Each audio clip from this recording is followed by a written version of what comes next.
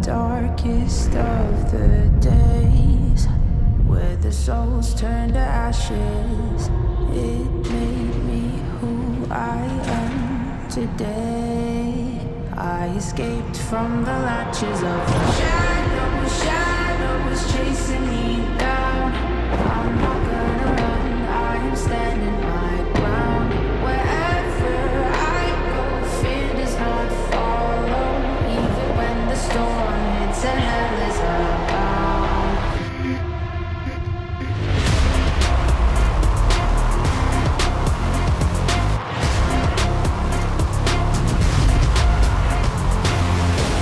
I'm never running, I'm never hiding, I'll never be a prisoner, I won't stop fighting. I'm never quitting, I'm never giving, no, I'll never be a prisoner to your control. I'm never running, I'm never hiding, I'll never be a prisoner, I won't stop fighting. I'm never quitting, I'm never giving, no, I'll never be a prisoner to your control.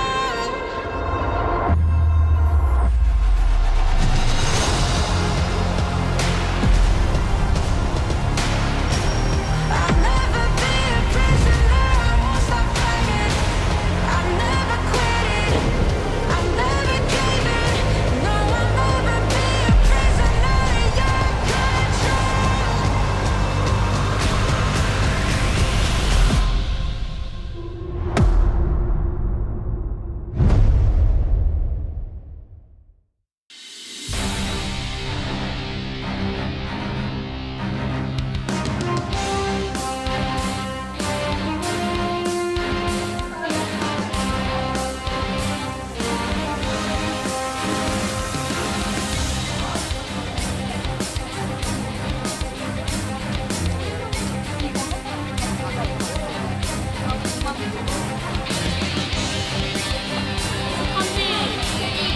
화이팅!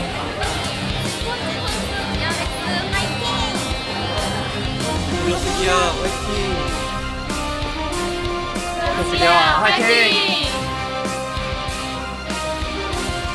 Welcome, ladies and gentlemen, to LCK Summer 2024. I'm Atlas, joined by Wolf here as we hop onto the cast desk after a brief amount of time off, of course. My time off was a little bit longer than yours because I got a day off yesterday. That doesn't mean that there's favoritism going on here. It's just how the scheduling worked out. And just, G-Sun, don't tell anyone about the money that changed hands in order to get that day off. We've got an interesting day. And if you were to ask the people in the space, they might tell you that it's a contentious day. But I'm here to tell you that it's not. This is a very one-sided day, Wolf. There's D-Gon, he said he's on the same page as us, I think. But look, today we have D+ taking on DRX. That matchup definitely very much so favoring D+. The second match of the evening will be Gen.G facing off against Kwangdong Freaks. I think that one a little bit closer, but still, Gen.G still hasn't dropped a single game here domestically. Obviously had a rough time at the Esports World Cup. We'll talk a little bit more about that later. But DRX trying to climb back out of the hole that they're in right now. On a bit of a loss streak, tough times, swapping Rascal and Frog in the top lane, and still just haven't been able to figure out what's going on the top side of the map. Bottom side, Pleta, Teddy, looking great. They settled on Yehu as their mid laner. Yep. So those aspects of the roster are definitely looking pretty good. And there's some storied matchups between these two teams as well. I mean, Kingin versus Rascal goes back a very long time, and Aiming versus Teddy, a very similar story there, as they have shared time on similar rosters, things like this, and been playing in the LCK for a very long time.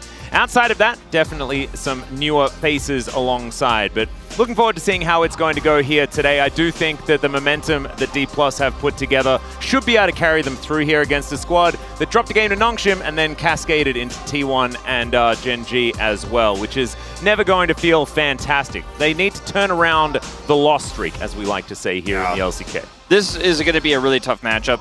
Rascal is starting today. At least in the first game, he'll be playing against Kingin, who you voted for Player of the Week. I thought it was a very reasonable vote. I wanted to vote for him too. He had a fantastic game against Kwangdong at the end of the week last week, or 2 weeks ago, last week of regular play. And so Kingin in his absolute peak form is what we saw from him, right? Last time around. Rascal, we're whatever the opposite of absolute peak form is, that's where he was. And so this is not, Rascal is not in his best form right now, so that is going to be a bit of a struggle. And then in terms of the jungle matchup, Lucid really finding his footing here in the LCK. A bit of a rockier spring, but summer he has been super legit. He has been very consistent. Sponge, on the other hand, reliant on those Sejuani Maokai picks and still not finding a ton of success with them just yet. So I think for him, he's going to need a big glow up if he's going to be able to defeat Lucid tonight.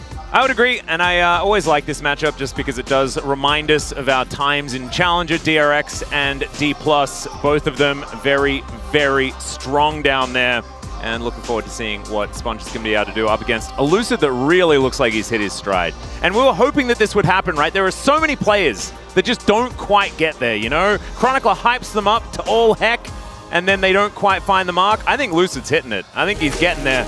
Not going to be inviting him out onto the stage first, though. First off, it's going to be DRX, led by Rascal this time around. And on paper, this squad looks fantastic, but they just haven't been able to find it. They haven't been able to find the form, and we'll see whether they can here today. Yeah, I'm really looking forward to Rascal in particular. We've moved away from the Skarner meta. Let's see what he's going to show us. We've seen a little bit more Aatrox, some Camille, going to sneak it in. These are the picks that we've loved to watch Rascal on in the past. Renekton, relevant again, even though it always seems like Frog is playing that champion and not Rascal on this roster. I do feel like that's another pick that he has been great on historically in his career. And, bottom lane, like I said, that's not the issue for DRX. Teddy is getting it done. Pleta, definitely a very strong support. And on the other side of things, you talk about some real top form. Kingin in the top lane, looking fantastic. That sign we had earlier that said Damwon fan since 2020, he said, show me 2020 Damwon again. And this season, we're starting to kind of feel like maybe this team is in that top 3 spot. We've always had the rotation of Hanwha coming in there. We had KT up in the top 3, and it's always been Gen.G and T1, right? But there's always that third team that's challenging for that spot in the finals, making that playoff run. Maybe this season it's D+ Kia, because this roster has looked better and better week to week. They have a fantastic record right now as well here in the LCK. They were able to defeat Kwangdong. The momentum is definitely theirs. Yep. And I think it's going to have to be a little bit different from 2020 Damwon, because it's only Showmaker. He's the only one left. And in fact, Gen.G has more of 2020 Damwon than D+ does, to be honest. So I'm looking forward to seeing them pave their own way. I was trying to say path too many times there. Key play matchup going to be Sponge versus Lucid here, and both of them with the same first blood percentage. Heck yeah, look at that. That's nice to see. You do also love to see Sponge having the highest of all junglers, KP at 14. So making a really big impact for his team. If he's not making the plays, they're not making any plays. You can see the point picks there, the Nidalee he's been picking up. We've been pretty critical of him playing this pick. But it's not often the jungler's responsibility to make sure the Nidalee works. It's often the laners who need to set up the Nidalee for success. And when you're losing topside almost every time, whether it's Rascal or whether it's Frog, it means you can only focus bottom, and then that makes it more matchup dependent. So Sponge hasn't had always the agency. It's not his issue necessarily, but I think maybe move away from that and draft if your team can't win lane. And we are seeing that quite a bit here for DRX of the LCK. Yep, and it reminds me of Umpty stats. So it's a double-edged sword, right? Yeah. Getting that big old kill participation and a very small win percentage. And it just means that there is a lot on Sponge's shoulders to try and get things going on in the early game. The rest of the team not quite able to find those individual successes. But we'll just have to see whether that is going to remain true, because a week off can actually mean a lot for these squads. A lot of good practice comes in. Everyone is scrimming for the following week, right? So you do have a lot of practice going on. We'll see what has developed here as they all look to try and move on to this patch together. As of course we have had, 4 teams come out and show that, it's basically the same as what we saw in the previous one, but with those slight iterations that we saw come to fruition at EWC. So looking forward to seeing what DK and DRX's takes are on the meta. We have a different view always of the 26 weeks pregnant, by the way. Oh, wow. Congratulations. My sister as well, only 2 weeks away from her second son. There you go. Nice. Congrats to you. Not meaning to take her thunder. That's yeah. pretty rude of me to say that, but congratulations to Lucy as well, I guess. Yeah. So that really cool fan sign and situation aside, I wanted to mention just briefly the way that we walk away from this series. I think is one or two ways, right? Because sometimes we get these upset wins in a series, and then the wind is out of the sails for this team. People are like, oh, D+, they beat Kwangdong. Look at Kingan's form. Yeah. You drop a game to DRX here, I think there's going to be some doubters. There's going to be some haters. I think that I think one of them is in the space right now. I think so. I think for D+, you got to close this one out with a 2-0 if you want to keep that momentum. No, I would agree. Let's have a look at what happens here in the draft. As once again, Lee Sin has been banned. Just here in the LCK, I'm pretty sure it's not officially a global ban just yet. Yeah, just but some funny business going on with his queue. We're just going to remove the blind man. Not going to see him in today's matches. So Zeri and Ash both taken away here as DRX wanting to make sure that Teddy and Pleta have the best time laning possible. And look, you can't fault them for that game plan. No, certainly. And the Zeri that Aiming has been finding so much success on, I think, is a smart ban. It's not really meta to ban that on blue side here, but it is a very team-specific ban. The Ash, a strong one. Rumble is gone. Skarner being no longer as relevant does open up a lot on the red side here, so we'll see if they ban both the Corki and Tristana here. It's actually going to be banned by DRX. A very unusual blue side Tristana ban, especially considering the Corki was already gone. Yeah, and it does show that they do value the Sejuani a little bit higher, but this does give D+ the opportunity to ban that one away if they would like to. Of course, getting Lucid onto something a little bit more attack-oriented makes a lot of sense, but it's one of the first times that we've seen a team go up against D+ and not try to ban out Lucid. It's a very strange situation as Rascal gets the crocodile respect. And you love to see it. The Vi first pick, I think, is kind of a soft target there of Lucid as well. I mean, they're like, oh no, we forgot the ban strategy. And Lucid definitely would have locked it up, I think, if it was given over. But now we can play the Sejuani here, and they could lock something in alongside. It doesn't necessarily have to be an AD mid. The Azir is still quite strong. We've seen that kind of be the go-to. Talia would be a great denial because Talia is so powerful right now. But they're looking at the Kalista instead here for Aiming. And Teddy's found a lot of success on this pick too, so I do think this is a reasonable takeaway. Yep, Aiming, just a big fan of this champion as well. We saw it work out quite well yesterday in Death's Hands at the same time. I would like the Talia lock-in here. I agree with you. I actually think that DRX have kind of set up their draft really nicely just because Talia isn't a flex anymore. You know? On this patch, she has been... they attempted to remove her from the jungle. Instead, the Sejuani will be the lock-in here and not wanting to give that one away, although there was no chance that it was going to be picked up because Vi is already there in the jungle. Interesting. So Gnar is the consideration here, and Rascal going to lock that one away alongside that Talia that we saw coming a mile away. And now what does Showmaker play into it? That's the question. Yeah, that's the big question. Oh yeah, Diana, of course. I think he will probably play Azir.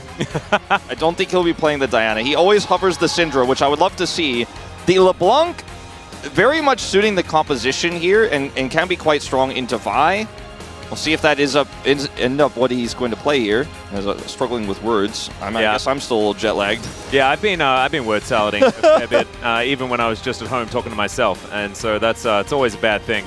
As the Renata is going to be locked in here. So Kalista, Renata, and Sejuani, a strong core here, not really giving away too much of what the full identity is going to be outside of the fact that they do have a lot of early laning pressure towards the bottom side of the map. I love this Renata pick because Showmaker has such a massive champion pool, and it's just so wide open. Oh, I was just gonna going to push the Renata up, and then, you know, it's great into Vi, Talia as well. The Ezreal is a very strong pick, even though historically, you know, the Kalista just crushes the matchup. You wouldn't want to think about playing Ezreal with the Kalista face up like this, but Ezreal actually can kind of win these now and outranges the Kalista later on.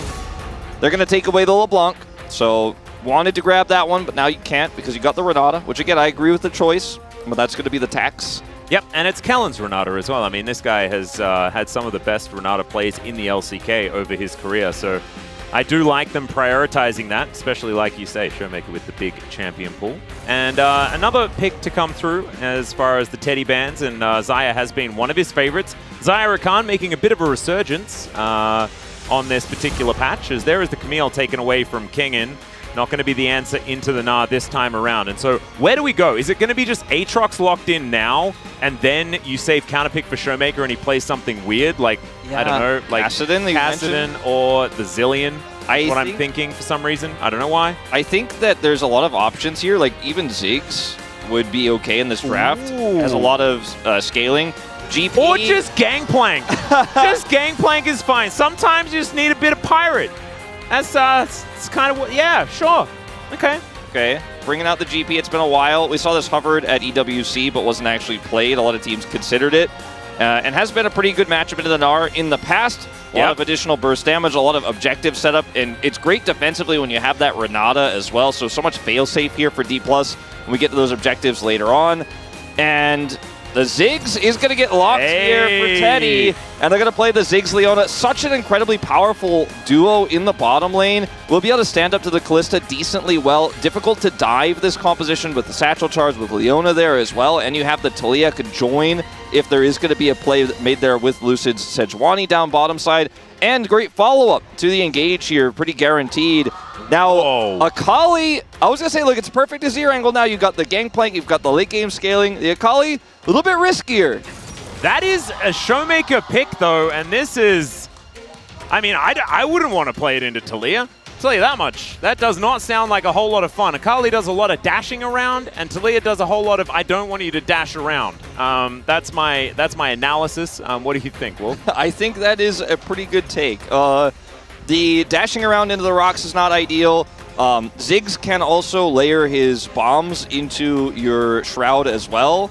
So, you know, it isn't going to necessarily feel too fun to play this Akali, but if it gets out of control early, you start to get those big advantages. And it is going to be a skirmish-heavy game here that D+, or rather that DRX are playing. Then maybe if the Akali just gets so big that you just blow the Ziggs up really quickly. It's very squishy. But, you know, I would have rather seen the Azir. I think that's pretty clear based on what I've been leading into here. Would have given you some more safety into this dive composition, would have given you lane pressure, would have given you the ability to scale with this GP pick later on. The Akali is not necessarily not going to scale, but can feel relatively useless, especially into this composition if it falls behind. And it's a tough matchup into the Talia as well. Yeah, we had, like, of course, we've been through a lot of metas with both Talia and Akali in them. We have seen Akali's run away with the matchup before. If they do manage to, like, hit that level 6, find the windows, play when the rocks are down, things like that, there are certainly ways to play around it. And with Sejuani, you get a lot of power because of the melee nature of being Akali. You proc that permafrost a lot. So in the 2v2 in mid and in top lane, they're going to be very, very dangerous. We'll just have to see where Lucid's going to get to on the map. Let's jump into the Rift, game 1.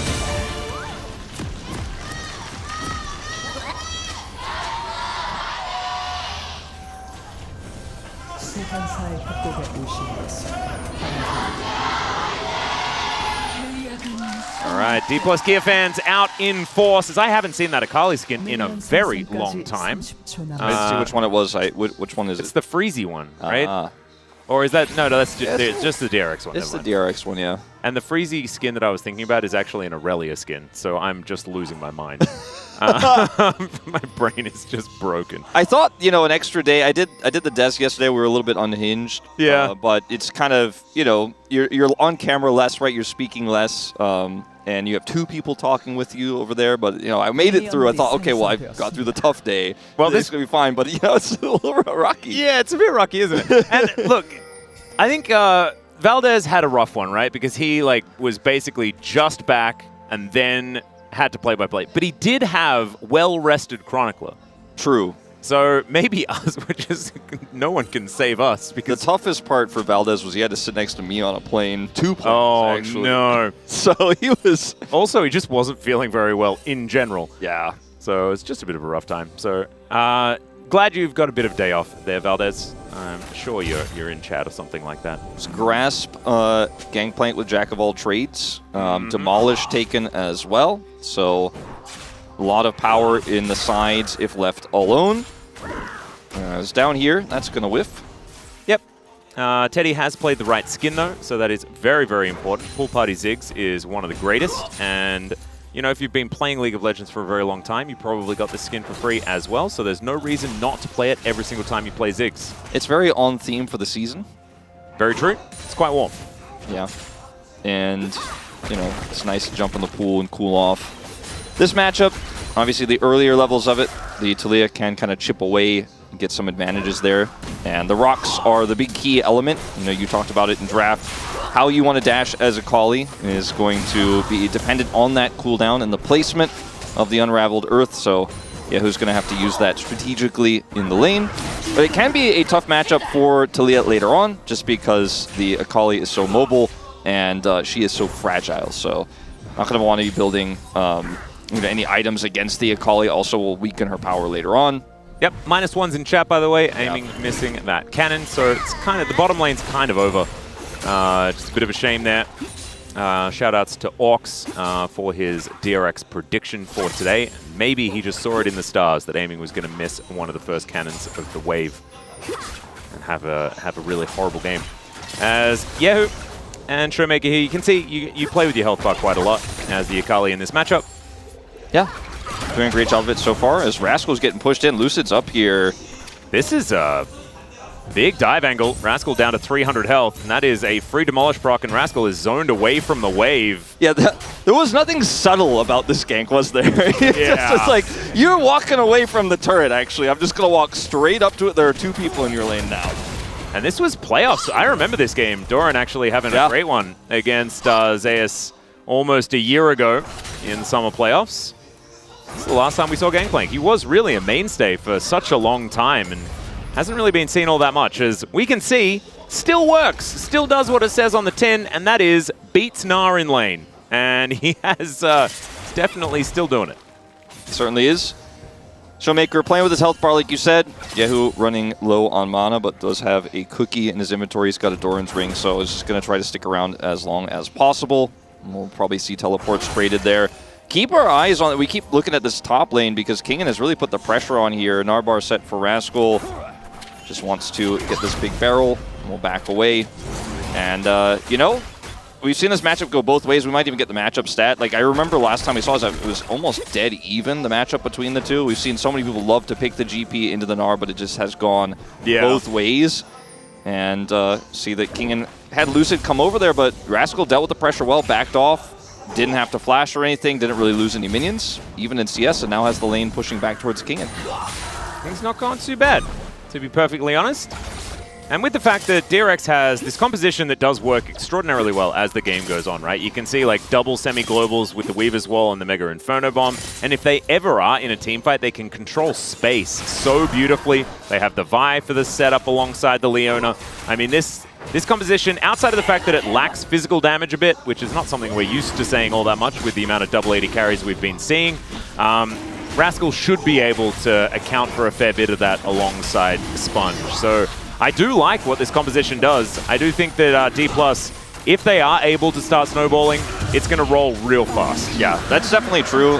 And we have 2 great upfront dragons here, which means a lesser soul, no doubt, but Infernal going to feel amazing for this comp and how it fights out in the early and the mid game.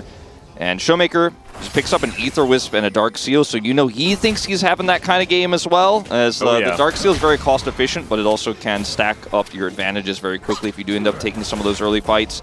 Aether Wisp going to just be helpful in general in terms of his mobility into this Talia matchup. Well, so he's got some friends in lane right now. Going to throw down that 5-point strike. Has made it to level 6 and is ahead on farm and will actually be even further ahead as he picks up this wave. Sponge going to be taking these grubs. Kellen does get full vision of it. Lucid possibly able to come on over here as Fled Up set up. They do have a Gnar in the midst of it, though. Gangplank a little bit later on the rotation, but does have Cannon Barrage up and available. Double Grub's going to be taken by DRX. Lucid might be able to get one, but there's a seismic shove onto Kellen. He's going to have to flash to get out of the way. The Ignite now ticking down. That is going to be 3 Grubs going over to DRX. Nicely played. And some plate gold, it looked like going over to aiming potentially if he is able to crash this one in. I don't know how much damage he's actually done to this first plate. Okay, looks like he's going to get it for sure here. It's at half right now. Zig's relatively far away. For D+'s composition, they have to really be leading the tempo. Otherwise, they're walking into so much engage. Kellen having to flash on that last fight, really problematic. You can see DRX have so much CC even without the Vi ultimate. Wow. Showmaker just does not care. Yeah, Pletter is just not quite able to do anything. As I was a little bit worried that, maybe it's, 2v1 situation here, but Showmaker, relying on the fact that that Twilight Shroud exists, knows that he can just go invisible at a moment's notice. And he's playing around it very, very well. Currently, DRX, though, do lead the gold by just a wee bit. And the Grubs certainly going to be helping out there. You can see in the jungle, Sponge has been able to farm up an extra few camps here over what Lucid's been able to get done. A pretty quiet early game for the young jungler from D+. Mega Inferno Bomb here for Teddy. It's just going to help clear out the wave as he puts down the water balloons. The skin is so good. It's actually just the greatest. Showmaker's going to stun himself momentarily. You did see that as the rocks come out, you can actually backflip and avoid taking damage if you're fast enough. Yeah. Showmaker not quite able to do so in that instance. Does show that Akali does have a few tools against the Taliyah. Absolutely. The top side is really under full control by Rascal at the moment. It feels like, and I hate to say this because Rascal has been one of my favorite top laners, at his peak, especially at this time at Gen.G. Oh, yeah. It's been like one of the first games where Rascal hasn't gotten solo killed, in the first few minutes, right? Like, he's actually having a great lane here into this GP, an unusual matchup we haven't really seen in the LCK in a really long time. It's a classic old one that he has a lot of experience with, but staying on form there, and I think that's really weakened Sejuani's power in this game, the fact that Nara's keeping up with this GP. He did, of course, make that one visit topside, but otherwise hasn't really been able to do much in this game. Was late on the jungle. Teddy, because he zigs now, is just going to be able to clear these waves, and the Kalista time where she's just pushing in hard and is unstoppable is kind of past now. And, the same to be true of what the top lane here was for Kingen, as we mentioned before, is a very quiet game. We're moving into this next dragon, and we'll see what happens here in terms of the fight, because I think if D+ just give this one up or just take it without actually getting any kills here, DRX may be fine with it, especially considering it's not going to be an Infernal Soul, it's not going to be a Hextech Soul, and they're just going to sit back and avoid that early skirmish, as the Ziggs is going to scale really well. But I think if you mess it up as D+, there's so many ways this can go wrong. As Sponge is coming up here right now, does have ult and flash. Yep, Kingen does have oranges. The little hop does come in. You can actually oranges out of that one as Kingen's looking to keep himself alive. It does not work. And Sponge going to punch him in the back of the head and grab first blood. Big win here for Sponge and DRX. A kill going over to this Vi. Just a minute before Dragon comes up here. Kingen does not have teleport. This is very awkward at D+. With, no cross map available, no counterplay, not going to be able to make anything happen. They get a scuttle in return as Rascal's going to take a plate on top of this. He wasn't the one to get the kill, but he's definitely getting a ton of value, as you've got to respect the engage range here of the Vi. Kingen just a little bit too far up, really relying on his oranges there, but still too much damage output, and he gets taken out just the same. That is going to put a bit of a dent into D+ here, because if it's an even game state, that's already not great. But if they fall behind, it's going to feel really rough. Of course, they're going to be spiking a little bit later, right? They want to get the Trinity Force in for Kingen.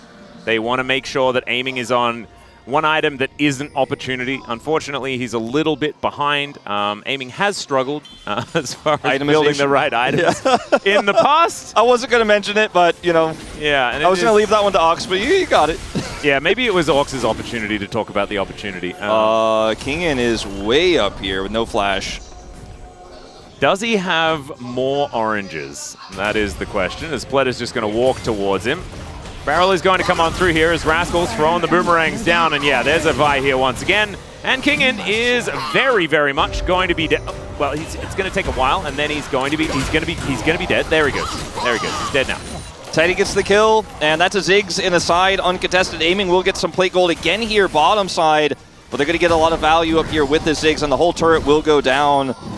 whenever Teddy decides to satchel it, there it is. Yeah, barely And- even needed to be honest, because they were making swift work of that turret. Yeah. Aiming is trying to get through this bottom outer, but you can see with all of these grubs being picked up, DRX are just destroying these turrets one after the other. That should be an inner very, very early on. I mean, Yeah.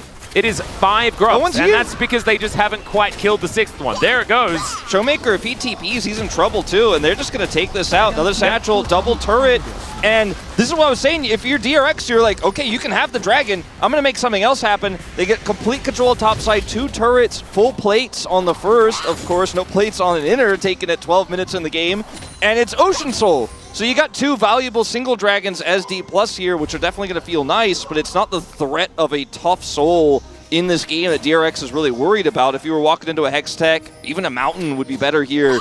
You'd feel a little bit rougher about it, but yeah, this composition doesn't have great engage, and they haven't been able to take skirmishes. The DRX are just playing the map better right now, just avoiding D+. The power this comp has, and it's really, really high damage out at Rascal. Yep, Rascal is in a bit of trouble here. There's the flash handshake. Big Gnar comes down as now Rascal gets underneath the turret, but the Fate's Call is going to get that knock up. Lucid looking to tank the turret for them, but it's not going to be the kill onto Rascal this time around, and Aiming almost just dies as the turret does so much work. Oh man, D+ can't catch a break. They really can't. I mean, they're just coming up empty here. And unfortunately, the Akali has just been invisible this game. Now getting pushed in by a Ziggs, backing off. Yehu's over here in a free lane. No one's contesting him. Teddy's like, I'm looking for another turret. Where's my 3rd one? And you can see the gold lead here is ballooning with the Ziggs. Just like we saw at EWC, this pick is so popular in the LPL as well. And Teddy's getting a lot of value out of this pick while D+ have failed to punish. And plates still haven't fallen here. He's getting more and more money. He's not going to get into satchel range off this wave, but 1 or 2 more, if he's given some additional time here, that turret is just gone. And, you know, Lichbane's done for Showmaker. You had that opportunity. These are not big spikes, though, if you don't actually get to team fight. And they're behind the 8 ball in terms of the macro right now, as this is just a fantastic Gnar here. He has his Gnar bar at 89. See what he else says. Just throws all 3 of them back. 죽긴 하겠다. I think I'm going to die. 잘하는데? But he does not. 죽었는데? 까비. Has a bit of a giggle. He was hoping that Aiming was going to go down as well, but unfortunately for him, he did not. I think still going to go in the pros column if they were, you know, making a list. Is all right. More satchel range to come through here as the Void Mites come on down. And that is almost the entire outer ring. But inner turret as well as 2 outers already taken here by DRX, and that is going to balloon that gold ever further. And just over 3,000. If Rascal has a rough laning phase here, if he loses lane to the GP, then none of the plays they've made this game would be possible, but he's controlling it well. They get 6 grubs, so the Ziggs' power is even higher. No Tristana in this game, but the Ziggs could be the next best thing, arguably the better thing even at taking turrets out. They get Herald now as well, so there's just nothing that D+ has no opportunity to take a fight here. In the next 75 seconds, they get set up for a dragon fight, but I feel like the window of getting ahead with this Akali Kalista has been missed. It's definitely a game where if they win a big team fight now on this dragon, they could get right back into it. It's not over by any means, but they don't have great tools because the engage is on DRX's side. And if they get Prio with the mid turret already down, they sit on top of this Leona Vi and say, come at me. I've got a Talia to follow up. I've got Satchel Charge to follow up. I've got big burst damage. And you've got a squishy composition that doesn't have a front line, doesn't have strong engage. D+ are in a little bit of trouble here. Yeah, and Lucid just hasn't been the proactive player that we've seen him as for quite some time, you know. Hasn't been able to find the angles as Pleta is now going to get hand shook back. There's the Arctic Assault. They get the Permafrost onto the Leona there as well, and normally don't engage onto a Leona, or maybe that is still going to be the case here as Showmaker gets into the Shroud, and my god, the damage from the Gnar is massive, but the answer is still going to be there from DRX, from D+. As Teddy, can he land these water balloons? That's the question. The answer is no, doesn't quite have the arm for it. And DRX, it's an even trade, and I think that that's still fine here for the squad. Yeah, I think so. Rascal's having a bit of a game, though, isn't he? Oh, yeah. he's having an hour of a time, and that was a really nice play from him. Looked rough for the outset of it with DRX having Pleta get caught here. As I said, they don't have great engage. They still have Handshake. They still have a Sejuani ult, and if you're the Leona walking this far up, you are going to eat all of it, but that's exactly what he wants because he's got Aftershock, he's got Eclipse. He pulls so much of the buttons of D+, and then Rascal just has a field day with his Gnar, with his wallop. Showmaker is able to get in there and grab that kill, which is really important here for the side of D+, but things could have gone a lot worse. And the setup as well, like we're seeing it right here for DRX. The fact that you put down the rocks, you put down the Hextech minefield, and then you gnar on top of it, and you've got seismic shoves going everywhere. The amount of things on the ground for DRX is actually just absurd. And some of it sort of working out here is D+ also, the fact that they were able to answer somewhat definitely positive, especially after putting so many cooldowns into a Leona, which we generally frown upon here in the LCK, or just everywhere. Yeah, generally not a good idea. Yeah, generally not. As Lucid is over the Weaver's wall. Yahoo is going to be able to move on in, though. You can see they just want to get towards this soul point. Let's see whether Lucid can get there. And they are able to set it up for the Rent. Great handshake there as well. As Sponge finds himself in no man's land. The snipe is beautiful, and Kellen's Renata, man. Doesn't matter the game state, you can always find an angle. As now Rascal, speaking of angles, is heading towards this mid lane where the Rift Herald has done so much work. This should be another turret. Yeah, it will be. Yep, there's the satchel. Bye-bye. So still value here for DRX, but you can see how well DRX, or rather D+, it's one of those tough ones, isn't it, where the names are the same letter. How well D+'s composition. DR+. Let's just go with that. Look at Showmaker's positioning here. Yeah, Pletta's trying to keep him at bay, but it's so awkward for DRX to actually push into D+. They just Weaver's wall D+ away, but it's too early of a wall. And then Sponge is like, I'm going to go in for the smite, and the rest of the team is disengaging, so he's just left out to dry. But Showmaker's positioning so good. The Renata being there for handshake setup. They have the Sejuani. It's really tough for DRX to get in there when D+ actually have that formation. I think the Weaver's Wall was very poorly timed from Yahoo as well. That was their opportunity to go in while D+ was split or try to isolate Showmaker with Pletta, but they just couldn't find the angle. And Showmaker, yeah, he didn't get any kills in the fight, but just standing near DRX and threatening that flank was enough. And aiming now at 2 items. Certainly good news for the Kalista. It's lethality. I'm not a huge fan of lethality right now, but so far has been able to get that Ren down to secure the soul point.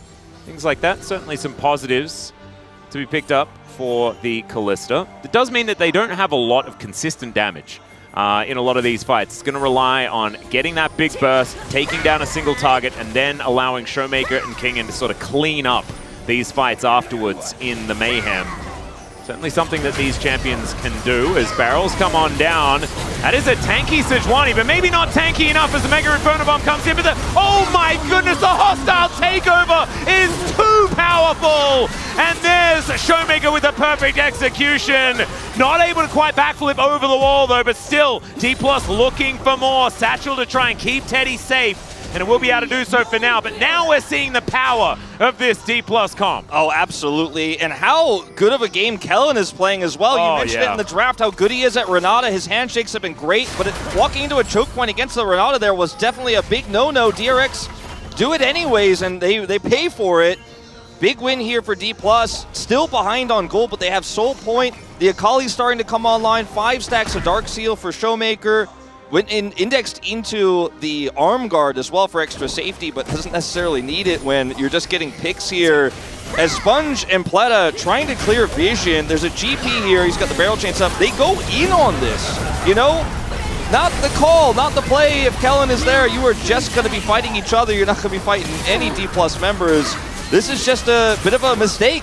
In terms of the call here, Teddy has to flash. Satchel does allow them to retreat in the follow-up here, as you can see, but he also loses flash on his Ziggs, so that is a rough one for the side of DRX. They had so much control in this game, but it feels like it's now completely washed away. I mean, it's true, but Teddy couldn't have played that better, because if you flash at a slightly different time, then you take Showmaker over that wall with you, and maybe he picks up 2 extra kills in that moment. Absolutely. And flash timing, absolutely fantastic there. Still, like you say, everything correct. It is still rough times.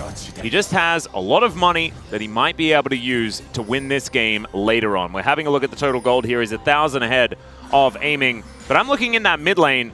The 1,000 gold lead for Showmaker's Akali, and this is a champion that Showmaker really has had some extraordinary games on, as Lucid just gets the heck out of dodge. sees them, and then Q's over the wall. He wants out of here, as Kingen maybe wanted out of here as well, as he's going to use the oranges. Flash does have the cannon barrage down. They're taking so much damage under the turret. Kingen takes the first one. Now Rascal's gonna die. It's a double kill for the Gangplank from the grave. Somehow Kellen lands that handshake. I don't know how he does it. Go-Go Gadget hands or something. Oh, figures that one out. But 2 for 1 under that turret for Kingen. That is too good. I mean, remember the topside dive as well. We have seen some sloppy dives here from DRX onto King, and they were able to get the kill on him in the end, but some miscalculation in terms of getting the kill over on that topside play. In this case, really just not respecting the turret's damage here. As Kingen, he has flash, he has oranges, a very difficult target to dive. Sets up his first barrel onto Fleta, drops down the cannon barrage, and walks down here, maintaining enough distance. So Sponge eating way too much turret damage here. Rascal stuck under the turret while he's trying to look for the wall up there. And it's just a disaster here. Great handshake from Kellen. Speaking of... Yeah, there's another one. Fleta is going to have to flash to get himself out of the way, as the barrel not quite in there, as maybe Kingen's overextended. Now with the hostile takeover through the entire choke point. And Rascal can't do it this time. Yeah, who's going to get knocked up? The Ren should be there. The Pierce certainly is. But the Mega Inferno Bomb is massive, and Teddy picks up a double. Cue the yakety sax. This game is going completely bananas. It definitely is. At the end of the day, though, Kellen sets up some really big plays there, but the damage of the Ziggs cannot be underestimated. Teddy doing a massive amount with that big ult there, and at least aiming is able to rend before that ends up being a bigger disaster. Oh, we're not done yet. I mean, this is Ocean Soul. And Showmaker and Lucid, they really want to be able to take that one down, as they knew the control ward was in there. And Teddy clears that one out, and now D+ just wanting to stay around, get a pick, especially if Sponge is coming over to clear out vision or something like that. They pick him off, they get a free Ocean Soul. That feels fantastic. Yeah, I mean, the Ocean Soul is really good into Ziggs poke as well. So, I mean, this is quite valuable. Again, I mentioned earlier it's not the greatest soul, but compositionally actually can be quite nice for them. And they do have Yehu returning here. He didn't have Weaver's Wall, didn't have Teleport, but D+ didn't start this immediately, so he actually has enough time to get over here, rotate in on this Talia. Doesn't have Weaver's Wall to split up D+, though, and they have to walk to the phalanx of barrels. Yeah, and they've got Cannon Barrage and Glacial Prison, and look at this. There is 0 vision available. This Dragon is going to belong to D+. They will take that one down with the Smite, so there's Ocean Soul. 6 minutes, and we'll have an Elder. Fleta's gameplay on the Leona in this game has been very much a absorb cooldowns for Sponge to re-engage, but he takes so much damage here, and then again the Renata ultimate comes out. Showmaker's on a great flank angle here. Fate's Call also just ends up being fantastic, but the damage, you know, kind of big.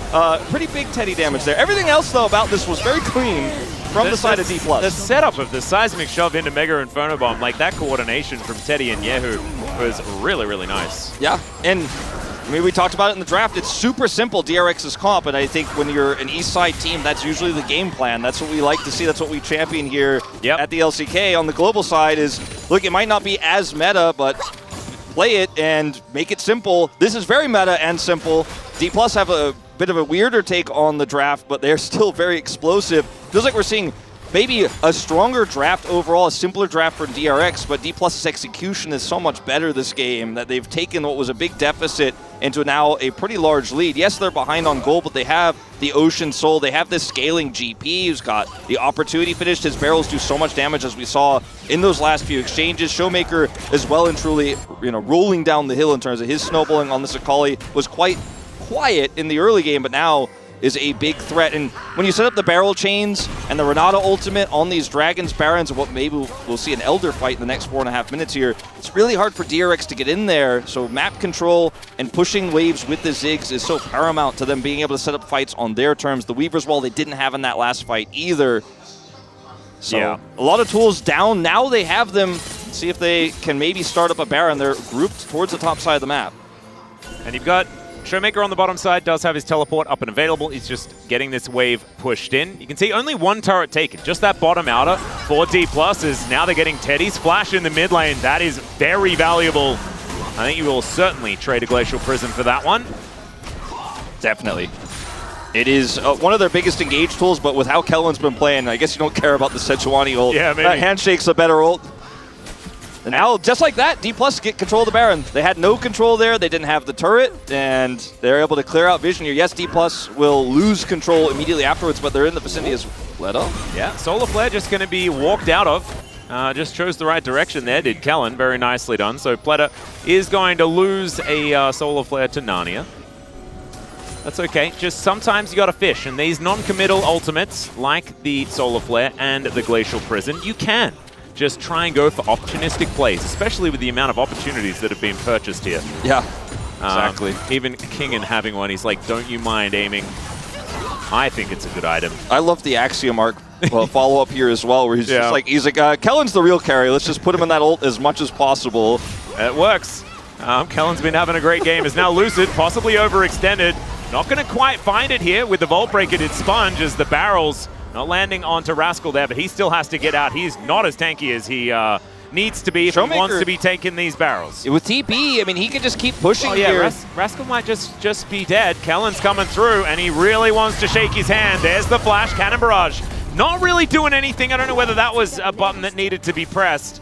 You still got some resets coming in, and like you were saying, Showmaker just being a nuisance in the bottom lane. Yeah, I mean, he's just putting the pressure on bottom side here. D+, not quite able to catch the Gnar. They haven't really taken that many turrets off of the map, so it's a little bit tough to actually set that one up there, unfortunately. But at the end of the day, though, you could see the power of D+ just sitting in his chokes.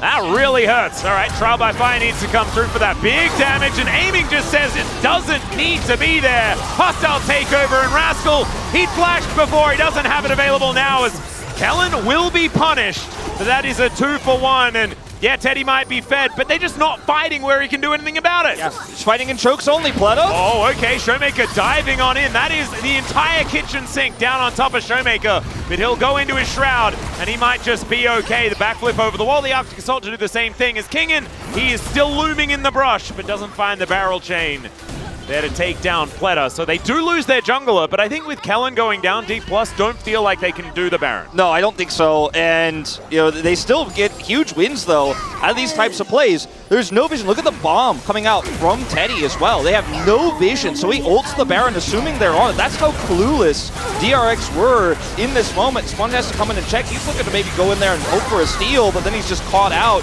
As you can see, Teddy is doing massive amounts of damage, which is in part why they couldn't end up doing the Baron, even though he used his ult.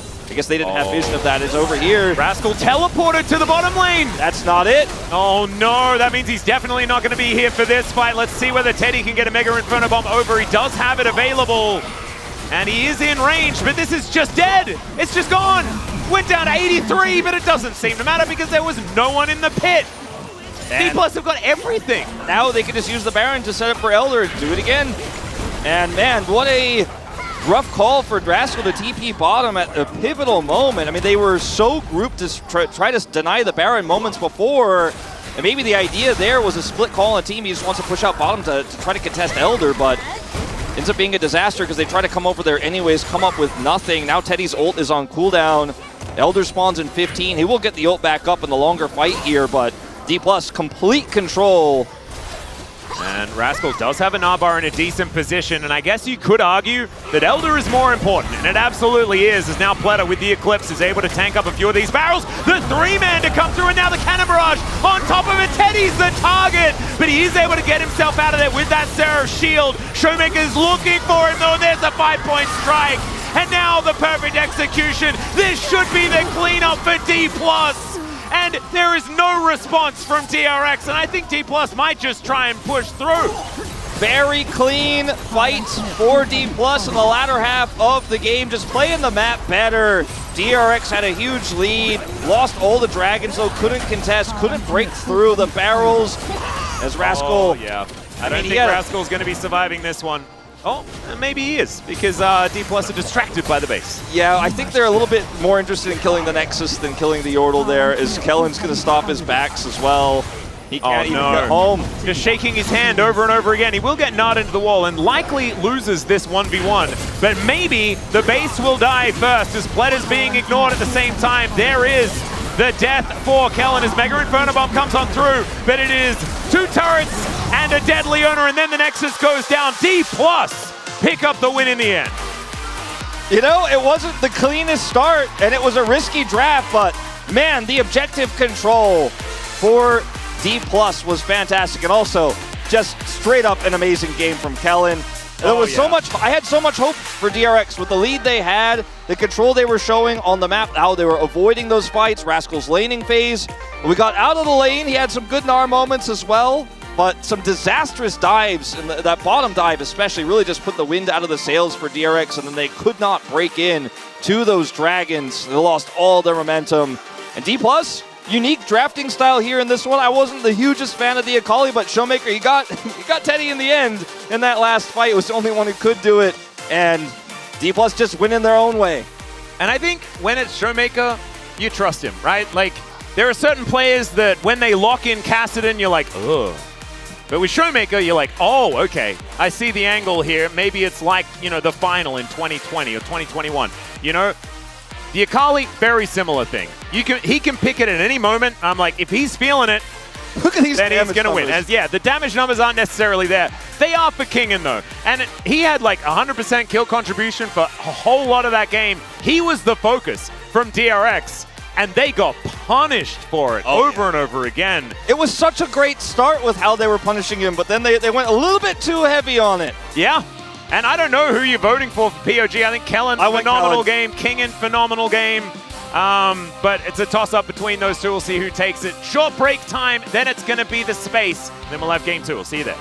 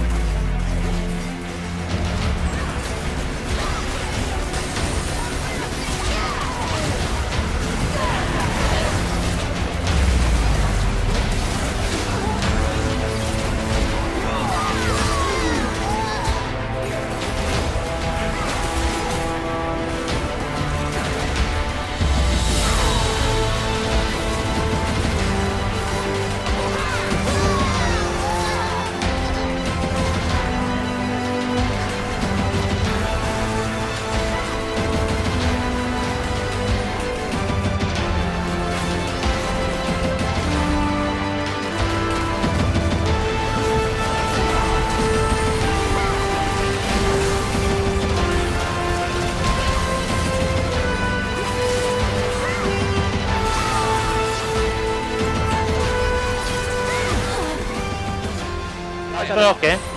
끝났어 무조건. 야, 철거 아낄게. 끝났어. 나는 끌어갈게. 나 피가 너무 없다. 끝났어. 되게. 나 피 채우고 있을게. 야 웨이브. 나 죽어도 되지? 죽어도 돼. 나도 여기 있어. 나를 철거 잡아. 아래 거 터뜨릴게. 무시하고 타워 쳐야 돼, 쳐야 바로. 잡아도 돼. 여유 있어. 잡자. 야, 타워. 야, 다 나온다. 야, 타워 해줘. 나이스.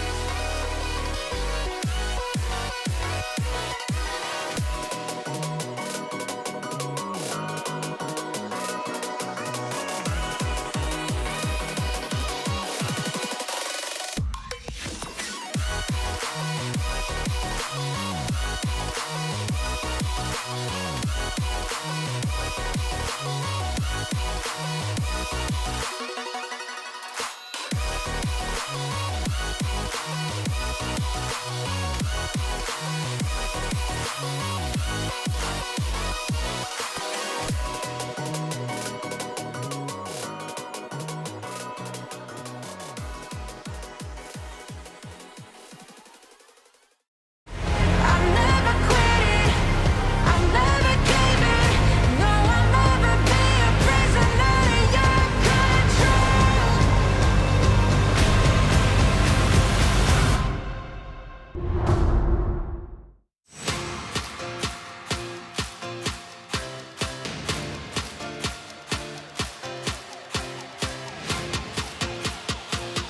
Welcome back to the space here for LCK Summer. D+ go up against DRX 1-0. I'm D-Gon to break it all down. Alongside me is Ox and Chronicler, and one of us here might have put all their Twitch channel points on DRX winning.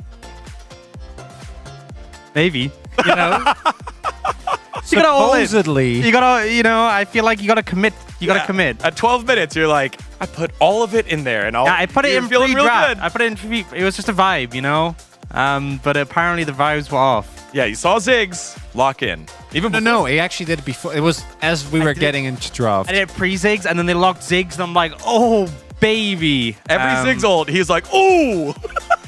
Yeah, I wanna highlight the specifically GP here. I think the rest of what DK did made a lot of sense, right? You have Kalista, which I don't think Amy's Kalista is necessarily that great, but Renata, there was once upon a time an era where Kellen was considered at worst like the second best, arguably the best Renata in the LCK. So him getting back on that was really cool. The GP is cool as a counter pick into the Gnar. I think we very clearly saw that if you play GP, you need to play very respectful, because in 1v1 you're quite strong, but you are a sitting duck. And I think that was where a lot of the leads for DRX came from, because GP is so easy to dive, particularly with the amount of side lane roam and lockdown that you have available. But in theory, obviously, it gives you a ton of extra range, and it works really well with dive comp. So when, you know, Akali and Kalista are jumping in, just having the GP ult and the threat of barrels is really strong. I actually kind of really like the DRX comp. The fact they have this Vi-Taliyah combo seems so strong into the Kalista as well. Forced aiming to go the lethality build, because you're not going to be able to freely auto-attack into this. And it's been nerfed. You know, Kalista got some nerfs, but we also saw Opportunity nerfed, which you still end up going. And the Ziggs Leona, this combo has been super popular in the LPL, and you saw really how it could take off in the early game.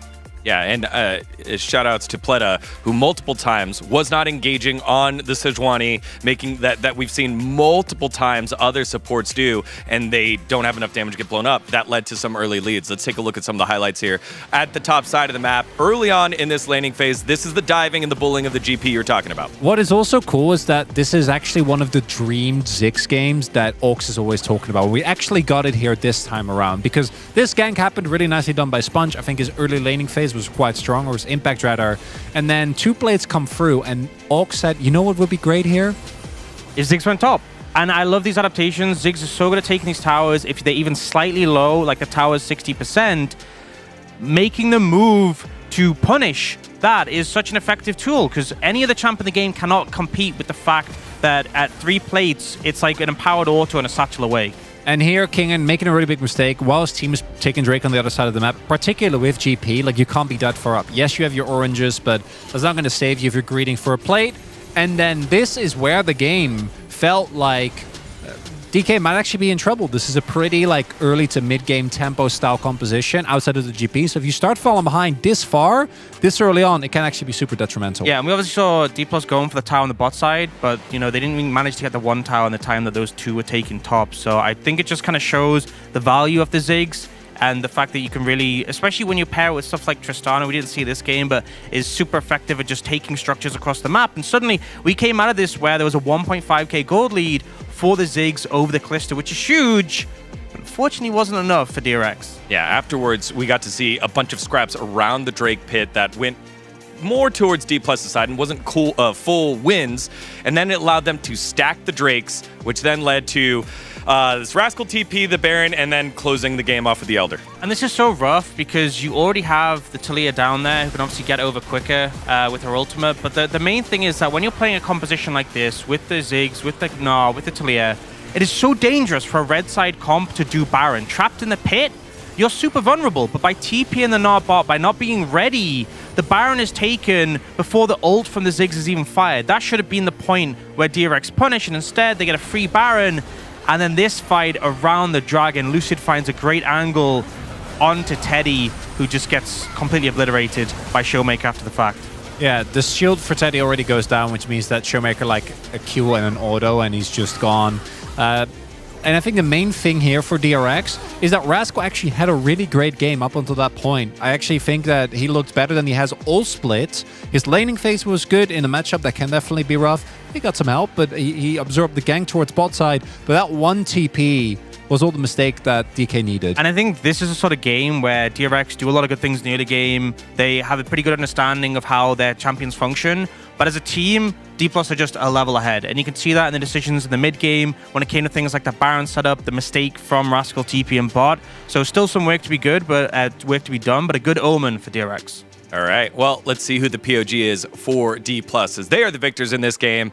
And, yes, a based pick here. Kellen on the support. Again, we covered those early, or I guess mid-game fights where they were winning it. A lot of it had to do with the Renata Glass ults that Kellen was pulling off. Imagine this is going to be a pretty close vote. I think the early game for DK was pretty uneventful, but the team fights, the Kellen ultimates to me were the big difference maker as well. I think that we saw Lucid do a really good job of absorbing as many cooldowns as possible, so I imagine he gets a good amount of votes as well, but wasn't as active in the early game, as I think the casters highlighted very well. Again, I want to highlight, Kellen was by far the most criticized member on this roster, coming off of Worlds. He had a really bad performance, really wasn't able to step up to the level that we've seen him in the past, and him really coming into his own, I think is quite big, and yeah, this doesn't surprise me at all. I think this is makes a lot of sense. Yeah, pretty close one. You know, the mid ones, I think from media, Showmaker had a quiet game, but really farmed up a Storm, and in that final fight was a big threat. I'm not sure how I feel about the GP ones. You know, he was involved in a lot of kills, but I don't feel like he was that impactful. But, you know, I think it's still a decent spread. A lot of people who are making an impact and getting the game back in D+'s favor. Yeah, might get some KW media votes there, but I think overall D+ absorbed a lot of the pressure that DRX made and then ended up getting the victory there. Tiebreaker broken by the cast, who are standing by right now. Let's send it on over to Atlas and Wolf.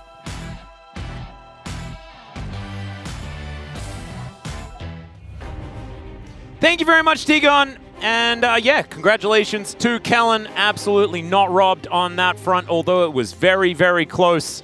I think the Showmaker vote's certainly looking a little bit silly. I would probably go against, you know, saying that the GP votes weren't great, because he absorbed everything and was still very, very valuable towards the end. Those cannon barrages did so much work, and that bottom lane play maybe is stuck in my mind. And also his barrel placement, you know, leading into those fights made it so difficult to approach as DRX, because they had a lot of engage, but they just couldn't close the gap.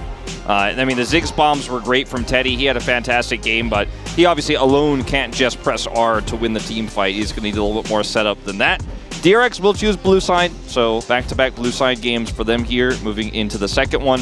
The draft, I think, wasn't really an issue at all. I think we'll probably see some adjustments made on the D+ side, because they were the ones who were freestyling a little bit more, but they can now, you know, do things like ban the Ziggs away if they don't want to deal with that, because that was one of the big problems they had in the early to mid-game, losing all those turrets.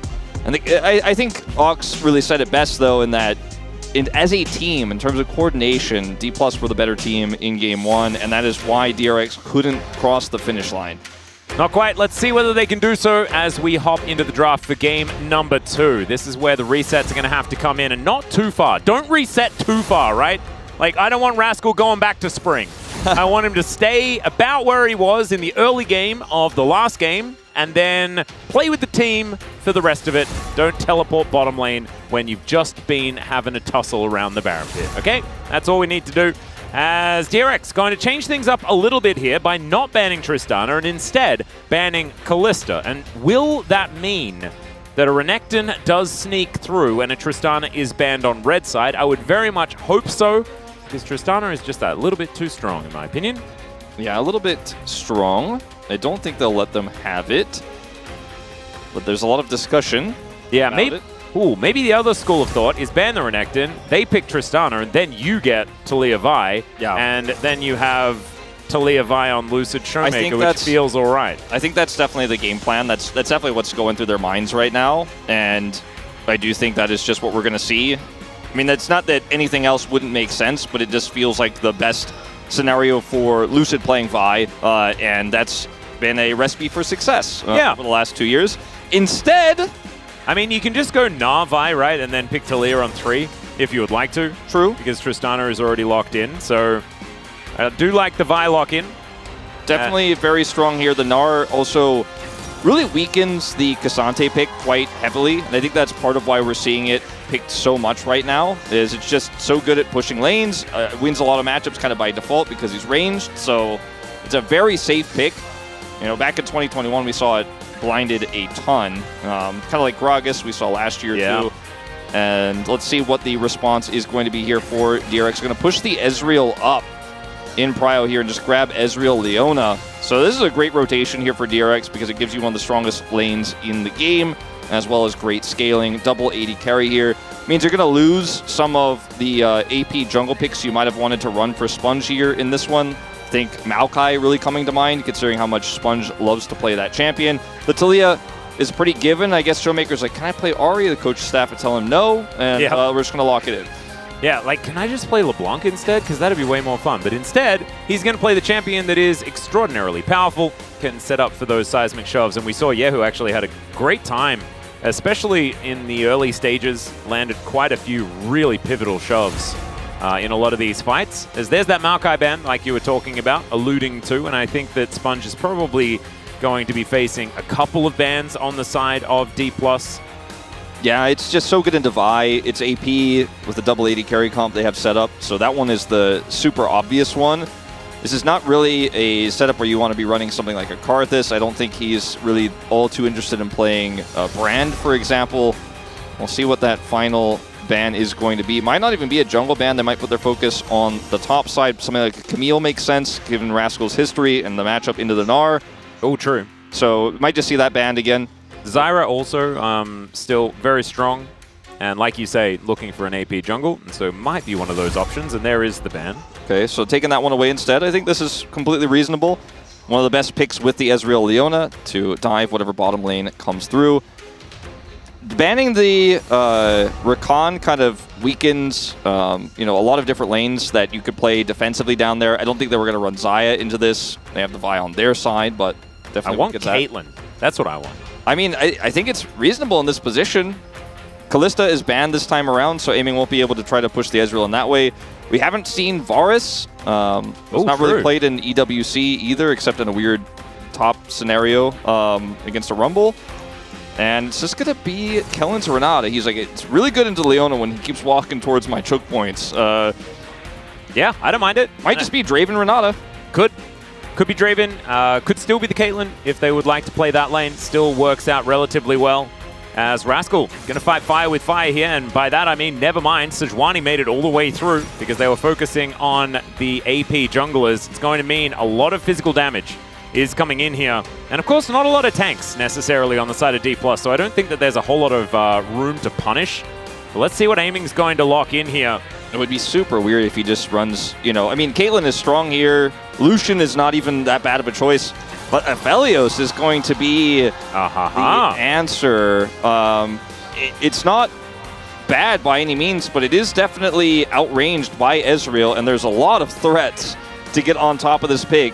And my biggest weird thing about this draft for D+ is that the draft feels in some ways very disjointed. You have the Vi Talia, then you have the Renata disengage into the Jax. Sejuani feels okay, but it's double 80 carry. The draft is both trying to go in really hard, but also trying to kind of walk away at the same time. And you have the Gnar that can kind of tie it all together. I think it was good Gnar play from Kingen, is famous for his Gnar, that this composition will work. He's got a great front line, and the engage of the Vi can be enough of a front line for the Aphelios.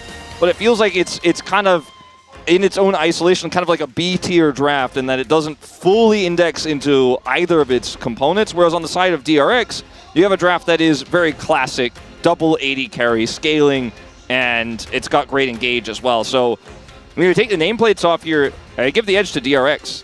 I would too. I think that individual matchups across the map do favor D+ in isolation. I think that that's something that they've definitely managed to tick off, but unfortunately, sometimes you leave with a whole bunch of good matchups and then you have this higgledy-piggledy composition that doesn't necessarily have a true identity. They do have a lot of pick, and they do have a lot more early game pressure in this particular draft. So we'll just have to see whether they can play towards that and see how active Lucid's going to be on his very famous Vi. Like, this is this guy's champion. See what he can do with it as we jump onto the Rift for game number 2.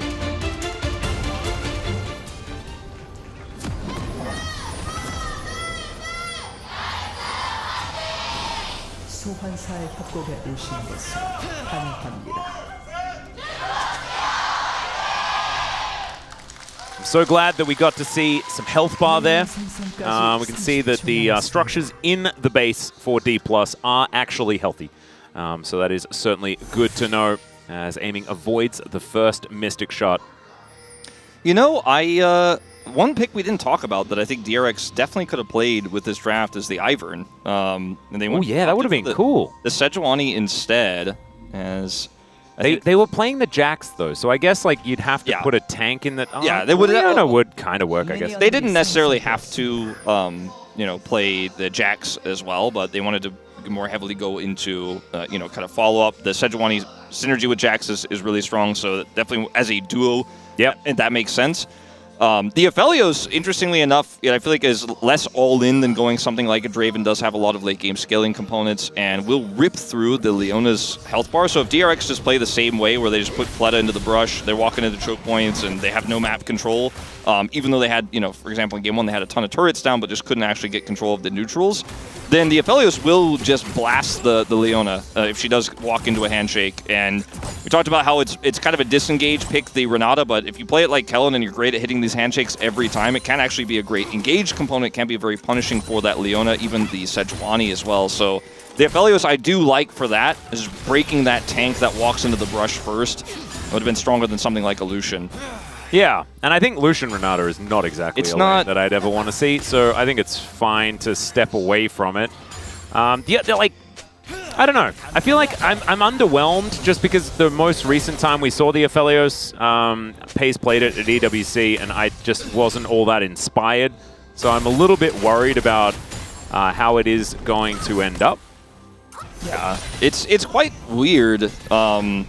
Just as its own pick, like in this draft, and it feels like a very aiming move, right? And that's the only reason why I mentioned the Lucian, because it's pretty terrible with Renata, but he just likes to pick these sometimes. Ooh, flash out of the seismic shove here. Showmaker does take a fair bit of damage back, but didn't have to use his flash in that instance. Sponge in the area, and so Showmaker could be punished once again with his low health bar, but like we mentioned, didn't have to use the flash. Yeah, still feeling pretty good with that one up and available.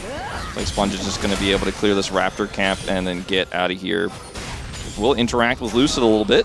Yeah, he's charging up the Vault Breaker. We're having a look towards his bottom side as Pleta down to 50%. He's looking to go for a few engages, but you can see level 3 hit by D+ with a lot of pressure in the lane. As Lucid, I think, knows that Sponge is somewhat in the area. Arctic Assault not going to quite land here as Lucid looking to get away. Permafrost not going to quite get in there. Yahoo was out of lane. That's why Lucid's playing with so much respect. Really huge that doesn't hit us. Whoa, that's a very long-range Zenith play. Great handshake to try and get them away from aiming. As Teddy chasing after Kellen here momentarily. That is still cleansed down on the side of aiming. Yeah, that's a really big get here for Teddy and Pleta, as it's so easy to combo the Leona and the Ezreal. A lot of Ezreal's power is budgeted into, just landing Qs, but when you hit the stuns, it's guaranteed, and his damage starts to ramp up in those longer trades. So very powerful. If the Aphelios doesn't have cleanse, then if he gets caught by one of those, he is going to be in big trouble and may even be forced to flash. So see if Pleta can find another miracle angle like he did with that previous Zenith Blade. As we do have Lucid rotating towards the bottom side of the map as well. Might be trying to set up a dive here. Pleta going to make that very difficult. It is an Ezreal-Leona lane. Yeah. Level 3. Amy and Kellen are keeping them low as well, as we can see. Teddy does have a biscuit as Lucid's making his way in. There's the Eclipse. Great handshake and first blood onto Teddy, and I don't think they're done just yet. They're going to try and set up for this kill here as Aiming's the one that picks up the aggro. He'll get away from the turret, though, as the teleport does come on through. Aiming just walks it off, and that is a plate going down in the meantime as well. That is a very clean handshake setup as Yahoo doesn't have flash, isn't going to be able to get his way out of this one, but I don't think he cares too much about it, but that's a great trade for Showmaker. But I was looking at it going, okay, well, it's going to be really tough for Vi to engage on this. It's Renata. It's not really an engaged support. Well, watch Kellen do this. Actually, maximum range, incredible handshake there, pushing him right into Pleta, and then it's just an easy follow-up from here. Aiming is full health, does not care about the turret aggro, and that's a teleport from Teddy back to lane. Expecting this matchup to be a little bit more focused on him, so at least he has that summoner to get back to lane real quick. Only picks up a tier off of that, whereas Aiming is going to grab Greaves, who assists. That's huge.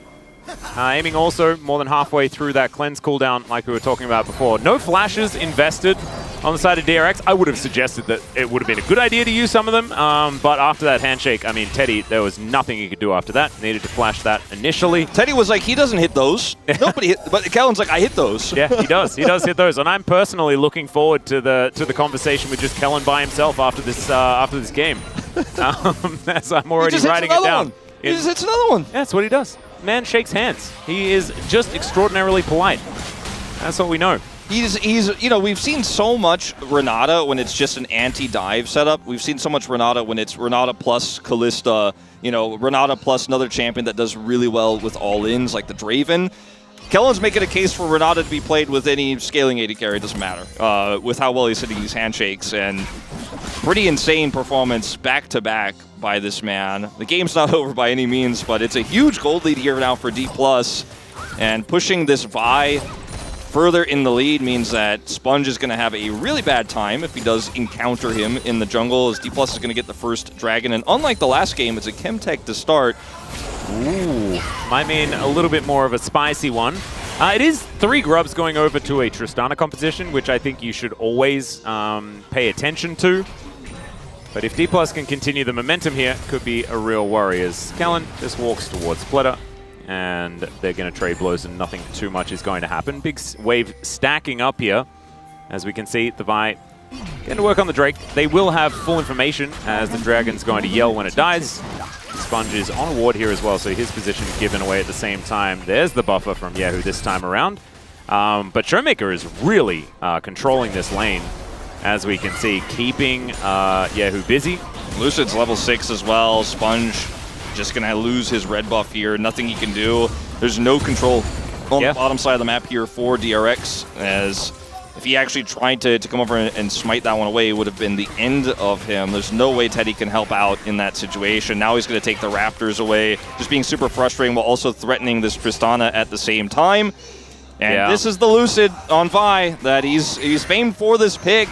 Ends up helping that bottom dive to great success, and now he is reaping the reward because, yes, it was a Kellen setup there, but he's the one who picks up 2 kills. And unfortunately for Sponge, not much he can do. Just knowing that experience advantage he has and just pushing it forward so much with the bottom side control. That flash was so weird, but it worked so well! Okay, Kellen! Okay, Kellen! He's just giggling, man. He's having a bit of a giggle. He's like, I dodge those. I can even the Korean casters are losing their minds. They're having a giggle as well. It's everyone. We're just all giggling together, as now Kellen might actually be in trouble, but he has a turret. He's going to be fine. And Amy's going to walk back. He's like, what happened? Kellen's like, I don't want to talk about it, but everything's fine. Yeah, no, it's okay. It's a mind game, sure, yeah. It was so sick. This worked so well. All right, Showmaker is going to get explosively charged. As Kellen continues to soak skill shots, it is going to be absolutely fine. Spots out Pleta here in the brush as Aiming spins around, red and white. Red, white, level 6 for Kellen, too. You got to respect that. Oh, yeah. Level 7 for Teddy, but Pleta really wants to get Solar Flare on that skill bar. And shouldn't be too far away from it. This is so frustrating for Pleta because he really wants it. He's so close to it, but with Renata in the brush there, not a great spot. This is Kellen's first-person view. Oh, Okay.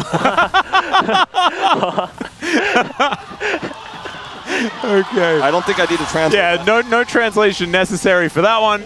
That was a little bit of a whoopsie into I'm a god, it's fine. Yeah, I think just reactionary flash there out of him while his mouse cursor was not in the closer to the turret position, but the flash still is the reaction time there is so quick that he's able to get out of dodge, avoid the Zenith Blade, and then gets like a really nice handshake, because otherwise he would have been dead. Yep. Oh, very cute. Anyway, I'm really glad that he was laughing as much as we were as that play was happening. And let's do a bit of a check-in. So it's about 2,000 gold the lead for D+. A lot of that coming from this bottom lane, as you were talking about. Those 2 kills going over to Lucid, of course, as now Kellen finds himself in a very uncomfortable spot, which is called the Death Chamber. Yeah, that's it's a Sejuani over there. Yeah. Not going to be able to write off that one, unfortunately. No, I don't think so. I think we're just going to have to go, well, you know, you win some, you die sometimes. Yeah, sometimes you're doing your taxes and you're like, can I expense it? And the real answer is no, no matter how hard you try to explain it away. Yeah. It's not going to quite work. I felt like the analogy made sense, but maybe my brain is just not functioning. As King now pushes a wave in, and Lucid looking for another dive. Yeah, there is a teleport on this Ezreal they want to punish, but it looks like he's holding it for a little bit. Yeah, Showmaker throwing some rocks around here as in comes Lucid. There's the cease and desist. And Sponge is in a real rough spot. There's the flash forward. The threaded volley comes down. Yahoo is in position, though. Showmaker does get the kill, but goes down immediately afterwards. And Rascal, with the teleport in, is going to make sure that there's nothing else to be gained, as Lucid is on a merry jaunt through the enemy jungle, and he will take the disengage cone. Shoutouts to Valdez, and he will be out scot-free.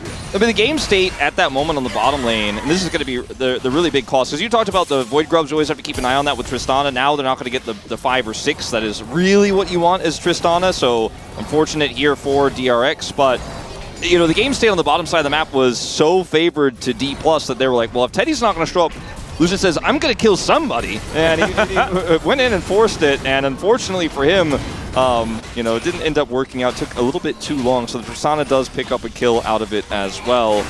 And some plate gold going over to aiming as Rascal, because he TP'd bottom, just having to babysit this lane for a little bit. Tristana is dueling top side. We'll be able to back off here. He loses a little bit of farm. Teddy's getting some free plate gold over here meanwhile, but yeah, definitely could have gone better there for D+, but at the end of the day, I think they're pretty happy with the scenario. They still have a lot of control as Showmaker comes in. Yep, looking for Teddy now as well as he's on these rocks. Can Arcane shift out of them, but I don't think it's going to matter. He is going to go the other direction, tries to throw down as many abilities as possible, but Lucid says Vault Breaker.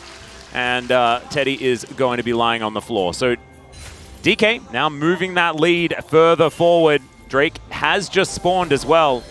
Got Chemtech into Ocean. It's going to be a Cloud Soul, isn't it? It probably is. What time to be alive. It's okay. Sponge is going to be spotted. Pletter is also spotted. Kingen still just going to continue jungling as the Gnar. And that will be the top outer turret taken here, I believe. A little bit of a race here. And oftentimes you just say, yeah, Tristana's probably going to win. Yeah, especially with Rascal turning up bottom lane. Yeah, especially with nobody showing up here. Ooh, it's a Mountain Soul. It is Mountain Soul, okay. As Yahoo will just push this wave in.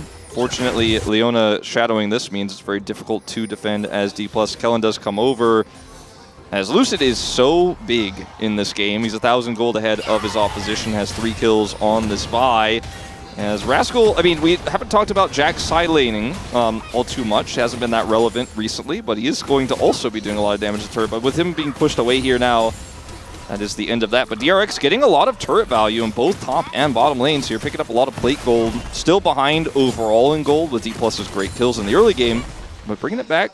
Yep, and they've also got like some standing gold sitting on the map here as well. You can see that next couple of plates are going to be very, very close. There's, of course, only 15 seconds until the plates do fall, so not likely to be able to get any extra plate money, but the setup for first turret blood is certainly there for DRX to get themselves back into this game and on gold parity at least. And the lane assignment here ends up working out really well for DRX with the Jax into the Talia, and then the Tristana dealing with the Gnar topside. Actually feels pretty good here for DRX at the moment. D+ going to have to try to remedy this, but see, it's Lucid going topside. He's going to say no more Tristana.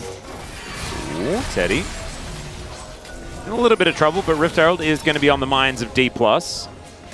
Showmaker moving up there, does have Weaver's Wall at the ready, so he can be there at a moment's notice. Sponge and Yahoo just going to be taking down this blue buff.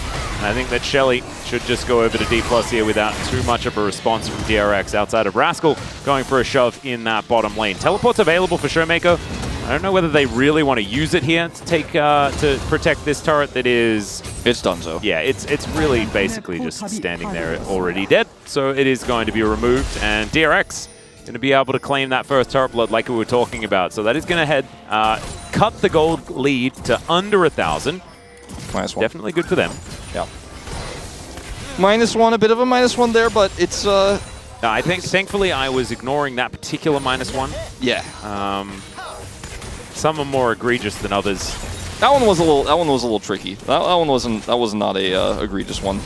As Yehu is going to be able to catch this wave here, they have Sponge in the area, just making sure he can get this back. He won't get the turret right now, but like you mentioned, it's basically a dead turret standing. They don't walk, but it's basically a pile of rubble that looks like it's standing up. It will go down. It's his gold whenever he wants to cash it out. That's definitely a lot of money he's going to be picking up on this Tristana that's nearing 2 items. And this next dragon is in 2 minutes time, so we're going to have 2 more minutes of posturing and some vision control fights. But the fact that they were able to get that bottom turret is really good for DRX, as Rascal can always threaten flanks, can always be a bit of a nuisance over there on the bottom side, and that means the waves are always going to have to be dealt with. So they will finally swap the Tristana, or rather the Taliyah back into the Tristana lane here. Yehu going to try to push this in, has not his TP yet, but will have it, of course, for the dragon, so he's constantly going to be threatening that second turret, as Teddy is also scaling up. Yep. Very close to that 2 item that we often talk about for the Ezreal. So Muramana almost done. Sponge going to be spotted here. There's a wallop. Nara into the wall there at the same time as Vaultbreaker comes on in. Rascal, relatively tanky though, and so is Showmaker seems to be completely fine. Rascal continues to be toyed with here underneath the turret, and there's the hop, skip, and a jump. And there is a dead Jax under the turret. Meanwhile, I mean, there's sort of fights happening everywhere as the teleport immediately towards this mid lane.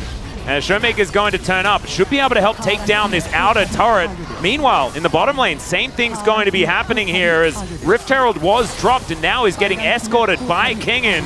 Turret goes down on the top side, but can they actually save Kellen as a seismic shove? Oh, the handshake actually kind of wrecks Showmaker there, but it does not matter at all. Pleta is still real dead, and Teddy just had to watch. I think Pleta played that extremely well. Kingen's going to get this turret, so even though Tristana is pushing top, this is a much bigger win for D+ overall. You can see Kingen pulls ahead of Yehu's gold for just a moment. He is not going to be able to get that turret. He's backing, in fact, set up a control ward, and he was like, still a little bit suspect to continue on this. As Showmaker does the walking strat. It's the big trend, and if that hits, this is a completely different story. And then down here, we didn't quite see what happened after this play, so to see, looks like Rascal just tries to clear the wave, and it's just autos that take him out. After his Counter-Strike is down, he has no reason to flash here because there is just no way out of this one. Auto attacks actually targeted, no way to dodge those. As Pleta over here, I think, plays this about as well as he could and almost is able to give Teddy the opportunity to take out aiming, but unfortunately there's just not enough damage on this Ezreal just yet. Ooh, a little bit of lying in wait happening here. Pleta does show himself. Yehu and Sponge both in the area as Kellen's just looking for him, not able to find that handshake there as they do clear out the vision. And D+ looking for another soul point. That would be complete monopoly of the Dragons so far this game. They are looking to start this one up. Sponge, can he actually get himself in there? They're going to go for a contest as the teleport is coming in from Teddy. Sponge gets into the back of the pit. And D+, I don't think they're looking to flip this. I think they would prefer to go for a fight.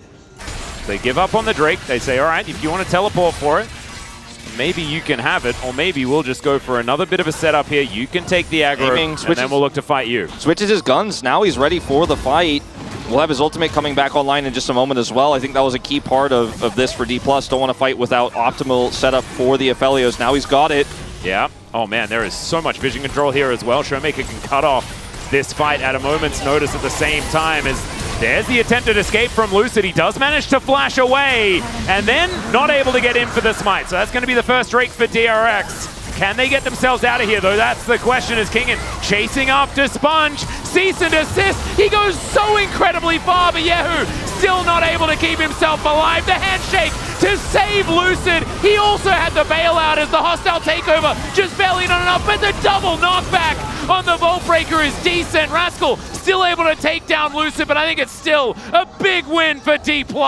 And Kellen once again chasing after Rascal. What is this? This is personal beef between these two players. Starting to feel like it, but I think it's more of a story of DRX losing objective fights and Rascal being the last man standing. He is going to be able to get the execute, it looks like here. Kellen can't catch up with him, so he's going to get it. Down he goes. So close. That was really close. But yeah, I mean, this fight is really split up here for DRX. So yeah, they do end up getting the dragon, but look at Showmaker's angle here. He's constantly threatening. It's so fantastic. He can keep Rascal at bay, but also threaten the re-engage. And then when we see the ultimate here come through from Lucid, it looks like he's made a judgment error. But when you see the rest of DRX, not really. Because look at Teddy. He's so far away. Rascal can't follow up either. Showmaker just kept him at bay. He's got the wall angle here. And it's just a great set of plays from Showmaker. And then the follow-up, obviously here, heroic play from Rascal to get 600 gold. I mean, definitely worth for his flash there, I'd say, given the scenario. Will buy a bunch of time, gets out with the execute. That's all great, but the Taliyah power, you could really feel it in that moment. And Lucid, he trusted that his mid laner was going to keep the rest of them off. And maybe he dies there, but it's still worth. But they had so much peel for him at the end of the day. It was the right call. And if Yehu lives, if Yehu's actually able to put that damage back, maybe it's a completely different scenario. Loved how decisive D+ was in that moment. I agree, and I think we're really getting a look at a team that has, one of the greatest Vi players in the LCK and one of the best Taliyahs, and seeing just how well they can work together in a few of these fights. Showmaker just playing bouncer, keeping Rascal out, and then able to go in for the assassination. Really nicely done.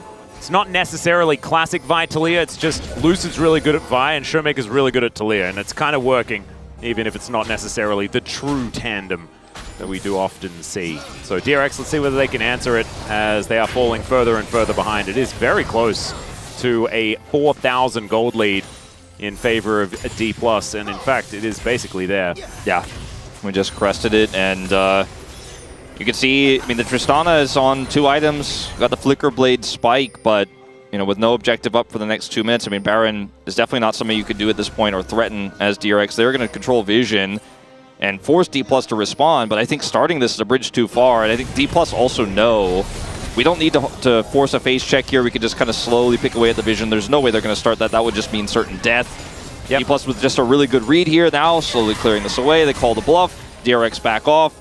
And D+ could just sit around and scale, basically, until this next fight. And LDR second, I think a great choice for aiming Kellen. Kellen face checks once again. This is the second time it happens as he's just going to get out. Okay, we'll take the Buster Shot Taxi.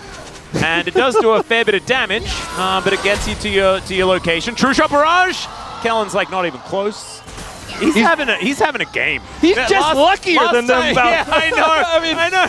It's just like, he's like, I don't care about anything. I don't need my summoner spells. I don't need my health bar. Yeah. Saw him like rubbing his chest there a little bit. Like maybe it's getting towards heart attack, but he's got his Warmogs now. He should be okay. So I forgot if I had my Warmogs, I would have been right back up at full health. I wouldn't have needed the back, but grab those now. Does cost D+ a little bit of control around this pit. How aggressively he was playing that. Well, I think D+ have an idea of the fact that there are extra DRX members up here towards the top side. And DRX also have the idea that their idea was known, and so they vacate. Yes. So we're not going to have too much. Kingen backing here towards the bottom side, pushes yet another wave towards Rascal, and I think this is about the time where you want the Jax to really be in that side lane getting stuff done. They've got double Zeeks. Yeah. Not sure about that, but it's cool. It is, it's very Zeeky. It is Zeeky. I don't think it's great, but I mean the item has good stats for Jax, so it's okay. He hasn't been able to put really a ton of pressure on in the side lane because D+ have so much control over the map. But even when they were given he was given a long leash to maybe go out there and do something, the lane was pushed all the way to where his inner used to be, and so now he's trying to get it to the midway point. Kingen shows up, and there's just no angle for him to actually push, as D+ have just been so confident that DRX are not going to try to sneak a Baron under their eyes. Okay. All right, there's Cease and Desist onto Teddy. Does Arcane Shift, but then he falls into the side shove. Oh, Kellen! Okay, he's just the main character. That's what I've realized. He's just the main character of this series. That's how it is. Insane! That was just insane!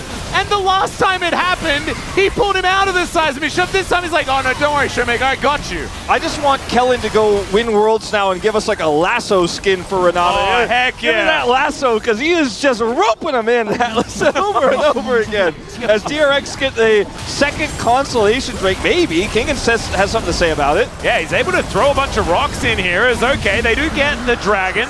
over the wall now, but Showmaker looking for a little bit. Seismic shove, has to flash to get himself out of the way, but look at these health bars. They're going down so quickly. And Pleta, he's going to have to be the sacrificial Leona. Lucid going to be able to take him down. They've got the Baron now, though. They're looking to push, and now with a man advantage, they should be able to take down quite a few of these turrets. They certainly should. Not a Tristana on their side, but they do have those 3 grubs. They're able to even it out. The turrets are going to go down so quick here if D+ gets some additional time with them. That top outer is still up, and it looks like that's where they're going to put their focus initially here, then try to stack these waves up. The Dragon take here for DRX, though, it was a little bit dicey, but they do get it. If they can actually grab another one and potentially start to threaten Soul and live long enough, this Ezreal is going to be a huge problem. The Jax is going to use those stats so well. Let's watch Kellen here. Oh. My God. That was beautiful. He is just so good at this champion. King a little bit late to actually really impact this. They commit the teleport as well, because if they end up coming just a little bit faster or DRX are a little bit slower here, they get the wipe and the game is just over. And they still end up getting a big win. Over here. We got another little battle happening here, or maybe it's a big battle as Cease and Desist goes so far. It's once again the Tristana falling down, though, and on the other side, the Vi is going to get rid of the Ezreal. No more damage remains. And even though they managed to get the little dragon, DRX not going to be able to find too much more. Lucid also not too worried about this whole situation as Showmaker, cool guys don't look at explosions and doesn't watch while his jungler takes down the support. Rascal once again is just wandering elsewhere on the map because he's just not welcome in his own base right now. He could have just gone back, but wanted to try to stop them from taking that turret out. But it's a Baron buff, he's alone.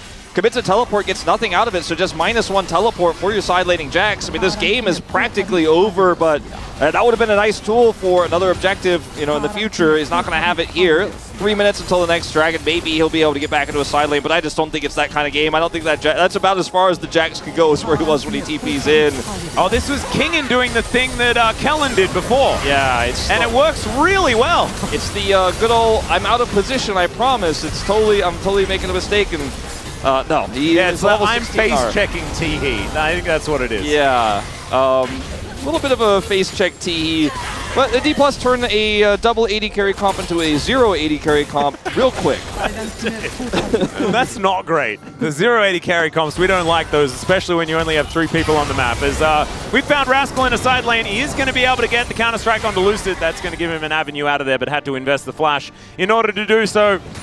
And these inhibitors, they weren't taken in that play. We haven't got a Baron buff anymore, and of course, turret's often very effective in dissuading teams without Baron from getting into the base. Now, it is more about a fight for D+, because there's no turret to fall back to here for DRX. Yeah, DRX, this game state, it's not 100% over. Tristana just hit 3 items. Rascal is a level 16 Jax that, again, given some time, may actually be a threat on the opposite side of the map of this next Dragon.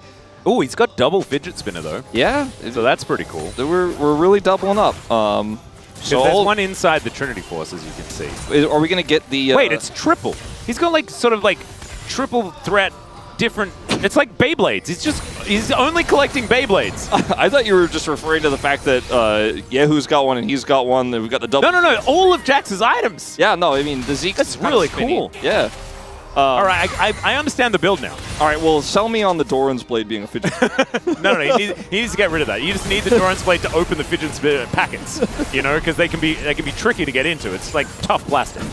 I think that's basically what it's there for. And you need shoes to be able to walk to the store to get yourself your Beyblades. I think that DRX, they have certainly shown they know how to play their composition. Their drafts in Game 1 and Game 2 have been pretty robust. I like them a lot. It is really struggling to play the map correctly and making some really rough calls around the map. Like, their early macro has been fantastic. It's just been the later parts where they made some big whoopsies. And I've really struggled. I think that's going to be the takeaway for me if DRX end up falling 0-2 here, which is looking very likely at this moment in time with a 10,000 gold deficit. But, there's one more chance. There's one more miracle fight they could potentially take with a 3-item Tristana. Maybe a Jax teleporting in, getting a big counter-strike. He doesn't have TP now, so they're going to have to try to force their way in. No, this is... I mean, if they do manage to get this mountain, then maybe that makes up for maybe 4,000 of the gold lead. Yeah. Or something like that. But Kingen pushing in a side lane really does make this an uphill battle. They got to say the least. They got a back here, Lucid. Yeah, and look, DK are like, yes, you can have a third Mountain Drake. We will take your Nexus. And how do you feel about that trade? Is now Kingen going to get jumped on here as he just crushes away from the Solar Flare? There's the Weaver's Wall trying to get the Stragglers, and he'll find two as that's just not going to work there, Rascal. Unfortunately, the Counter-Strike doesn't work, and aiming is going to be out of bounds. Hostile takeover is gorgeous once again for Kellen. And D+, they're like the Harlem Globetrotters now. They are just walking all over DRX. And I think that this one, it's been over for a while, but I think it's well and truly over now. It's definitely done now. DRX, a valiant attempt, but D+ gonna go up to 6-1. And now we completely understand why the first pick buy came in 9-1 and 7 for Lucid. Absolutely phenomenal performance. Everybody else augmenting this composition gorgeously on D+'s side. And that's a clean 2-0, nothing to see. Very great performance from the jungler of D+, and Kellen playing back-to-back Renata games look fantastic. Kingen, good performance on both the GP and then the Gnar in the second game where he was putting side lane threat up. It was actually setting up a lot of team fights very well. And, you know, D+, it feels like a lot of the time when Zeri's not banned, aiming is the main character. I feel like he was the least, arguably the least impactful member in both games. And to see this side of D+ as well, where they're not reliant on aiming's late game carry, where he's taking all the money, that's a completely different side. And that's a good sign that shows there's extra layers to this roster that's now 6-1, fighting for second place just behind Gen.G. And D+ is a team to be forced to be feared, a force to be reckoned with here, and I'm here for it because it's been a while. I agree. And you brought up at the beginning the fan sign that said we want 2020 Dom 1 back. You know, we want to get some of those vibes. That's what the gameplay was today. Today was not about aiming at all. He didn't exist. It was about Kellen getting in amongst it with his solo laners that just dominated this game. And maybe it is, you know, like, maybe Kingen can be a bit of that it was crazy. action. Like, there was Kingen was Nuggery. Yeah. Okay, Lucid was Canyon-esque. Kellen was barrel, dude. Yeah, he 100% was. I think not now Barrel, I'm talking back then Barrel. I think Showmaker was a little 2021 Showmaker action as well today. Oh, yeah. You know, he was looking back, and yeah, 100% aiming was Ghost in this example. So, you know what? It does feel like we're going back in a time machine, and if you're a Dom 1 fan from back then, a D+ fan now. Yeah, that is no shade. No shade whatsoever. It's the timeline to live in. It's the place you want to be. I mean, I didn't vote for him this time because there were some whoopsies, and everyone had a great game. I think it's going to be a split vote, but you can't deny. I would have, but I mean, Lucid was pretty good this time around, and he had a great game one as well. So I think you're okay. I assume that's where the I did go Lucid. I did. I think last game I wasn't on the Lucid hype train. This game definitely the case. As man, Showmaker in this moment too, his positioning so fantastic. You love to see when D+ actually gets these fights done, because this last season and a lot of last year, it would be these leads for D+, then they mess up this fight, and it's completely disjointed, and you go, D+, like you were so close to greatness, and you can see the evolution here is definitely real. Like, this is a much stronger team than they were in spring season. Oh, 100%. And it feels like they're a step ahead. I mean, this was a team that was sort of, I don't know, desperate to try and find plays at other times throughout spring and especially throughout last year when it was a slightly different roster, of course. But it feels like they've just got their ducks in a row. It feels like this squad has finally found the same page, and it looks beautiful. It really, really does. And, I mean, I think people are not really, I feel like, kind of realizing their defeat of Kwangdong was really big. Like, Kwangdong is actually such a strong team right now. That was kind of the big warning sign, I think, that this team is going to be great this season, and they might finish the first round robin in second place, depending on what happens with T1. But Atlas's Preds, they're aging better than we thought. Yeah, they might have. Although it's still a little at least bit of that worry. part of it. Yeah, that bit's doing okay. The bro in ninth is still a bit of a worry, but that's enough on that. Teddy did a bunch of damage, but Showmaker did that little bit more, and D+ just in general doing so much work, and it's just good to see them having a good time, finding these great performances. Unfortunate for DRX, I think they can look back at game number 1, which was a whole lot better. than this game number 2, which was kind of just D+ rolling over the top. Yeah, a lot of mistakes, unfortunately, for DRX, but I think that game 1, hold on to it, run back the tape. I think both drafts were good, both game plans were good. The execution, we've got to level that up, but at least I think DRX is looking better week to week, and that's a good sign. Yeah, it certainly is. D+, huge congratulations to them, though. I think I still would have voted for Kellen, but maybe because I'm a weirdo and I like that he just seemed like the main character today, and as an underspoken man like he is, I think it's absolutely fantastic. But now it's time for us to throw it over to the space for them to break down this series. Thank you very much, Max. And you know what they say, great minds think alike. I got you, buddy. We'll just have This is our... why you guys don't have votes, by the way. Yeah, we'll This have is our non-vote specifically vote. why, by the way. No, are you kidding me? Are you kidding me? Look, at the very end, he also had his POG like pose. It was like, I love you. That's not what we vote for. That's was not really what we good. vote for. It was really good. We vote based on the game. Kellen was the hero of the game. He was the focus of the game. Let us know at home who you guys think is the MVP, because it's going to be a split vote. Anyways, Digon here in the space, breaking down this D+ win over DRX, along with 2 non-Kellen voters. Take it away, Dan. Yeah, so obviously a rougher game for DRX in this one. They got that early momentum in game 1, and it really felt like they were setting the pace. But game 2, it was D+ who got off to the strong start, and I think the big thing for me was the Vi we saw in the draft locked in for Lucid. Vitally a really strong combo, really powerful, and he just really led the charge in the early game. I honestly think DRX's draft, the first 3 picks, fantastic. Like Tristana, Ezreal, Leona is about as good as you can get in the current patch. I feel like the problem was the Sejuani, Jax, we never really saw it come together. I think, like, you know, those champions are fine, but Rascal had a very quiet, non-impactful game, and the Sejuani had some moments, but I think maybe like something like an Ivan, if you could play it, would have potentially worked well, and then picked a tank in the top lane and play more towards bot. We keep seeing Jax picked into Gnar, and then Jax goes down 20, 30 CS. Like, I don't understand it. I think there is one window in which this works, which we keep seeing teams supposedly draw for, then never do it, which is you gank Mega Gnar, or a mini Gnar rather, then you get Jax ahead, and then you can do fine in the 1v1. But it never happened, so I think the draft from DRX in isolation actually looks quite good. The problem is there's a reason why teams have been banning, and teams are obviously given a free ban, although I think the lead priority has already dropped. We still see some teams ban it against Lucid, but the Vi, I think, is a must ban. And I think, you got to give something up. I think you would much rather have him on anything else. I was thinking so on the Sejuani in game number 1, just doesn't really have the same level of power that he does on this pick. Yeah. Well, let's take a look at some of the highlights that we had here. Starting off with my Pog vote. Lucid, the main character. Oh, of game number 2. no flip-flopping, Digon. Kellen. I mean, Lucid. Get started with Kellen, but then Lucid coming to clean up and get the kills. Yeah, I mean, it's a nice handshake to start it off, but I think the main thing that really pays off here is just the concept of the play. They had a stacked wave set up on the bot lane. They end up applying that pressure. The dive is really punishing. And Teddy, again, trying to push up. And this is just kind of the power of, like, the Vi Talia. So hard to escape, so hard to play deep inside lanes when they can just easily come down and collapse on you.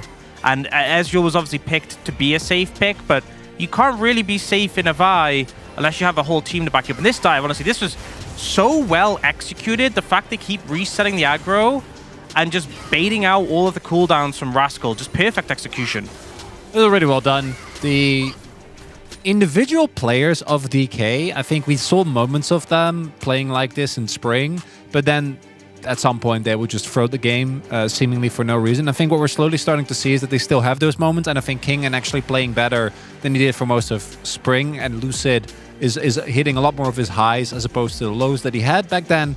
So it really is kind of coming together for DK. I think DRX is a weaker opponent, obviously, but it's still, this is how it should look when one of our, because I think DK are currently still in second with this win, teams faces off against one of the Eastern teams, right? It should look like this, and I think for DK that's a good sign. Yeah, it kind of felt like this was a display of discipline with good playmaking and explosive plays, which we've seen before. So really cool to see that from another top team as we take a look at our second highlight where this game was really put in the dirt here at the Drake.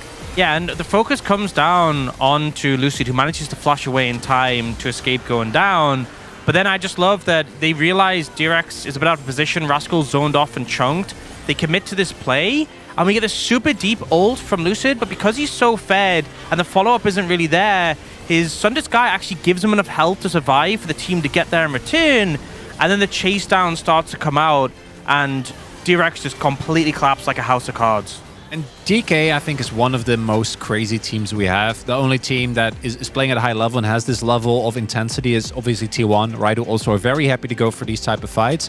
The Renata pick, to me, feels like such a key pick, because even there in that fight, if they did try to turn on Lucid, he's still at the bailout, and then you try to, you know, take down this Vi, who probably won't end up going down. And I think DK, especially with Kellen stepping up as well, are looking really good. Yeah, honestly, I feel like maybe the Renata needed to be banned in the second rotation. I guess they thought because the Kalista was gone, it wasn't going to get picked, because that's the duo we've seen the most. But I think teams going forwards need to really watch out for that.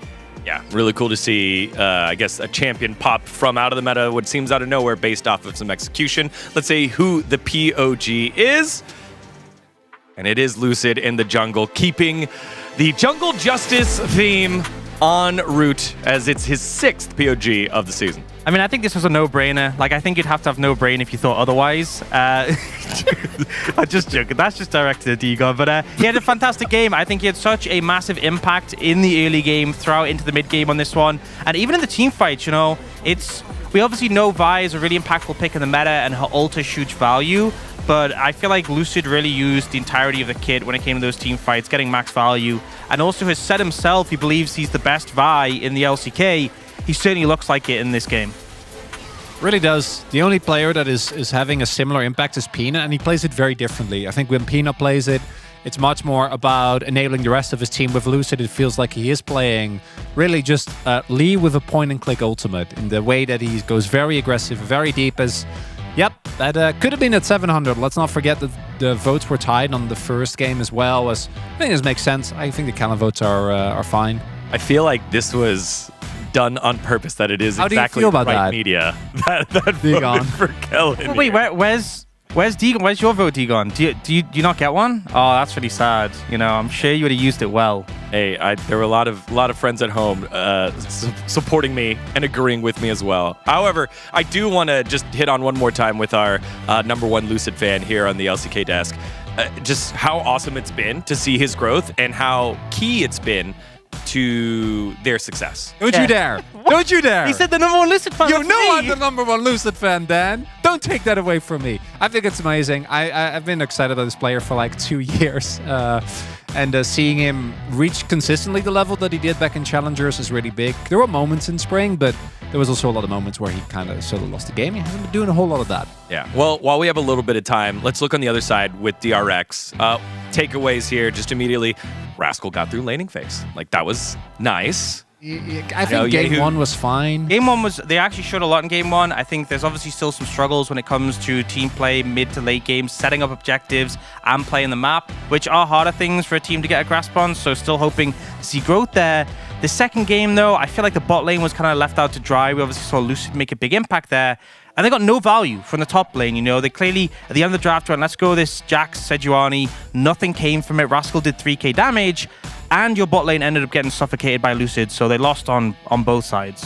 Yeah, it's just rough to see. I'm really getting to the point where I feel like it should just be Frog. I don't think Frog is a necessarily much better player by any means, but at least with him, I think there is a chance that he develops. We saw players like Perfect, who is a bit of a standout, but really have a great developmental curve, and I think it's better to roll the dice with that than to keep trying to play Rascal. I just think, unfortunately, he hasn't been able to relive his former glory days. All right, well, we'll see how DRX bounce back in their next match, but to hear from D+, we have Deer standing by with the translations from the winner's interview. Thank you very much, guys. This is Deer for the POG interview translation, joined by Kellen and Lucid on the side of D+ Kia, who just secured their 4th consecutive victory after defeating DRX. Congratulations! Thank you! Kellen, this is your first POG. How do you feel? POG를 언제 받을까 생각했었는데 오늘 POG 받아가지고 I always thought about when I will actually get POG. Feels great to get a POG, and I would like to continue getting POGs in the future. Were you satisfied with your performance? Yeah, I'm pretty content, but I got picked off a couple times, so I do have a little bit of regrets here and there. Lucid, you won your 4th series in a row and reached 600 POG points. How do you feel? It's nice to have such a good momentum as a team, and yeah, I'm a sole position of the first place of the POG standings, which makes me pretty happy. And it looks like, despite the week of break, D plus Kia's performance is still top-notch. So what did you do during the break? I hung out with some friends, and then I definitely had a lot of talk with the coaching staff regarding the match versus DRX and Gen.G. And what about Lucid? I tried to recover and rest as much as I could, and in a good condition, I was able to pull off a good performance today. And in Game 1, Gangplank made an appearance after 335 days in the LCK. So how does that team feel about this pick? Yeah, we saw the Gangplank against Snar,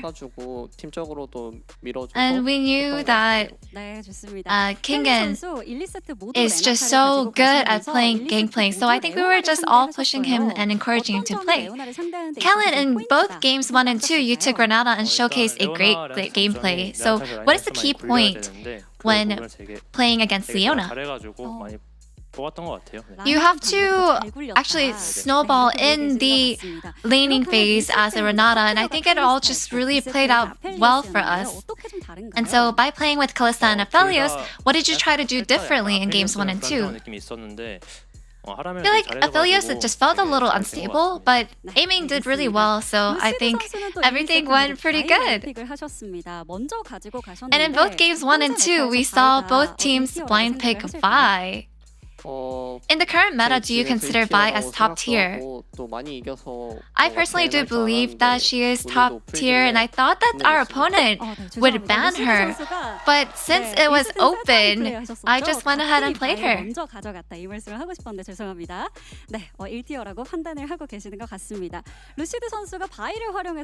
And Lucid, with your Vi, you had such a flashy engage. So let's take a look at this next replay. So you rushed in so fearlessly. Can you walk us through this moment?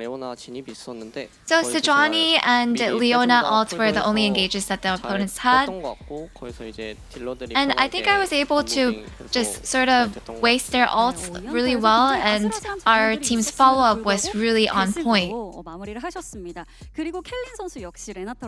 And Kellen, you had such an amazing highlight with your Renata as well, so let's take a look at the highlight. So here, what reflex was this? You know, I've never actually pulled this off. And I've always been scolded by my coaching staff, and I actually thought that Ezreal had his E, but thankfully he didn't, and it actually worked out really well. And it looks like Lucid's Vi and Kellen's Renata are your signature picks. Kellen, how would you rate Lucid's Vi? Of course, Lucid's Vi is 100 points out of 100. So now, Lucid, how would you rate Kellen's Renata? Kellen's really good at using his ult, and he's also really good at drags and hooks and engages, so I would say 100 out of 100. D plus Kia is on a great momentum. That is a long message from the fan sign.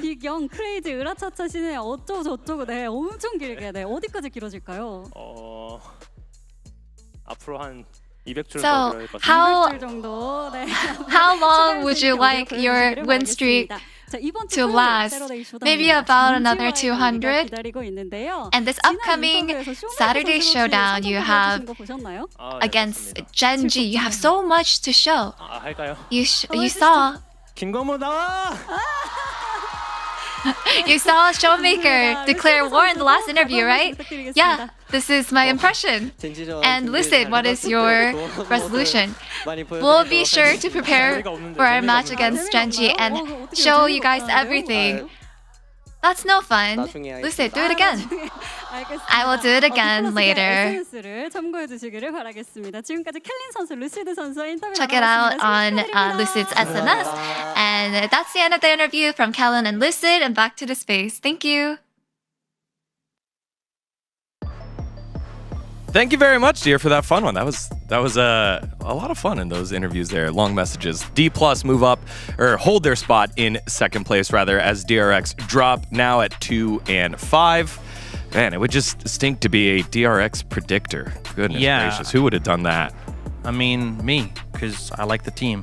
I feel like, a lot of people talking about D+ getting that second place spot, but actually they're playing against Gen.G later this week, and if they want to keep the competition for first even remotely alive, like it's hard still, they really want to take down Gen.G. You need to start getting some wins against them, denying them some wins, and also their points, because they haven't dropped a single game, there's a lot of catching up to do despite them being in second place. I just can't believe this entire desk is mom and dad fighting, and then it doesn't stop because at the next series, Deagon had a crazy prediction, so that just... I can't wait for you guys to smoke in the going. It's going to feel so good. Next matchup is Kwangdong Freaks versus Gen.G, who have not lost a game in the LCK. One of us here on the desk predicted Kwangdong Freaks to win. It was me. Who else is with me? We'll find out later on. All right, we'll see you in just a little bit for the second series of the day.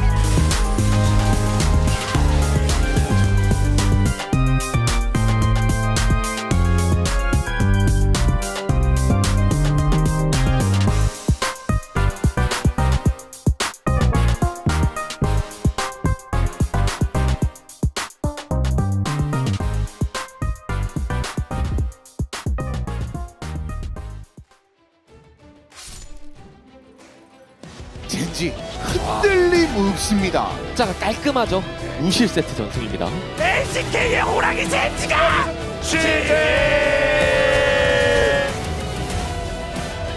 뉴네오 데플라스기야. 이 비전이 우리가 괜찮다. 이번엔 진짜 죽인다.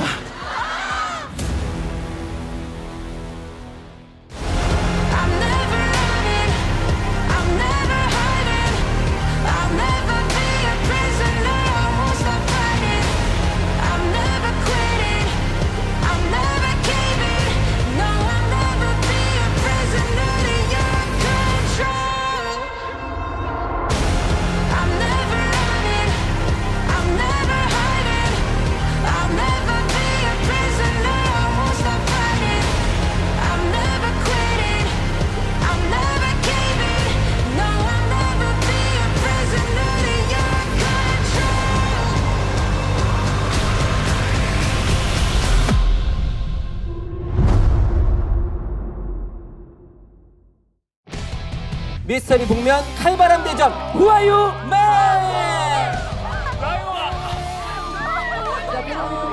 우승자입니다. 궁대맨! 지난 시즌 1위 나간 이후로 많은 호평을 남겨주셨습니다. 여러 같은 성원에 힘입어 후아유맨 시즌2를 진행하게 됐습니다. 박수! 이전보다 더 강력해진 예측 프로 미스터리한 칼바람 대전. 이상한 사람 아니에요? 누구지 지금 정체를 모르겠어요. 왜 이렇게 잘해?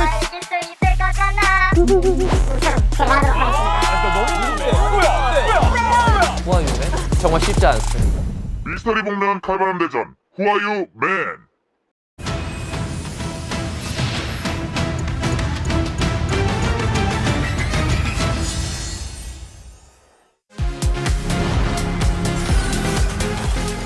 Aiming now.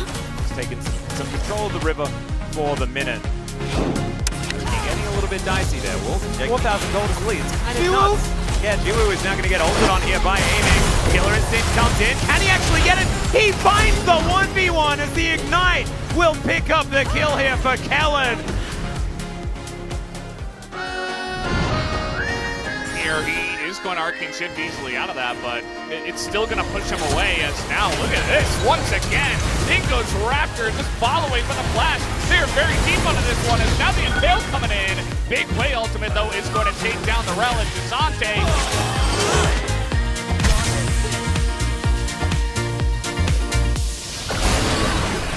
Is just taking, can anyone kill him? The answer is no, as Bulldog just gonna kill the rest of the enemy team as all the focus went on to the Fed Casante, and Quango Creek easily win the fight.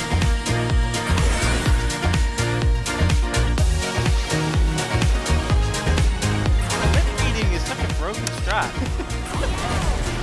Yeah, this Skarner's not in a great spot here as he will have to flash away. Now they're trying to turn on a Do, will have to flash himself, but the Nidalee with the spear and Cuz goes in, immediately gets dashed into, but he's getting so much value. Another spear comes in, and Cuz is just dominating this 2v2 in the top side, now a 3v3.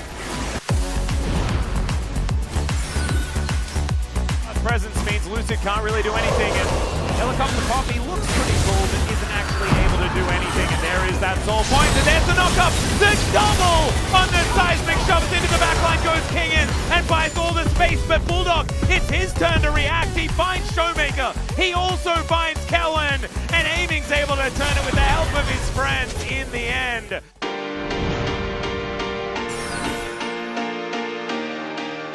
Right, so for me now, the question becomes actually to maintain his pressure, and a 4-man dive will be a great example.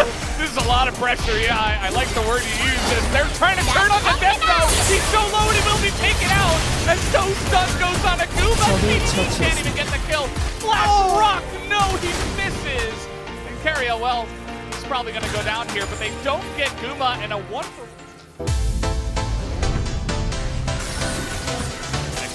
already getting some nice value with the big shots. And KT, you know, they've dragged this Drake over to their side. They're just allowing T1 to try to tank it up. Ascaria looking for an engage, but he's getting extremely low. Has to go into his ult. Now he has to engage, but it comes down to a limited dunk to Biotic. As BDD goes in, immediately the Braum goes down. The supports are out, but the resets are coming in, and the Elder Drake is doing its job.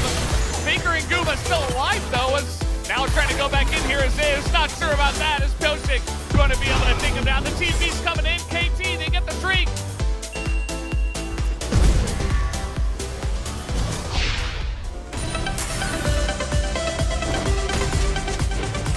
Oh, really big there. As Wolf set up. Now trying to make the play on the Cassante. He does all out the Skarner into the turn, and now Seas has to flash away. Going back in onto the all-out Cassante. Not sure about that one. Impale on a both. Do they have the damage? So perfect. Goes in, assassinates the Nidalee, and now he's totally fine. Zeus with 0 mana, and eventually he's just gonna die. I mean, there's nothing he can do here with no mana, no health. BDD picks up the second kill.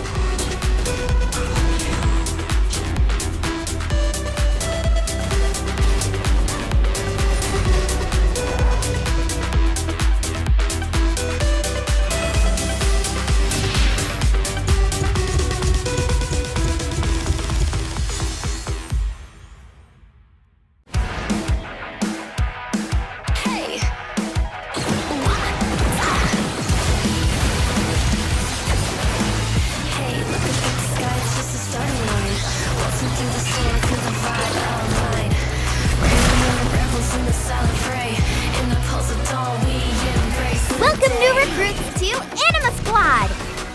attention to this briefing for the highest chance of surviving your first day, and maybe even your second. Prepare to face massive hordes of Primordian enemies in and around Final City. Your objective? Hold them off for as long as animally possible. This will require determination, creativity, and a huge arsenal of mega powerful augments. I calculate your chances of death to be— Whoa! No need for that. Thanks, Yumi. Sorry about her. First rule of Anima Squad, we're stronger together. So always bring your friends along. You never know when you run into an extra mean Primordian. That way you won't be alone when numberless enemy forces overwhelm your squad. Again and again and again. But don't worry, that's how you get stronger. Keep trying and you'll discover your true power in no time. Might even get your own suit someday. Unless the Primordians obliterate everyone, of course. We're not gonna let that happen though.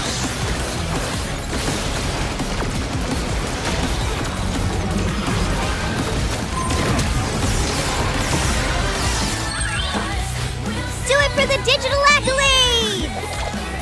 Or do it for the last hope of humanity? The whole world is counting on Anima Squad. On you. So get out there and kick some Primordian butt.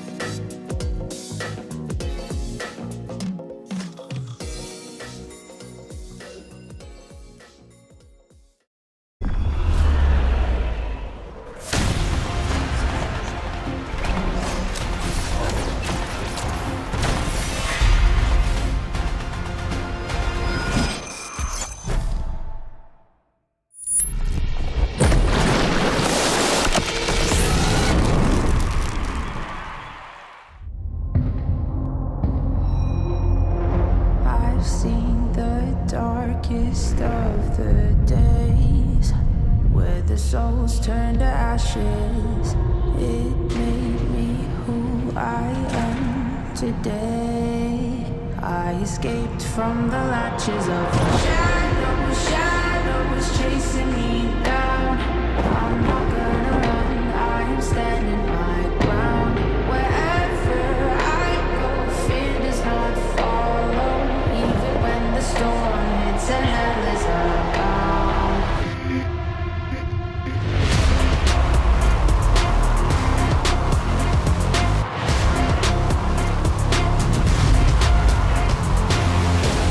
I'm never running, I'm never hiding, I'll never be a prisoner, I won't stop fighting. I'm never quitting, I'm never caving, no, I'll never be a prisoner to your control. I'm never running, I'm never hiding, I'll never be a prisoner, I won't stop fighting. I'm never quitting, I'm never caving, no, I'll never be a prisoner to your control.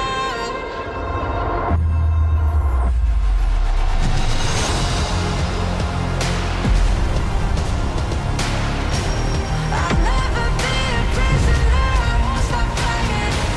I'm never quitting, I'm never caving, no, I'll never be a prisoner to your control.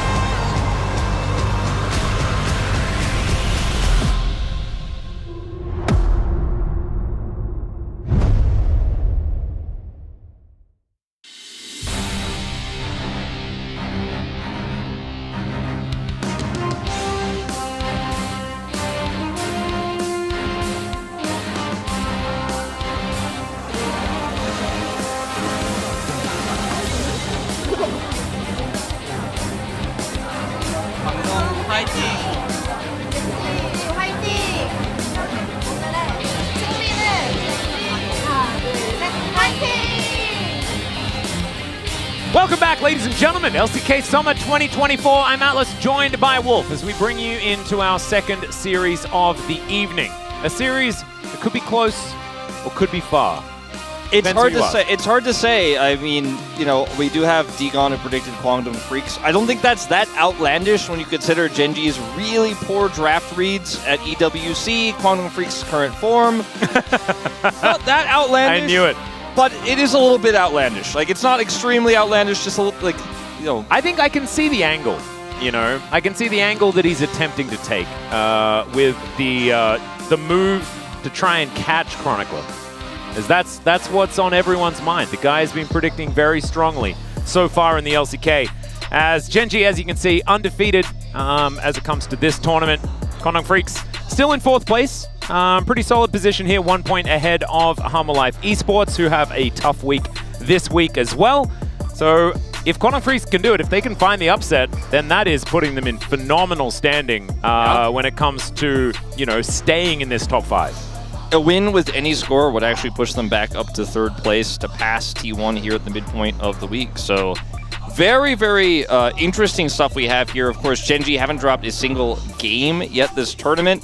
On the other side of things, I don't think they're going to give Kwangdong Freaks Sejuani Rumble and just let that one go through as they did to Top Esports. So I think that people are kind of looking at Gen.G going, oh, really rough tournament at Saudi Arabia. Now back here in Korea, maybe their form is not great. I really think it was an off day. It's a best of 3. They lost. They had really rough draft reads there. I still think they're going to be the best team in the LCK. I still think they're better than T1, who they didn't face at EWC. But we'll see what they look like today against Kwangdong Freaks, who spent the entire week prepping and getting ready for this. No, exactly right. And I assume that Gen.G didn't go into EWC saying, we have to win this, otherwise our whole, everything is going to topple down. No, that's not how it works. The real battle is going to be here in the LCK, as the bottom lane matchup will determine the game, is one of the taglines here. Leaper and Andal have been absolutely amazing for the Kwangdong Freaks. I don't know whether it'll necessarily determine the game, but I do think that that is a great way to victory for the Kwangdong Freaks specifically, given the fact that Libra and Andal have been working so well. Yeah, they really have. And Pays and Lehens have also been our best bot duo here in the LCK. Lehens has been on fire here domestically. And the Leona pick is one that he basically played first with the Ezreal, and now everyone's playing it. It was a strong duo as soon as we hit the previous patch. It's still strong on this patch. I think definitely something that needs to look when we move into these drafts. Is Chovy about to hit 600 games. He'll be the 7th player to do so. Yeah, so in 2 games' time, so in game number 2, no matter what happens, we will get there. And so we'll be able to celebrate the 600th game for Chovy. That's just really, really cool. So let's hope it's a good one for his sake. Hope it's a bad one if you're a Kwangdong Freaks fan, though, because you are desperate to grab yourselves some victories here. There's been a term going around. Atlas, what's that? What's the term? term? Using to describe a lot of mid laners right now. Tristana Merchant. Okay. Aha. And I'm here to tell you we don't have either of those in this. Well, apart from Bulldog. Bulldog was the OG Tristana mid player before it was cool. Yeah, so his ones are a bit dusty, but he's still selling them. Tell you that much. They're going to make their way out onto Summoner's Rift. Well, not Summoner's Rift. Into Lol Park now, though. Kwangdong Freaks see whether they can perform the upset. I imagine, like, you can see some big smiles on the faces of the players here. I don't think they're feeling too much pressure because I think when you come up against Gen.G in a season like this, you're like, well, we probably lose. Let's see what we can get done here on the way. Oh, yeah. No, I mean, this is a really tough matchup, but if you really believe you can do it and you come in really prepared, as I'm sure they do, this is their first matchup of the week. They had that entire week, and Kwangdong and CUMAX notorious for not taking breaks. I imagine they have a really good read and a really good plan. They're probably not reading into what Gen.G showed us last time around. Gen.G not going to make the same mistakes they did against top esports, but I think there's definitely a world where they could get the upset. On the other side, Gen.G trying to shake off what was a pretty embarrassing tournament, I would say, for the squad, who were massive tournament favorites, didn't win a single game, but still on top here in the LCK, still have not dropped a single game. Yep. And it's always rough when you are a Korean team who fails at an international event spectacularly and have to face the crowd. I think a lot of people don't really understand the pride that comes with representing Korea, whether it's Worlds, MSI, EWC, IEMs in the past.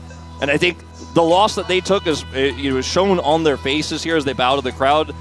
You know, a lot of fans unhappy with their performance, but we're back in LCK now. We'll see what they can show us. Let's hope it doesn't get to them. That's the main thing here, and we'll probably know pretty quickly whether they've got back on the right foot or the wrong one, as Cuz versus Canyon. A battle for the ages here, as Canyon's stats are pretty good. Yeah, he's I think he's the best jungler of the LCK, Atlas. I think he might be. He may even approach being better than a lot of junglers outside of maybe one that he lost to in... So, you know, you talked about Sponge, his KP, he had the umpty symptoms there. Like, he was first in KP, but was losing a lot. He's second in KP. And he's winning a lot. A lot, yeah. Look at... Cuz's stats are fantastic, by the way. Oh, CS difference of 14, like he's top 3. He's a good set there. And then Canyon's like plus 16 over there because he's hard farming on Zyra and he's going to out farm you. He's going to get a massive gold advantage because he's going to gank bottom. He's going to out XP you. He's going to invade on these picks. And I just hope that he's got a good read moving into today, as the lack of Ivern in the LCK has been a little bit sad for me. We didn't see it in the last series. We saw it yesterday. Kershik pulling it out. I think Canyon is definitely that guy. He is definitely an Ivan guy, and we've actually seen that he paths really creatively. He had some of the cool tech on the Ivern as well when he was a little bit closer to the meta in patches past. So we'll see whether he does delve towards that. I'm kind of hoping that we just see Corki Tristana banned and we're gonna play some weird stuff, you know? Go a bit nutty. That's what I'm looking forward to. A bit of a Bulldog download here. See what he's going to be able to collect for himself. I can confirm that Gen.G stayed in Riyadh after their loss for the entirety of the tournament. They flew out the same day as us. They've had an extra day to get over the jet lag. Just a factor to mention because it clearly was a factor yesterday for T1. Yep. They've had an extra day, and you know they don't look as sleepy as the T1 players certainly did yesterday. So there's an element here. If you were hoping that's going to be Kwangdong Freaks' in, I don't think it's going to be the same type of impact we saw yesterday. So just something to consider as we move into this one. Good to keep it in mind. May have stuck around to help some of the scrims out for some of the teams that remained in the tournament there as well, which would have been a really nice thing to do. But that is purely speculation. Not entirely sure exactly what they did outside of just enjoying themselves with some time off. Stevie Max, they can. He looks like he hasn't been sleeping. He's been scrimming. He kind of looks like a lion in the zoo, you know, pacing up and down at the window. It's like, I could be eating them.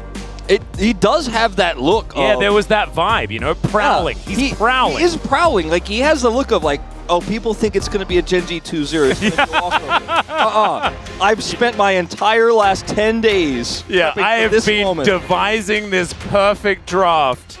Well, let's see what he is actually cooking up for us here as we dive into the draft for game number 1. Now, when I mentioned the Tristana Merchants thing earlier, I was referring to people saying, like, they're not great at, they're weaker mid laners, getting a lot of value out of Tristana, selling the idea of the champion. Bulldog was one of the OGs. Chovy has not played a single game of Tristana this season. It's been banned against him a majority of the time. He's preferred the Corki, which is his most played champion this season, so we'll see if that does affect how Kwangdong Freaks approach this draft. The Zyra, I think, a very intelligent ban. Yep. Definitely one that Canyon has put in a fair bit of work on. Nidalee going to follow suit, and we are heading into some weird territory because there are a lot of things that aren't going to be banned because Nidalee and Zyra have both been taken away. Yeah, the Kalista is definitely going to be up. I don't know if that's something that Gen.G is going to prioritize highly. The Rumble should be banned in this final spot here for Kwangdong Freaks. We'll see if they want to ban the Corki and look for a Tristana. The Sejuani, the highest non-AP jungle pick right now, is one that they could also look to take away. They'll ban the Tristana. We may have a bit of a trade here, but if you ban 2 AP junglers and trade the AD bans, it feels like you wasted 2 bans as Kwangdong Freak, so a bit awkward here. Yeah, and it's also a ban Rumble. It's a bit strange as well because Canyon has a very extensive list of AP junglers that he can play. Of course, didn't quite work out on the Karthus more recently, but has certainly been one that he's been able to jump back towards. The Rumble, of course, is going to be taken away. Feels like a Sejuani angle, but they're going to take the Corki instead here. Chovy just loves the Corki. He has been playing it. Yeah, he is pretty good at it. He's been playing it almost exclusively, it feels like, here in the LCK. For context, this is his 10th game of Corki. My goodness. And he has 2 games of Lucian, 2 games of play, 1 game of Yone. Yep. Those are the other champs he's played. That's a lot of, pilot guy. He liked to play Corki a lot, the old Corki. That was one of his most played in many seasons, but this season it's the different and new and better Corki, and he's winning on it a lot. Ezreal will be pushed up here for Leaper, and it looks like we're going to see that potentially Ezreal Leona rotation here. Don't know what the jungle pick is just yet. The Vi is still available. Vi Sejuani, in fact. Both of them are up. I feel like you can, go for the Leona pick here because you know that it's less likely that it's going to be a Vi on Gen.G's side because they have the Corki pick. Yeah, and you may not necessarily want to pick the Sejuani if they're going to pick the Vi into it. Denting blows can be a little bit annoying to deal with. Exactly. Like that. Hard to, stop her from engaging on your team when she's unstoppable. As Sejuani for Canyon is going to be a consideration at least at this point in time after the Renekton is locked in for Dudu. Does that mean that now we get the Keen lock in? The answer is probably not, as Chovy's hovering the Zeri. I think Keen just has too many things he can play. There's so many, his champion pool is so massive that you don't need to lock something up like a Jax right now, or if he was going to play Yone top, which I don't think he will. I don't think you need to do that here. It reveals too much. Getting the Zeri to match scaling is going to be the way. We knew it was either going to be something like a Zeri, or it was going to be a hard-pushing bottom lane. Now, this could, in theory, be top Zeri, but it's probably not going to be the case.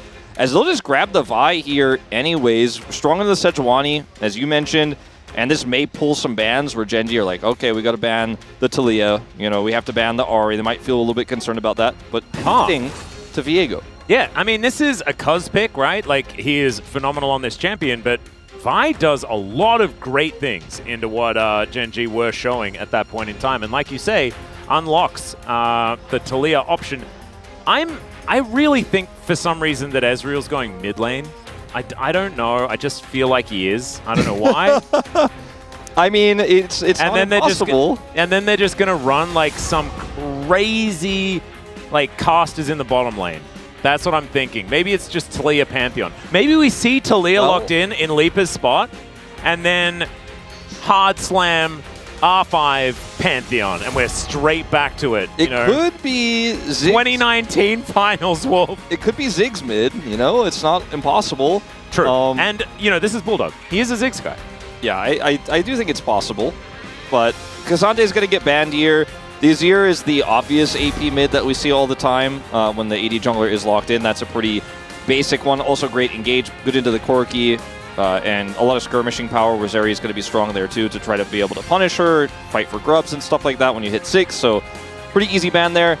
Now the next one is a little bit trickier. If you ban the Hui here, I think it's a strong ban into Bulldog, and Bulldog, has loved to play this into the Corki specifically, but I don't know if it really fits their comp. I like the Braum ban actually a lot more because it's really strong into Sejuani, really strong level 1, and just gives Ezreal all of that extra added safety. Yep.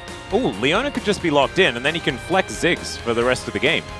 Because it's not likely that Gen.G are going to pick it up because they have Zeri and Corki already. Yeah, unless the Zeri is going top, which again is not likely. Yeah. Really tough to play that one into Renekton. And they are just going to go for the Hui. Okay. The boring pick, but it is a wise one. Oh, no, never mind. Okay. The Flex is still alive. You really want this to happen. I'm really invested. I'm actually overly invested, and it's probably not going to happen either. I don't think it's going to happen, but, it might. And it's also Ezreal Leona. It's a pretty good lane for that bottom side. I don't know why my brain's telling me that Ezreal is going to go into the mid lane. So, it's just Nautilus? Yeah, I mean, GP we just found out that GP's a champion again in our previous series, and so that one's going to be locked away for Keen, one of our greatest Gangplank players across many years of play. Of course, Keen has a very storied history. Yeah, it was definitely being played in scrims.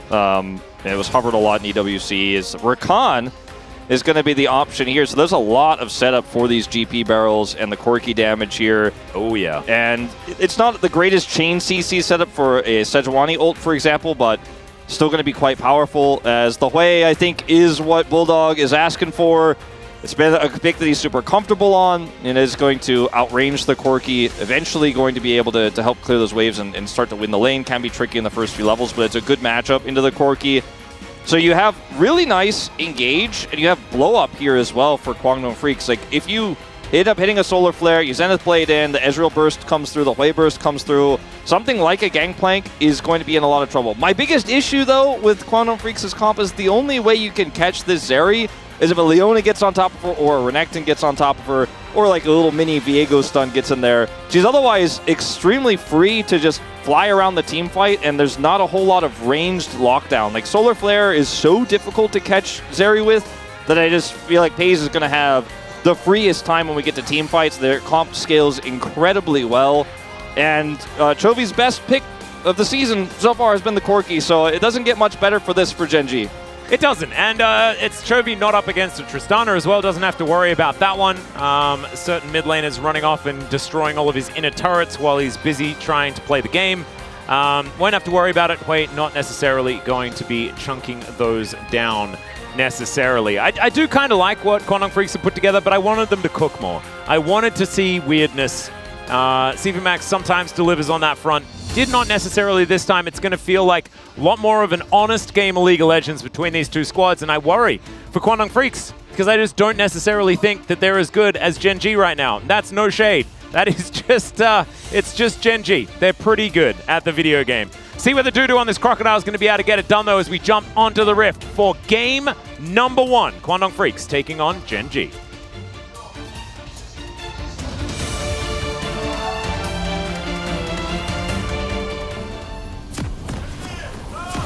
소환사의 협곡에 오신 것을 환영합니다.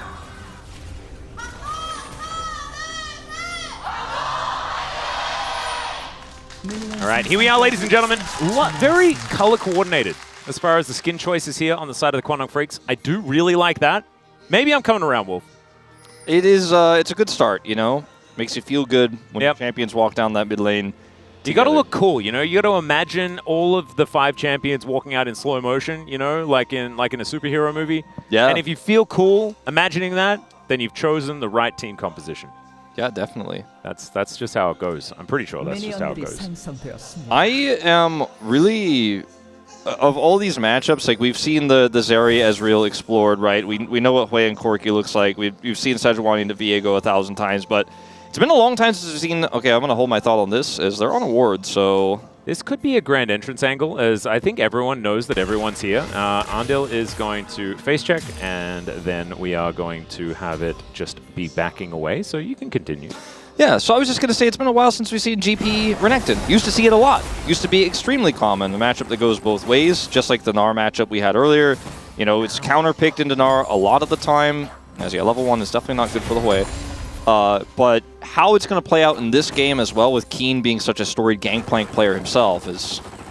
The old Gatling gun, face your opponent and just do pain at him, is it's a tough one. He's doing the quirky level 1 thing, where he does that. He presses E and he kind of aims the cone towards the enemy champion. Corki's getting a bit of a tap on the next patch in terms of his health. So it looks like it's just going to be Tristana only for a little while, but we're not there yet. Yeah, next patch. I mean, Tristana's getting a little tap as well. Something about mana, I think. Yeah, her mana, she's getting more mana, but then her Q is going to cost 50 mana. So basically, it's not really going to take her out, I don't think. We'll see, but I still think the best way is probably banning in the next patch. Maybe we're going to go for the patch afterwards. I think there are some other cool things, but I don't tend to look at patches until they're actually in the LCK. So the Korean casters wanted to watch the Hui matchup first, then talk about the Renekton GPs. Now we're panning up. So I kind of talked about Renekton GP over the Hui getting Gatling gunned, and then the window was a little missed. But I mean, we do know the Hui Corki matchup. We've seen that one quite a few times so far.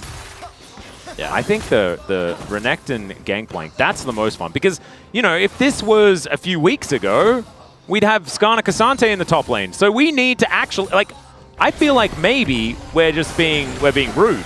As we've got a bit of a fight here towards the bottom side. Pace taking a fair bit of damage. Canyon gets here in the nick of time, though, as the burst fires not necessarily all landing, but there's the dash forward. Canyon, can he find it? Andil, that's going to be the sidestep. Canyon trying to get after them. They get a couple of flashes out of the bottom lane of the Kwangdong Freaks. No first blood just yet. And they know that Cuz is topside, otherwise he definitely would have shown up for this play. They had a lot of vision set up initially as well. Cuz is here, the ward is set for Keen, and there's just not much they could do here. They could try to force this. Dudu's got Rage. Well, Dudu's gonna come on over. They do manage to get the flash out with the oranges, as Dudu getting a little bit in danger. Yeah, this is unfortunate for the side of Kwangdong. This is what the cross-map attempt they were going to go for, and it does not go well. So 2 flashes down bottom side for 1 flash top, but it's a flash on the GP that has that extra safety in this matchup with the oranges, so feeling like a big trade-up for the side of Kwangdong Freaks, or sorry, for Gen.G. And mentioning also that Ezreal is significantly behind in farm in this lane matchup as well. Definitely not ideal. Yeah, it's not the greatest. I mean, Gangplank is relatively gankable if you know you can get rid of... there's a couple of stuns, you know? As Trial by Fire is actually now on Dudu, who's going to try and walk this one off. Arctic Assault not going to connect as there's the flash out, and so Dudu is going to have to use his flash as well. Successful gank there from Canyon. That was really well handled by Dudu. A little bit lucky as well, the Arctic Assault not going to connect there, but still gets out of there just in the nick of time. Could have been much worse. You know, without actually explaining, like, okay, barrels happen and you walk at the Renekton, all this stuff. The matchup can be so flippy, though, where if the Renekton gets ahead, he just runs down the GP, and vice versa. The GP gets ahead, the Renekton can't get close. As Cuz is over here. Yep, Lahen's in position, though. Spots out exactly what's going on here. And Chovy knows that he's now got a free lane. We'll be able to put this Phosphorus Bomb down on top of these minions. And I was actually thinking that Keen might try to go for the Tabis pretty quickly. The Steel Caps, just because it is double physical on the top side with the Viego and the Renekton. So yeah, a fair bit of value there with those shoes. But Sheen, just basically a must-buy as the first back. So hopefully Keen is going to prioritize those boots. For that, he's just going to make sure that he gets, you know, the Gangplank classic first item. Bulldog going to lose a significant amount of farm here. Chovy has a massive lead already. Yep. At least the cannon was there, so doesn't actually miss out on too much. Yeah, but he lost farm earlier. Cannon going to, you know, mean that he can get majority of this farm here. We'll get basically all of it. But Chovy just really crushing the lane so far. As, you know, Chovy's the guy who hard wins against Tristana with Corki right now in this meta. He is, he's not really losing to anyone. Has a good early game. Already has his Merc Treads picked up here now as well. And is just going to continue to put that pressure on, grab the tier there as well, so he can start stacking up mana to be even more annoying later on. This little Yordle. And having a look back towards that top lane, that Sheen looks to be doing work there as Dudu was looking a little bit worse for wear. That is going to be Drake traded for some grubs. Quantum Freak's going to be able to lock that one down. Diego with the help of his Crocodile. As now there's Rockets as well. Bulldog was struggling with all of the other things that the Corki could do, and now has to worry about even further away stuff happening as Pei's going to skate on over. That's going to be the knock-up onto Andil.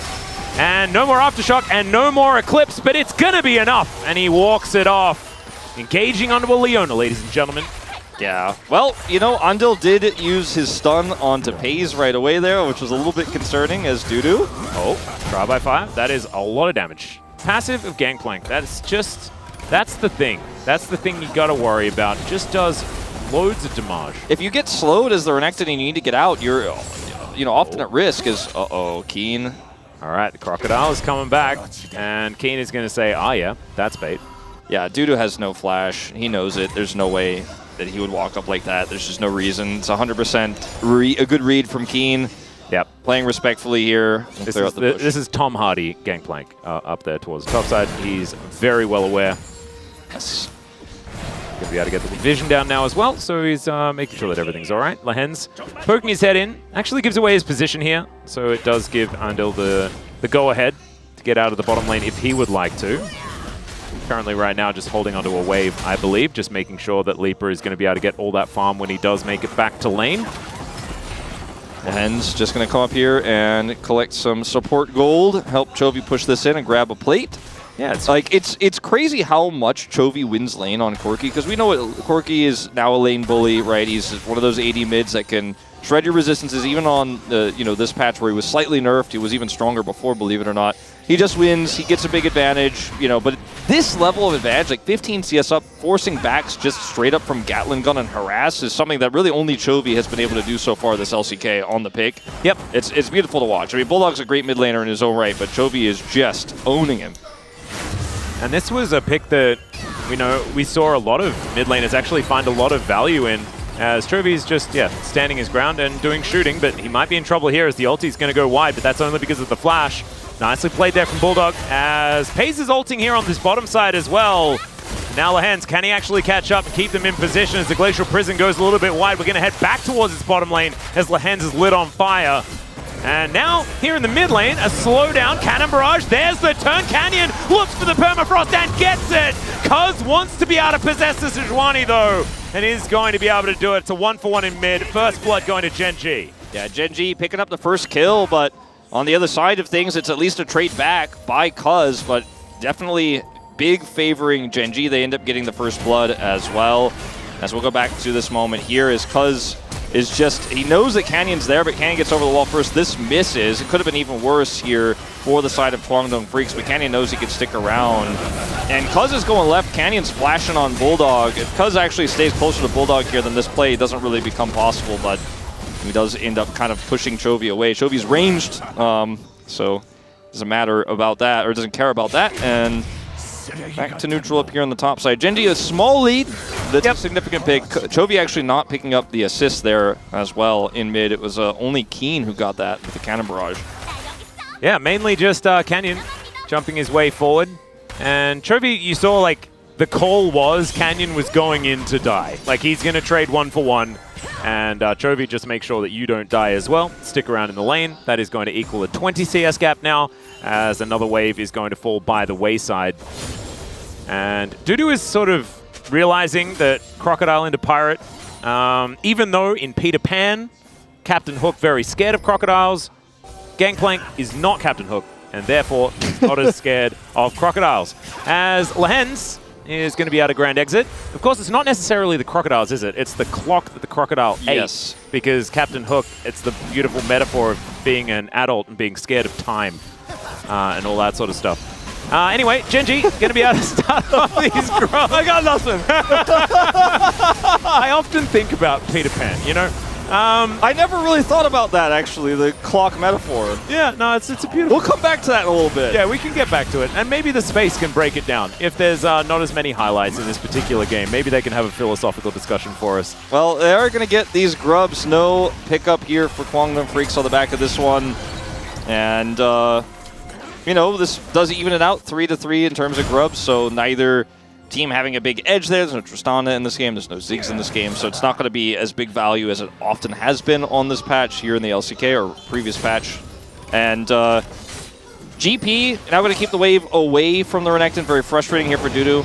It's actually deciding not to back. And it gets an instant question mark ping as well, going, maybe he's freezing because Canyon's coming in. Well, you'd be right about that. He would. Canyon doesn't have a Krug camp to head towards. Like, Dudu can't play the game. Like, look at Dudu. He's like, I can't play the game. I can't do it. I don't know where they are. Canyon's on the other team. This is as much playing the game as he's allowed to do at this point in time. He's like, I can't back. I can't farm. I can't do anything. Wait. Is it even, like, he had to just slice to get into experience range, I'm pretty sure, as Teleport is going to come in. And Gen.G, they're looking for the dive. Arcasalt is going to connect here onto Dudu. Cannon Barrage comes on through as well. And Chovy, after teleporting in, is going to be able to help grab that kill as well. And Keen, he wants even more. Trial by Fire comes down, lights Bulldog on fire, and there's nothing he can do. Double kill for the Gangplank. And it makes me feel like already the Gangplank's completely out of control. It's out of control. It is now, and it was already a problem. The Renekton into GP matchup, you know, if you make a mistake as the GP, the Renekton can get ahead and run you down, but usually you need jungle help. As Cuz, I don't know about this. Well, let's see whether he can get this one done, as Keen's going to eat some oranges and has to flash to get out of the Heartbreaker. Very nicely done. Is he out of the woods just yet, though, is the question. As the charge up, there's the flash forward, and Cuz is going to be able to get the kill. So nicely done there to get something back for the Kwangdong Freaks. Yeah, that's really important there. It's not enough to make up for the loss on the top side there and the expansion of the TP from Bulldog as well, but it definitely is something. I mean, now he's got 2 kills on the Viego. Yep, both of Kwangdong's kills are in his hands, and he has done a lot of great things with carry Viego when he does get the gold. Dudu also going to be able to come back over here, grab some plate gold himself. Because of that delayed death on Keen, he can TP back in now, but it's so late that the Renekton does get some value. So it's quite significant, actually, that Cuz is able to flash for the kill there. It's the whole wave that Keen just lost, cannon and all. So we're going to check out this dive once again. It's so crazy that Chovy's like, all right, I TP in.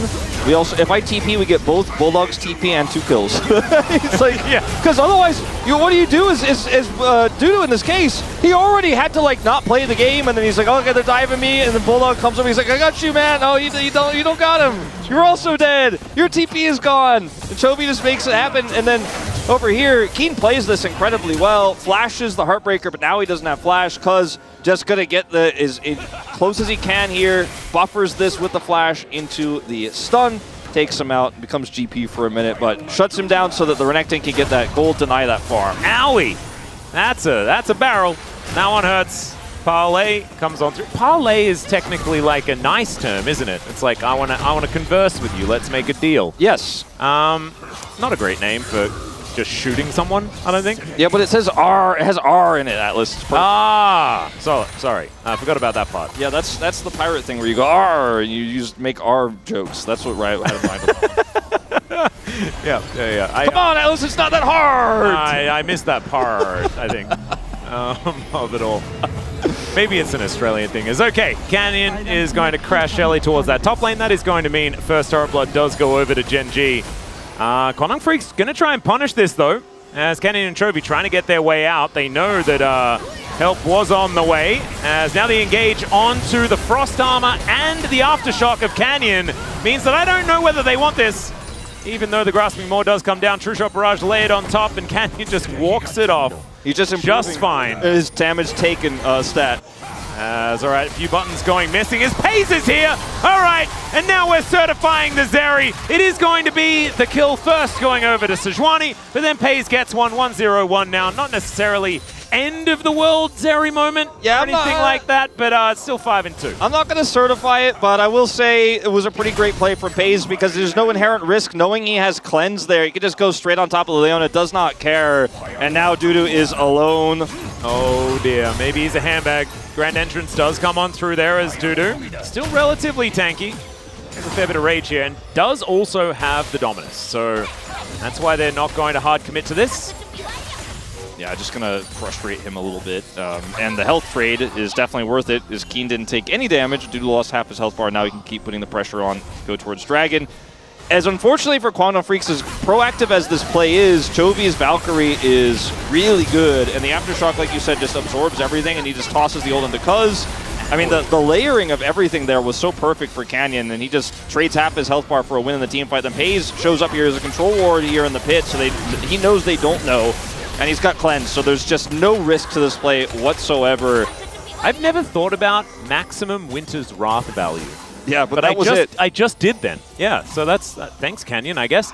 Definitely did as much as possible for the Sejuani to do. As Keen throws a barrel towards Bulldog, and Bulldog's like, oh, dude, this is what you've been dealing with. This is annoying.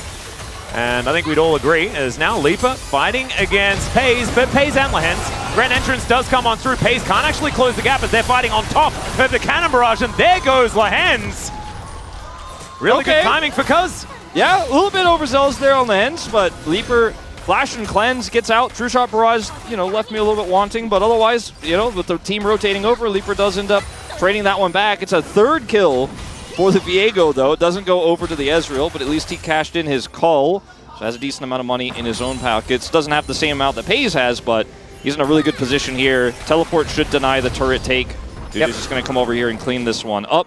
As Dragon is live, and it's a Hextech, so we haven't really spent that much time talking about this. Amazing for Gen.G's composition. Decent for Kwangdong Freaks as well. This is a really important Dragon. Ezreal with Hextech Soul, yeah, absolutely terrifying. As Gen.G not wanting to give this one up, and they have really infiltrated the enemy backline here.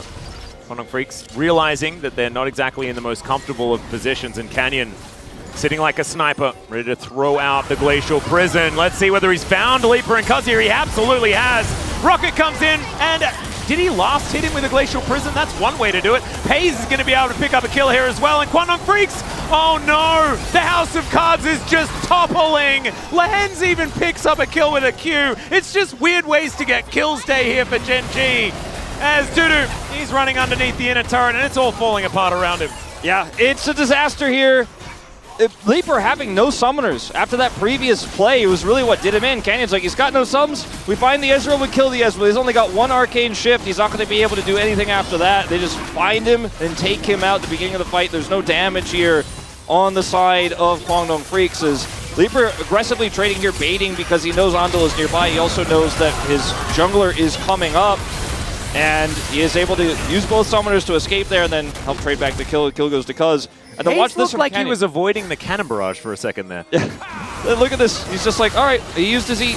Get him. He's got no sums. And, I'm not going to say anything about him stealing the kill with the Glacial Prison. I'm going to get Yankos on my mentions, but, at the end of the day, still a kill's a kill, okay? A dragon's a dragon. 100%. And, you got to just do it. And the fact that Canyon and Chovy just pick off the straggling members of Kwangdong Freaks, Kwangdong Freaks were in setup mode, right? They were in, we're going to approach this fight from this angle. We're going to try and get here for this, to do this. And Gen.G are like, well, they're going to try and group, and they're going to try to contest for this Drake. And so therefore, we're going to catch them while they're attempting to do that. And it just kind of pulled them apart. Dissected the Kwangdong Freaks before they could even start to go for any sort of honest fight. Yeah, it was just straight up clean. Like Gen.G knowing the game state, knowing the lack of summoners, Canyon, as tanky as he is speaking of. He's going to headbutt the wall and then flash over it. So, there's ups and downs. Ups and downs indeed. But, really trying to push that advantage. He had his flash up and it was safe. Yeah. As Lehens unable to stop the back there. But still, Gen.G in full control. Baron has just spawned about 15 seconds ago. Hex Gates can be employed as Kwangdong Freaks coming back onto the map as Leaper, Arcane Shift now on cooldown. The flash is still down from before, and he's dead again. Andil also going to most likely follow suit as there's a flash forward. Not scared of the Cannon Barrage anymore is Pays. Maybe it's just been a while since Cannon Barrage has been in the game. It's been a year since Doran played it that last time. It's scary, man. I mean, he just doesn't want to get hit by it. I understand. He definitely wasn't scared of it that time. No. 4-0-2 on the Zeri now. Pays is 2 levels up on Leaper, who unfortunately has just been pushed out of the game twice. Oh man, we didn't even talk about the certification moment, but I think it happened at some point. It definitely, it was a slow burn, but she's well and truly 2 items now, probably going to be 2.5 after this Baron take. As he just goes in, it's actually Zeri who slides in onto the Ezreal, and it's an engage from Lehens, and it's not the first time we've seen Leaper caught out like this. I feel like it is interesting, and it's a good talking point that it's taken a team like Gen.G to punish some of the inexperience of Leaper as a pro player here in the LCK, coming in as a streamer, right, having a ton of solo queue experience. The coordination that you're seeing from Gen.G just punishing him for having his flash down. You feel safe as Ezreal even when you're flash down because you got that arcane shift, but not so when Gen.G are this fast to punish as they push the Leona away and this collapse onto Leaper.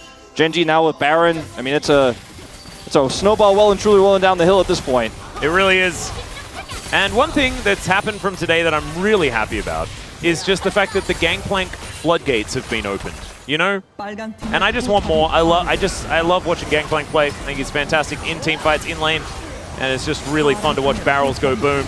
There's another one. Speaking of which, Gen.G just going to break open the inhibitor turret on the bottom side of the map. No real fight is breaking out as Paze and Leaper facing off against one another, but the Baron is going to push Leaper away from this one. Even Dudu not able to move on over because Keen is catching that flank angle. And he can sort of stand here with impunity. Barrel goes on over, but good slice there from Dudu to get himself out of the way. And I think a last-ditch effort is all that's really on the cards here for Quantum Freaks, but they can't really do it if the Crocodile's down at half health, and this poke damage that's coming through is kind of nutty. Exactly right, as now Arndil, he's going to catch a Glacial Prison. Bulldog's also just taking incidental damage. Arndil's going to try and turn it. It doesn't quite work out, though, as the quickness comes in. That's going to clean up the Crocodile, and Lehens takes matters into his own hands. Leaper tries his very best to find a fight, but he's not quite going to get there. The slowdown comes in from Bulldog, but all of his friends are lying down in the dirt. The only thing left to do at this point is to vote POG Atlas. And that's a tough call. It's one of those games where you're like, man, it's a great game for Lehens. Like, Paze is actually pretty sick this game. Like, Keen's GP actually kind of on fire. Like, Canyon's early game, his mid game, his ults are a little bit shaky, but, you know, he's all pretty solid. And I think maybe Chovy is laning. I mean, come on. Is it just a Canyon? Like a if in doubt Canyon type moment? Yeah, I think it is. Like, I'm tired of it. I'm a little bored of Canyon voting. You know, we've been doing it for like 4 years. It used to be that it was the only right vote ever. And we'll see whether that's going to be the case, as there goes the Nexus. Gen.G making short work of Quantum Freaks. No longer on a holiday across the globe. They are back in Korea, and it is business time. It certainly is. I'll give Canyon the vote. I was really trying to find an angle to vote for Paze because he had some really cool slide in and finish off the enemy champion moments. There were some great engages for Lehens as well. Keen was a little bit tougher to like force. Chovy was a little bit tougher to force. He had a great laning phase, so applied a lot of pressure to Bulldog, but Canyon just ties it all together, and that's why he gets all the POG votes, because this roster is winning every lane. They have pressure everywhere, and then Canyon's the one who actually sets up the kills because he uses that lane pressure to great success. And when we found out he was joining this team, when he was joining Gen.G, we were all horrified as to what it could mean. And I still feel like we're not even at the ceiling of this roster just yet, but it is just so scary to watch him in action. As Quantum Freaks is a top 4 team in the LCK, and Gen.G made him look like nothing. They really did. Of course, Quantum Freaks on the downtrend a little bit after their more recent losses, but still, I don't know what to expect from a series from any team here in the LCK against Gen.G.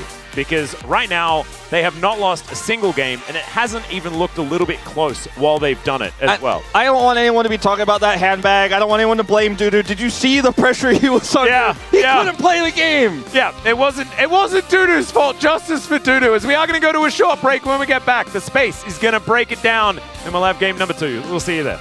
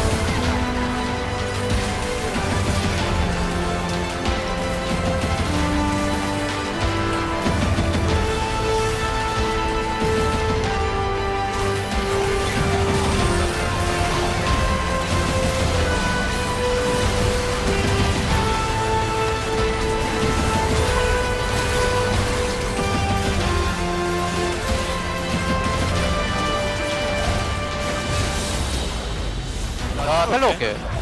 바텀 쓰면 끝나나? 끝날만해 이거. 레오나는 나오고. 아 근데 얘네 라클 바로 왜 혼자 하긴 해. 바론이야 바론이야. 왜 잡으면 끝났지? 왜 노플이잖아. 그냥 기인이가 술통 전멸해가지고 뭐 잘해보던가. 어머 그냥 몸 넣어주면 내가 그냥 박을게. 대가리 박을게. 넣어볼래요? 왜 스킬 다 빠졌고? 타워 일단 깨져. 넣어봐. 회의 높어요? 이거 타워? 레오나. 네 나오긴 한다. 회의 높어요? 끝났어. 이거 치면 끝나. 미스터리 복면 칼바람 대전 후아유 맨!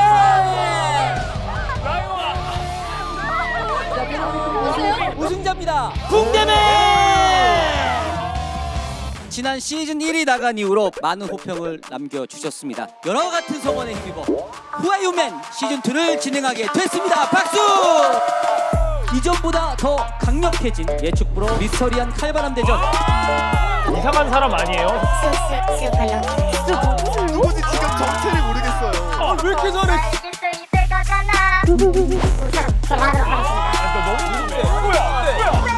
후아유맨? 정말 쉽지 않습니다. 미스터리 복면 칼바람 대전 후아유 맨.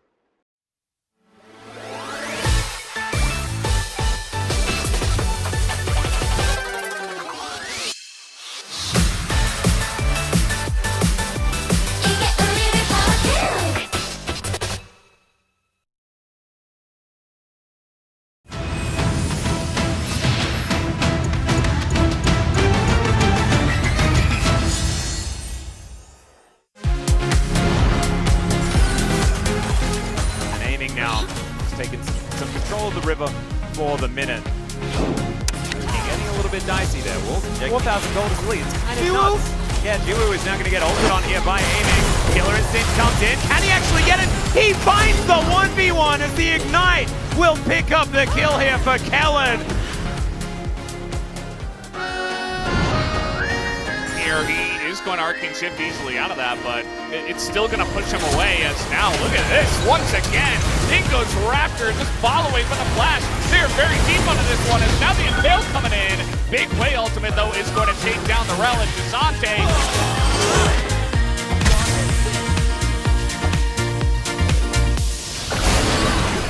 Is just taking. Can anyone kill him? The answer is no, as Bulldog just gonna kill the rest of the enemy team as all the focus went on to the Fed Desante, and Quango Freak easily win the fight.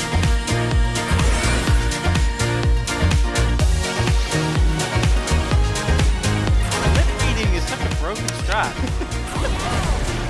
Yeah, this Skarner's not in a great spot here as he will have to flash away. Now they're trying to turn on a Do who will have to flash himself, but the Nidalee with the spear and Cuz goes in, immediately gets dashed into, but he's getting so much value. Another spear comes in, and Cuz is just dominating this 2v2 in the top side, now a 3v3. Presence means Lucid can't really do anything, and Helicopter Poppy looks pretty cool, but isn't actually able to do anything, and there is that soul point, and there's the knock-up, the double on the seismic, shoves into the backline, goes King in, and buys all the space, but Bulldog, it's his turn to react, he finds Showmaker, he also finds Kellen, and Aiming's able to turn it with the help of his friends in the end.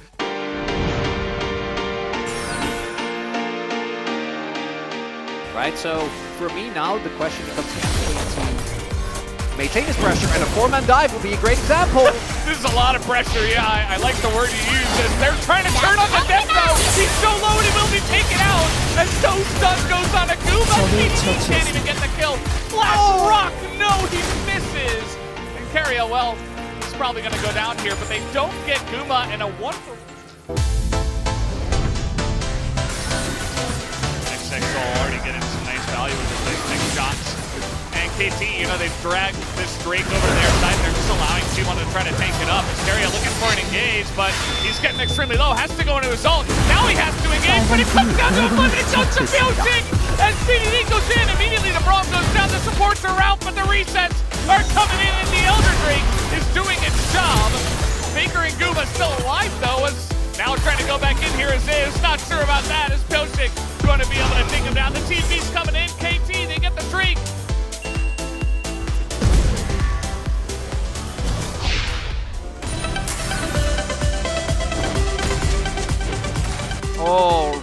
pick there as Wolf set up.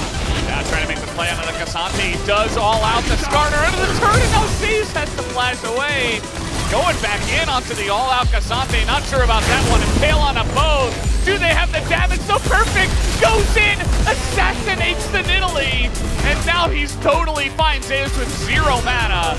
And eventually he's just gonna die. I mean, there's nothing he can do here with no mana, no health. BDD picks up the second kill.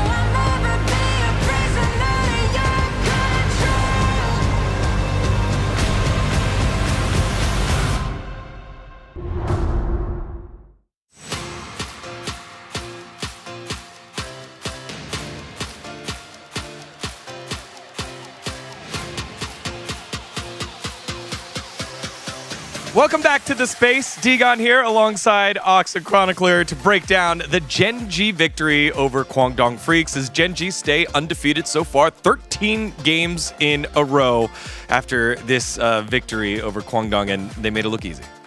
Yeah, pretty convincing one. A lot of people had question marks because obviously EWC performance wasn't what we expected. This looked like business as usual. Yeah, I think the rumors of Gen.G's demise were, unfortunately, for everyone else in the LCK greatly exaggerated, as this was textbook Gen.G. All the lanes were winning again. Keen pulls out something new, which I think was really cool. I'm happy to see Gangplank back. Looking at the draft, I think the Gangplank shouldn't come as too big of a surprise, even way back when, you know, Gangplank, I think, was a lot more prevalent. We saw it very often into the Renekton, can actually do decent into that matchup. The Corki priority remains really high for Gen.G, which makes sense, again, if we look at what has happened for them domestically.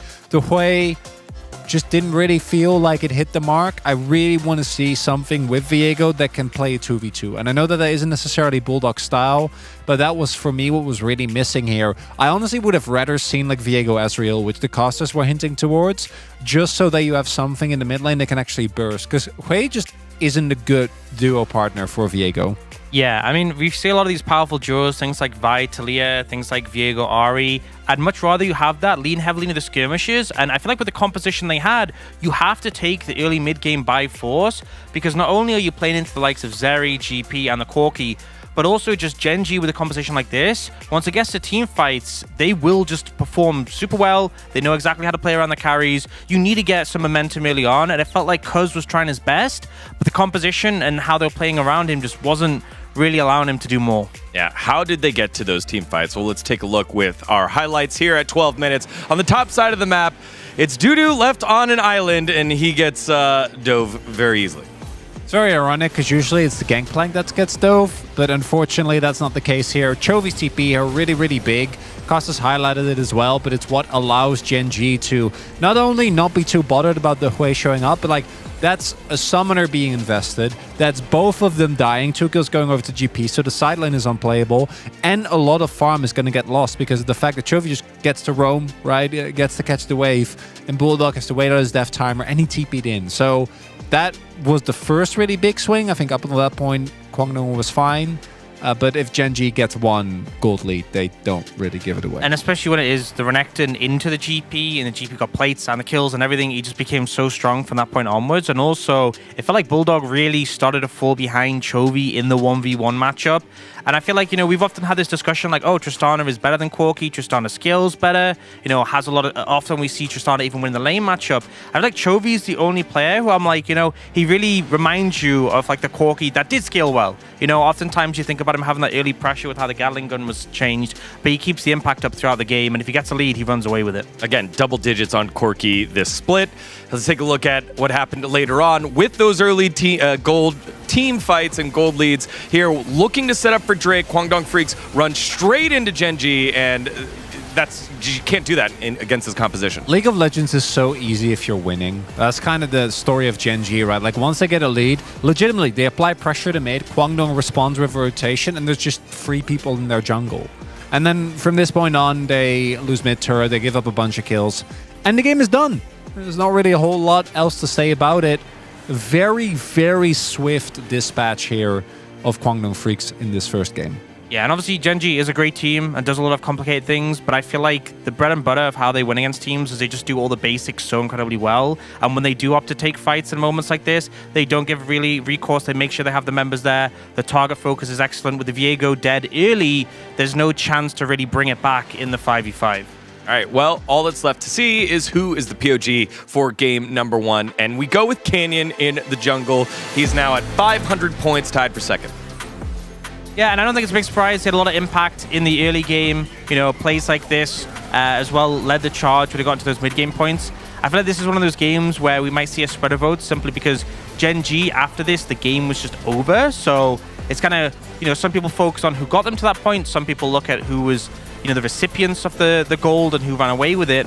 But yeah, I think Canyon had a really strong game and is going to be trying to catch up with Lucid right now, who replaced him in the POG standings. Yeah, I'm really happy with the performance of Gen.G here. I think a lot of people were kind of, you know, not necessarily expecting him to lose the series, but maybe drop a game. After that first game, though, we're really not seeing it as we went for Chovy. I think his laning phase was extremely impressive, and the TP towards top was really, really good. And then the Lahens votes. I didn't see that one come. I thought it would maybe have been Pace because of what he was able to do in the mid-game. Yeah. All right. Well, to get into game number 2, let's send it on over to our seafaring storytellers. That is, of course, Atlas and Wolf. Aye, turn. Thank you very much. Yeah, I actually don't think it's necessarily a bad thing to ever vote for Chovy, so I'm not even going to throw shade. Because Chovy is always robbed if he doesn't get POG in a game that he's in, and this is his 600th game as well, just behind Teddy, only 27 games behind him. Not likely to catch up anytime soon, but has just surpassed Ruler. Yeah, wild how many games Chovy has played. You consider how long Faker's been around, he's, you know, like 300 and some odd games ahead of him, but, you know, back in the old format, you didn't play as many games, and Chovy's been playing since, you know, the round-robin format, obviously, so stacked a lot of games very quickly, or over a long period of time. Quantum Freak's going to pick red side, which is not really a big surprise with the drafting style we're seeing from CVMax and the potential for some counter picks. We saw a pretty stock standard draft in game number 1. The play pick, we all knew it was coming. We didn't like it as much, but that's Bulldog style. Maybe this time is the time it gets a little spicier for CVMax. Played one straight-up game against Gen.G. Now, I'd rather see a Corki ban in this spot than trying to ban Canyon's champion pool, and then he just gets POG on Sejuani instantly the next game, or the game right afterwards. Like, I'm not sure about this style, but this is what it is. I think Corki, the lane presence we saw from Chovy in game 1 cannot be overstated. I think the votes that we saw there are warranted, and he's just going to get it straight up right again.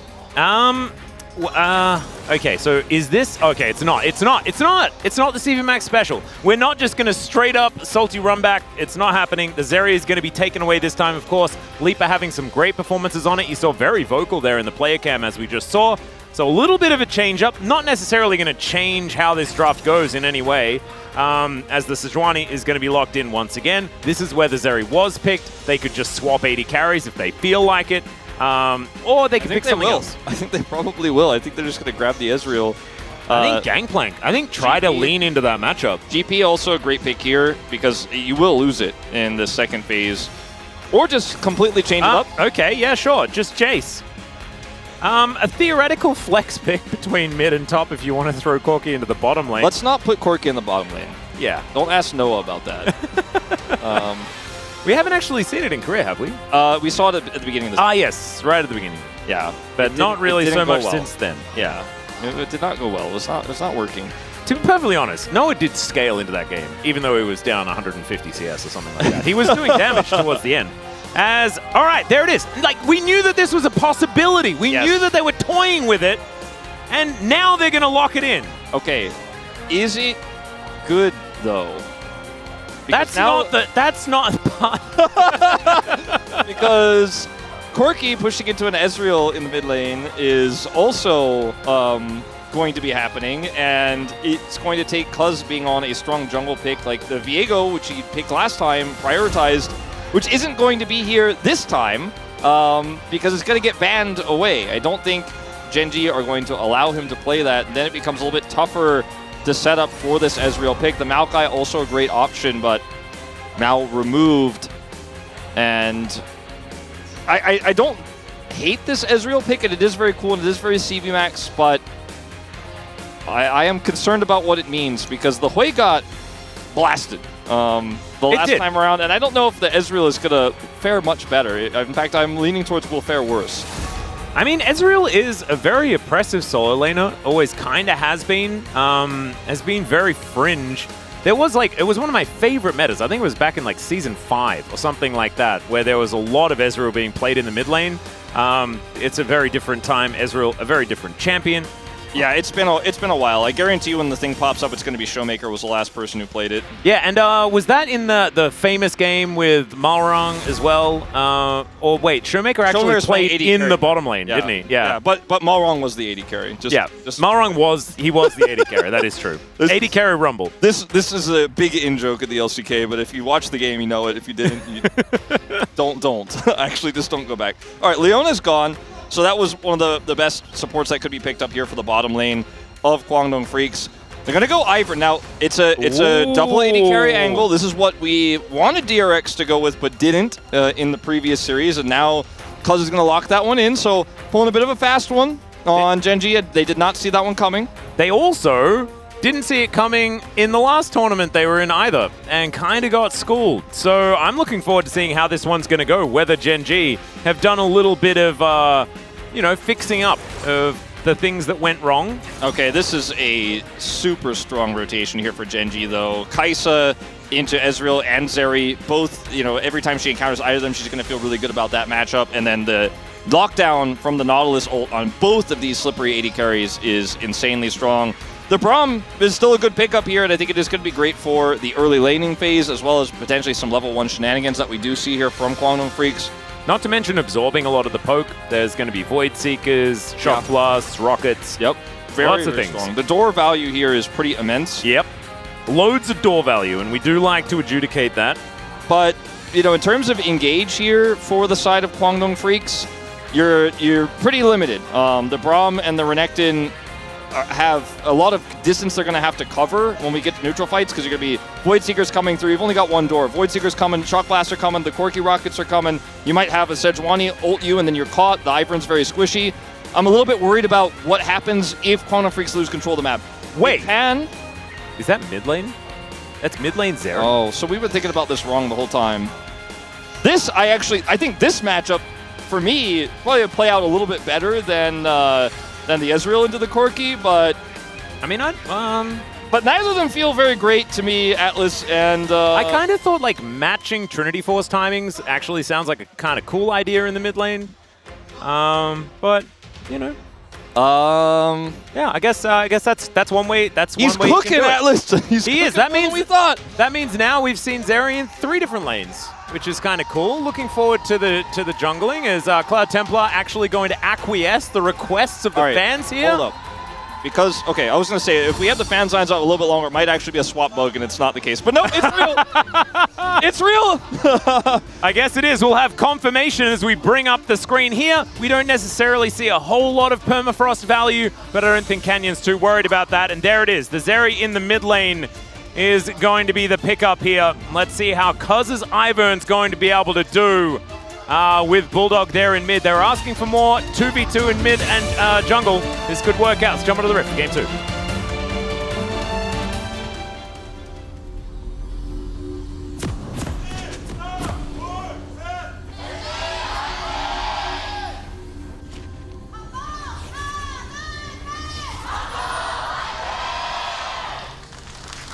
Aye, me hearties, and here we are, onto the rift for game. Oh wait, what? You missed the opportunity to say "here we are." Yeah, I know, and I was also in a Scottish accent for some reason. Yeah, it was really strange. It was very strange. I'm not going to try and do pirate ever again. I apologize for that one, guys.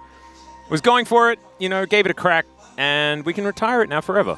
That's okay. I think that's fine. We get to a lull state, you and I can talk about wristwatches and whether Wendy should have stayed in Never Neverland, or Yeah, we're not quite there yet. And how many Nevers there are in Neverland as well? Is it Never Neverland or is it just Neverland? I don't know. I never knew. I think the adults say Neverland. Yeah. The kids who want to stay in Neverland call it Neverland. And which version of Peter Pan that's in movie form is true canon? Well, I There think are most so people many. would say Hook. So would I. Because Robin Williams. Yeah, true. Didn't have a bad movie except Flubber. Let's be real. That's the only one. Yep. But wait, was Flubber bad? I watched that when I was so young that I wouldn't even know whether it was bad or not. For Robin Williams standards, I mean, come on. Like, is it a bad movie? Not necessarily, but like, you know, for Robin Williams, it's kind of like, That's in true. love with the computer. Come on. Hey, there've been some movies since then that have been about that have been quite good. Yeah. As Lehens and Pays are going to get attacked here momentarily by Leaper and Undil. And Lehens actually kind of getting pushed out here as Keen going very aggressive towards Dudu. Man, Dudu is just a punching bag. Yeah, he's this just series.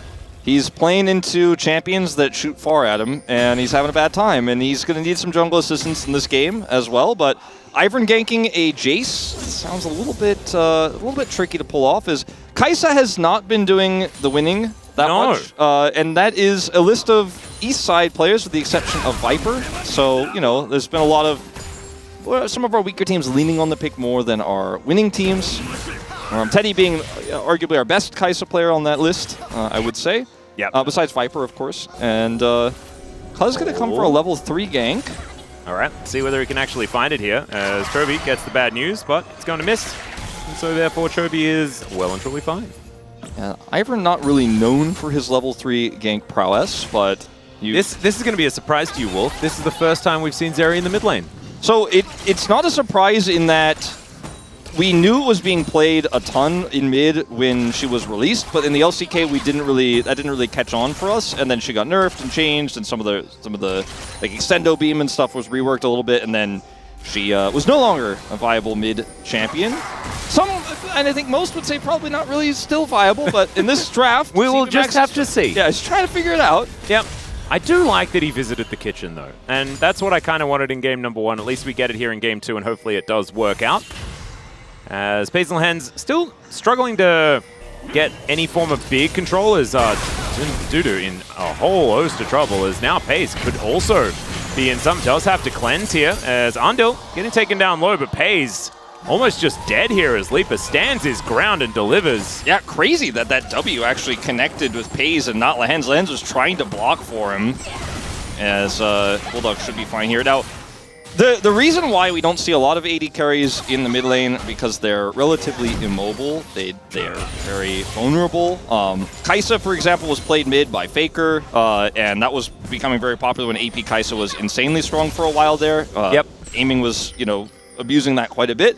Zeri has a small little dash when she's not near walls. She could still kind of move away, as you saw there. Not a ton of mobility on the champion unless she's next to a wall. So can be very, very scary to play this, especially once Canyon hits level 6. But this is not a trade I think Dudu should have taken. No.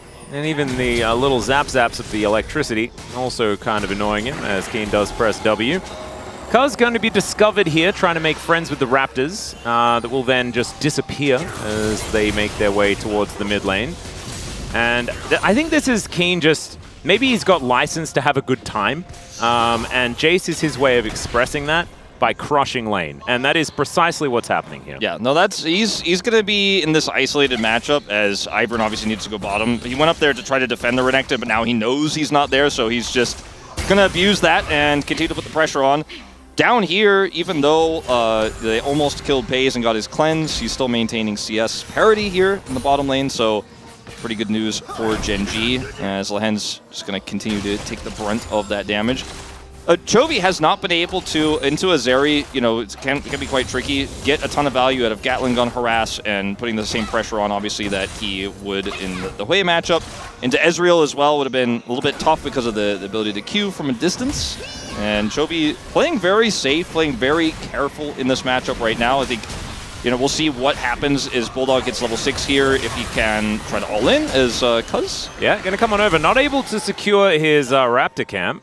And in fact, they're just going to let Canyon live for now, not wanting to go for that 2v2, as of course, Chovy was right there. Now some grubs being looked at, and Canyon just kind of going where he pleases at the moment in this game, as Bulldog dashing forward, Chovy killing minions. a surprise, surprise to absolutely everyone, as we know. About 400 gold, the lead here for Gen.G, just purely from laning, and mainly from mid and top lane, as well as the jungle, as Canyon has been able to stream ahead just a little bit. But I think Quantum Freaks probably looking for more of these team fights, more of just trying to scale their way in as slice dice and, well, not actually a lot of dice, to be honest. For Dudu, they're towards the top side, as once again, the trade's not necessarily working out in his favor. And this not working out in Gen.G's favor as well. So at least there's a pressure point on the map for the Quantum Freaks. Yeah, now starting to take a big CS deficit here. FaZe trying to catch up. Only 10 CS behind, but still quite significant. This is going to allow Quantum Freaks to take this Dragon as well. And up on the top side, you know, I mean, things are pretty disastrous, but if they can keep this pressure up bottom, and yeah, this is Corki doing Corki things. Bulldog now can't all in, can't trade back with his ult. Yeah, will definitely die. You just got to keep that pressure on as the Oh Corki. dear. Uh-oh. Lehens and Pays possibly getting punished here as Lehens has to flash. Does manage to get to the wall, but is Pays going to be okay? Meanwhile, we'll check out the top side as Dudu, he's going to go into the Dominus, but there is the Glacial Prison. Keen lands the Shock Blast, and Canyon tanks the turret just enough. Even the cannon is secured. Something happened bottom lane. They almost died, but they didn't, and so it's all okay. Wow. Well, Dudu he's handbag territory again. He's doing the handbag thing. Unfortunately, he is not in this game. It is now a 5v4 game that Quantum Freaks are going to be playing, as he has no teleport. So there were a few moments here where you're like, does he live? Does he get out? Like he's able to get his dash right. The knockup is used, but doesn't actually knock him away from his turret. And then he barely lives here. But then the Shock Blast is good from Keen, and that's the end of that. Like for a moment, you're like, does he live? No, he does not. Keen doesn't miss those, and he's now at 37 CS. Back to the lane. He walked back, and Keen is going to continue to put that pressure on. He bought a tier, and that's stacking up now. He's got the Dirk in his inventory, and with the refillable pot, he's just going to keep applying pressure. If Dudu wants to trade back, he's going to heal through it, and then he's just going to keep hitting him until this Renekton can take no more. Yeah, it's very rough, and we're starting to see these trades going very in favor of Chovy. That one previously just looked completely unfair. It was like Chovy had way more buttons than Bulldog had. As now Canyon going to move on over as Cuz is making friends with the Forest, is going to try and move his way in, and now Canyon will start this one up, and it's not quite friendly enough just yet for Cuz to take. Yeah, as Daisy's going to pop on over. This is a 2 versus 1. This is very unfair. Canyon going to have to try and get out, but was actually kind of thinking that he wants to take the red first, so he'll take the red first, and then he'll get out. He knows that Cuz doesn't have smite because he would have just instantly smited once he had the cap on the camp, and he's like, oh, I could just stay here and actually take it. You don't have it. He has it now, and we'll use it to at least secure his Raptors. But man, Canyon is putting on a clinic of how to play against Ivern when you have lane pressure in both mid and top, because the Ivern just cannot actually secure his camps, because he can try to cap, but those could be stolen away. Without smite, you can't deny the enemy jungler. As Cuz trying to make something happen with Daisy, but he's just out of options here. And now Canyon's just like, all right, the time has passed. I'm going to go take my own jungle now. Yeah. I mean, it's only one kill in favor of Gen.G, but it's everything else that's sort of compiling on top, right? Like, you've got compiling on top. That's not how that works. The piling part of compiling doesn't actually mean piling. Never mind. It's about 1.5k, the lead here for Gen.G, despite the fact that there is only one kill. That just means that it's not a lot of control for Quantum Freaks. Yeah, if it was a lane lead compilation, it'd probably only include top and mid. I think they cut the bottom lane because there's a bit of a negative one down there. In fact, Jonah Strong, I think, is definitely agreeing with you. Okay, here comes Canyon again. Dudu has teleport coming back, so if he dies here, at least he's got that, right? Yeah, true. At least he's got that. We get the little zoom in. There's the precast of the Dominus. The swap positions, that's kind of cute, but look at Canyon. He's tanking this one for about 15 years. There's the flash. Keen will pick up turret aggro, but he is still going to be absolutely fine. Takes another plate. There are 2 minions here to soak the rest of the autos. And that's a 2-0 Jace. That's a 2-0 Jace. That's a Croc sitting on 50 CS.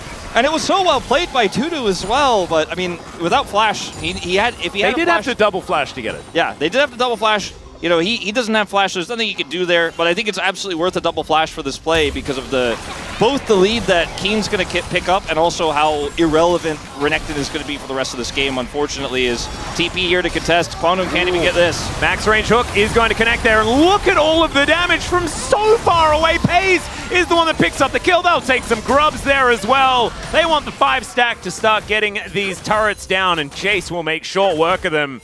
And Pays is now unlocked from the lane, feeling way better about the state of the game. Yeah, Pays is like, I'm almost evil. Oh, no. Renekton. Don't do it to him. He doesn't deserve it. No. Oh, man. Maybe they went and watched Hook in the break. And they were like, no, crocodiles are evil. But no, they're only evil to the pirate side of it. Yeah. They're just animals trying to get by. Yeah. Oh, man. Well, it's been a very rough day for Dudu thus far on this Renekton that they've been priority picking, right? Like, this is is not like I'm just going to try and cope with the pickup here. It's like Dudu is taking the short straw. He's the one that has to blind pick. And Keen, he had the Gangplank first, now he's got the Jace, and neither of them look very good for the Renekton. Yeah, okay, Cuz has Smite this time, so can get the steal on this camp. Small victory, but it's the Renekton that you're picking feeling like you're going to get an edge in the matchup because it's, you know, right now we've been seeing mostly tanks until the Skarner nerf, right? And, you know, everyone had a different read on which top laners were going to be meta. We knew there were whispers of GP. Now it's actually being played. The Jace comes in here. It was surprise, surprise. This is another one that we're going to win with. And I mean, this is just salt on the wounds because Quantum Freaks are like, all right, well, maybe we can get these grubs, right? Like, we have Bulldog here. Maybe we actually get something on the map. No, you get nothing, actually. And Gen.G come over. I mean, they get one.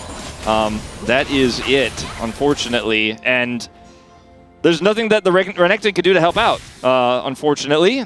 There's nothing anyone can do to help. It's actually just a tragedy, Atlas. It is absolutely a tragedy. And Pays is now 600 gold ahead of Leaper as well, which is, I think, extraordinarily rude. Because Leaper has had a great laning phase. Like, him and Andil are doing really good things, but it's a team game. The rest of the map was on fire, and Pays picking up solo local gold for first Turret Blood there on the top side of the map. Massive. Yep, that is definitely going to help alleviate any troubles that they might have had. It's just, there's just no good news, unfortunately. Maybe a second dragon? I think Canyon's got other ideas. Well, let's see what they can find. Cuz not able to land a snare as, okay, Chovy possibly in trouble, or possibly just going to kill two people now as Canyon, Winter's Bite is stacked up, is going to be able to throw out the Glacial Prison, secures the Drake there as well. Some knockups coming in, but oh my goodness, they're in a blender. They managed to take down the Nautilus, though, as now Pays has been separated, and Kwandong Freaks, oh, Keen wasn't there. Yeah, he wasn't there. Oh. But they still got the dragon. Still got the dragon. You know, pay no mind to the dying. Gen.G got the dragon. They got the dragon. Lehen's got a huge set of knockups with his ult as well. Yeah, that's true. And then he died. Yeah, he was like, you know, sometimes when you're Nautilus, you're thinking, oh man, they're all on top of each other. My ult's going to be so big. But sometimes you need to think about, you know, if there's any follow up for that or not. Because in this case was not. No. And he did die. But they got the dragon. And Kwangdong Freaks are still 4,500 gold behind. I mean, they got an inner turret. But they got the team fight win, Atlas. Yeah. Or they got, Lehen's here. They did! They put all the damage onto Canyon, and Braum ulted him. And so this actually is still pretty close. Yeah. And if there is a little bit more, you know, in the tank here for Gen.G, if Chovy is actually on top, if Keen is there, and that knockup knockups happens for Lehen's, then it is not even close. But at the end of the day, at least they get one back. One on the board for Bulldog Zeri. We're not going to certify it, though, as this game state is still pretty rough for Kwangdong Freaks. Yeah. And right now, in this lane right here, Chovy has double the farm of what Dudu has. And that's why you can see Dudu taking about 1 trillion damage from Sheen proc out of this Corki. As Bulldog is going to be able to skate over the wall. He should be absolutely fine. It's a very long lane. As now Lehen's sidestepping a Winter's Bite. King comes down. And there may need to be a door. There is. Pays looking for that backline. Is now Canyon. How did he manage to find that? As Cuz just going to be sniped off the back end, but is going to survive. Those shields really working out. And both 80 carries grab a kill. That is a real victory for Kwangdong Freaks. Leaper going to get the shutdown onto Keen as well. That's massive amounts of gold that this Ezreal is going to pick up. This is a huge swing. Now, still a massive gold lead here for Gen.G. Don't get me wrong, but this was a big error on the side of Gen.G. Is Cuz just ends up being the taunt button on this one. All right, well, Dudu is going to try and, I think he was trying to clear out the wave. Oh my, if that rocket landed, he was just dead. And the turret is definitely dead.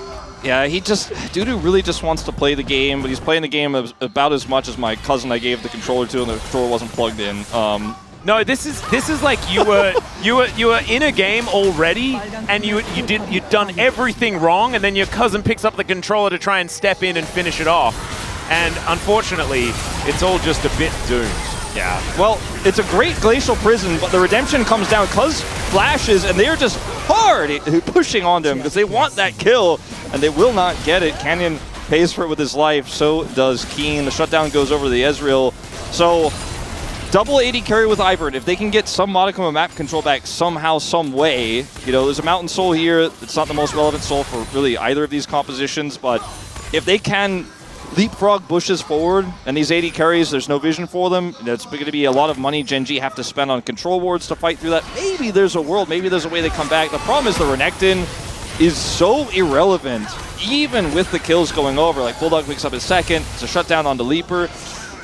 Yeah. It just feels like there's no front line here, and there's never going to be. The front line is because of shields. That's actually the front line. Is hopefully his shields are enough. Andil's shield as well.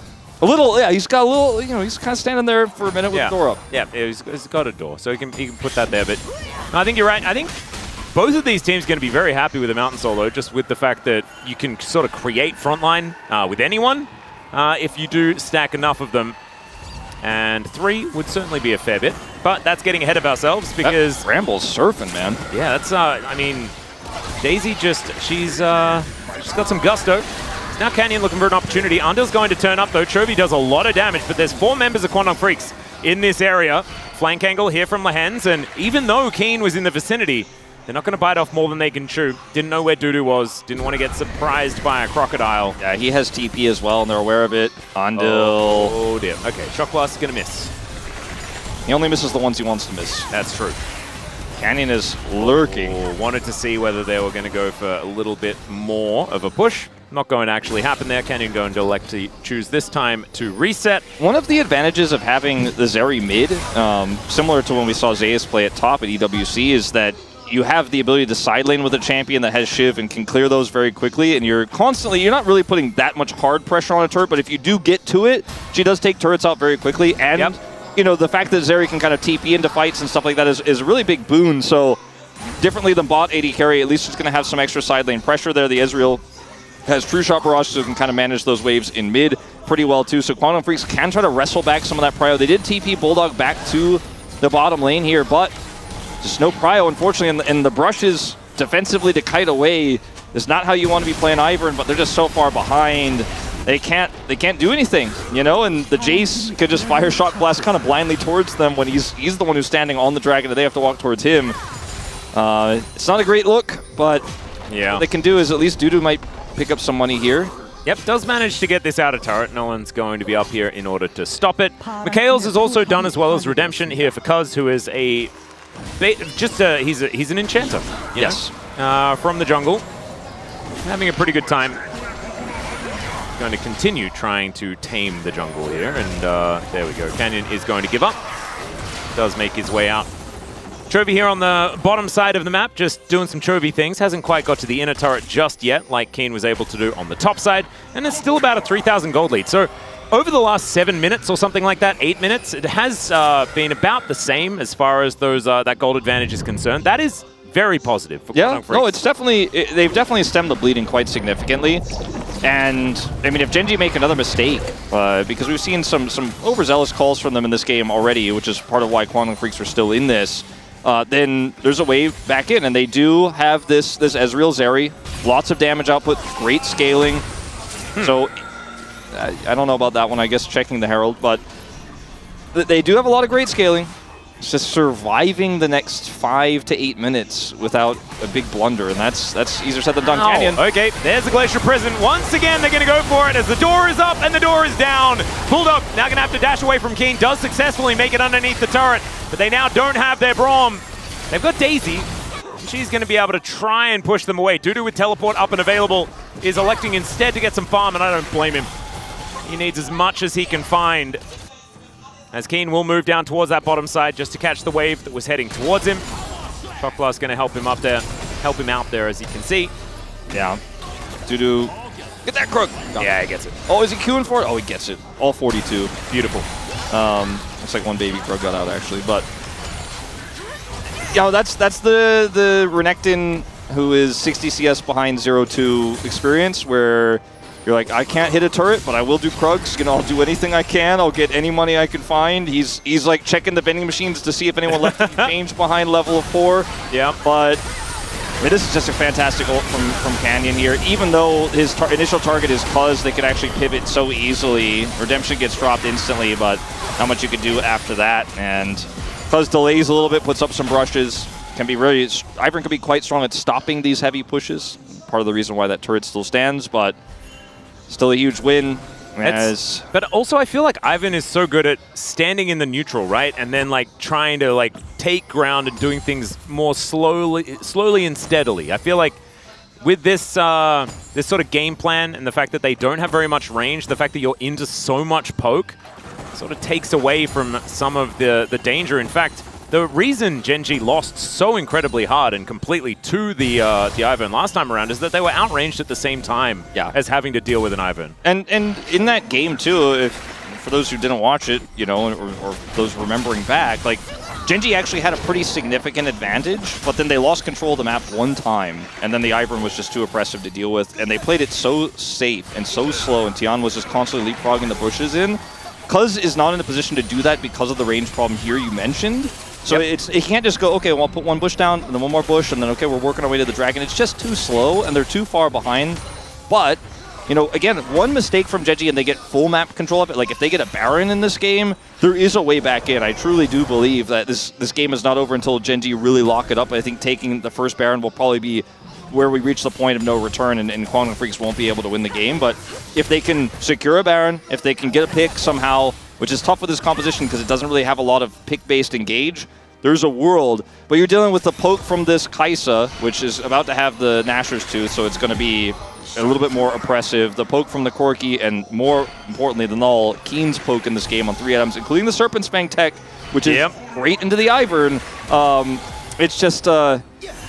It's hard to see the world where Kwangdong Freaks slowly claw their way back into this. It's going to take a whole lot of very measured play from this team, as Bulldog possibly overextended, but he smells that there's something in the water. Understandably, it is in fact Bristle. As Keen lands a Shock Blast, and Bulldog is going to back away, so not going to be overextending or anything like that here. 15 seconds, and then it is going to be second Mountain Drake time. Soul Point available for Gen.G as well. As you can see, Chovy just playing bouncer here, trying to get rid of them, and Keen, oh man, just needs one more W, and then he is going to be through that turret if he's given some free time. Now just going to slink away into the river. Dudu has TP, but there's not a great flank ward for him. Breaking through this is going to take a lot of bush leapfrogging. It's going to be a hard commit if they do want to go for this one, as the poke is starting to land as well. There's the teleport. It's pretty late. Let's see whether they can find a team fight, though. Canyon is not the engaged target. Daisy goes down. Trophy going to take that 50 gold and feel very happy about it. As Shock Blast continuing to land. It's another flank angle here as Trophy sees more red dots in the mid lane. And he'll take those down as there's the Glacial Prison. They're on that flank angle once again. It's the Braum. He puts up the door. It's a little bit more value this time around. And now Dudu found the front line, but so did Keen. Just takes down the Ezreal. Undil's going to fall to the skies, says Keen, and takes down his opposite number. And Gen.G, they're going to push them under this outer turret. And that's another team fight win for them on top of the Drake. On top of the Dragon. And it was clearly a split call from Kwangdong Freaks. They teleported in to watch the Dragon go, and then just kind of hung around because they had to kite out. Canyon finds his opportunity, and he's looking for another one. He is a bull possessed. His Cuz is very dead. The Killer Instinct set up beautifully, and Paze is going to knock him down. Speaking of things getting knocked down, Chovy dealing with the inner turret here in mid lane. And we are cruising towards about a 7,000 gold lead, and the Baron Pit at the same time. It's done. Yeah. It's done, Atlas. You know, there was that was that time you were referring to, I think. Yeah, it was a sliver of hope. It's gone now. Oh, the True Shot Barrage of Destiny. Can it pierce the heavens? No, it can pierce the Baron, and it will help them take it down. Yeah, and they'll get more value out of the fountain when they back and get all their health back. All right, so watch this angle for Canyon. He's like, oh, you guys thought you were going to half commit and get away with it? No, you guys didn't even commit to the fight, and yet still, I find this engaged. Now, Dudu actually gets a surprising amount of value in this fight with the heal he gets through, but I mean, look at the damage output otherwise. Like, yeah, Bulldog is completely zoned away by Chovy, cannot offer anything. It was like Bulldog and Cuz, both of them. It was just Chovy just standing there with a Gatling gun and they couldn't walk past. Yeah, he just couldn't get past him, and oh dear, okay, here's the skate in. Supercharger there from Pays. Can he actually survive? Flashes over the wall is now Keen. Looks to try and get himself out. Lahen's trying to help, but it's not going to work.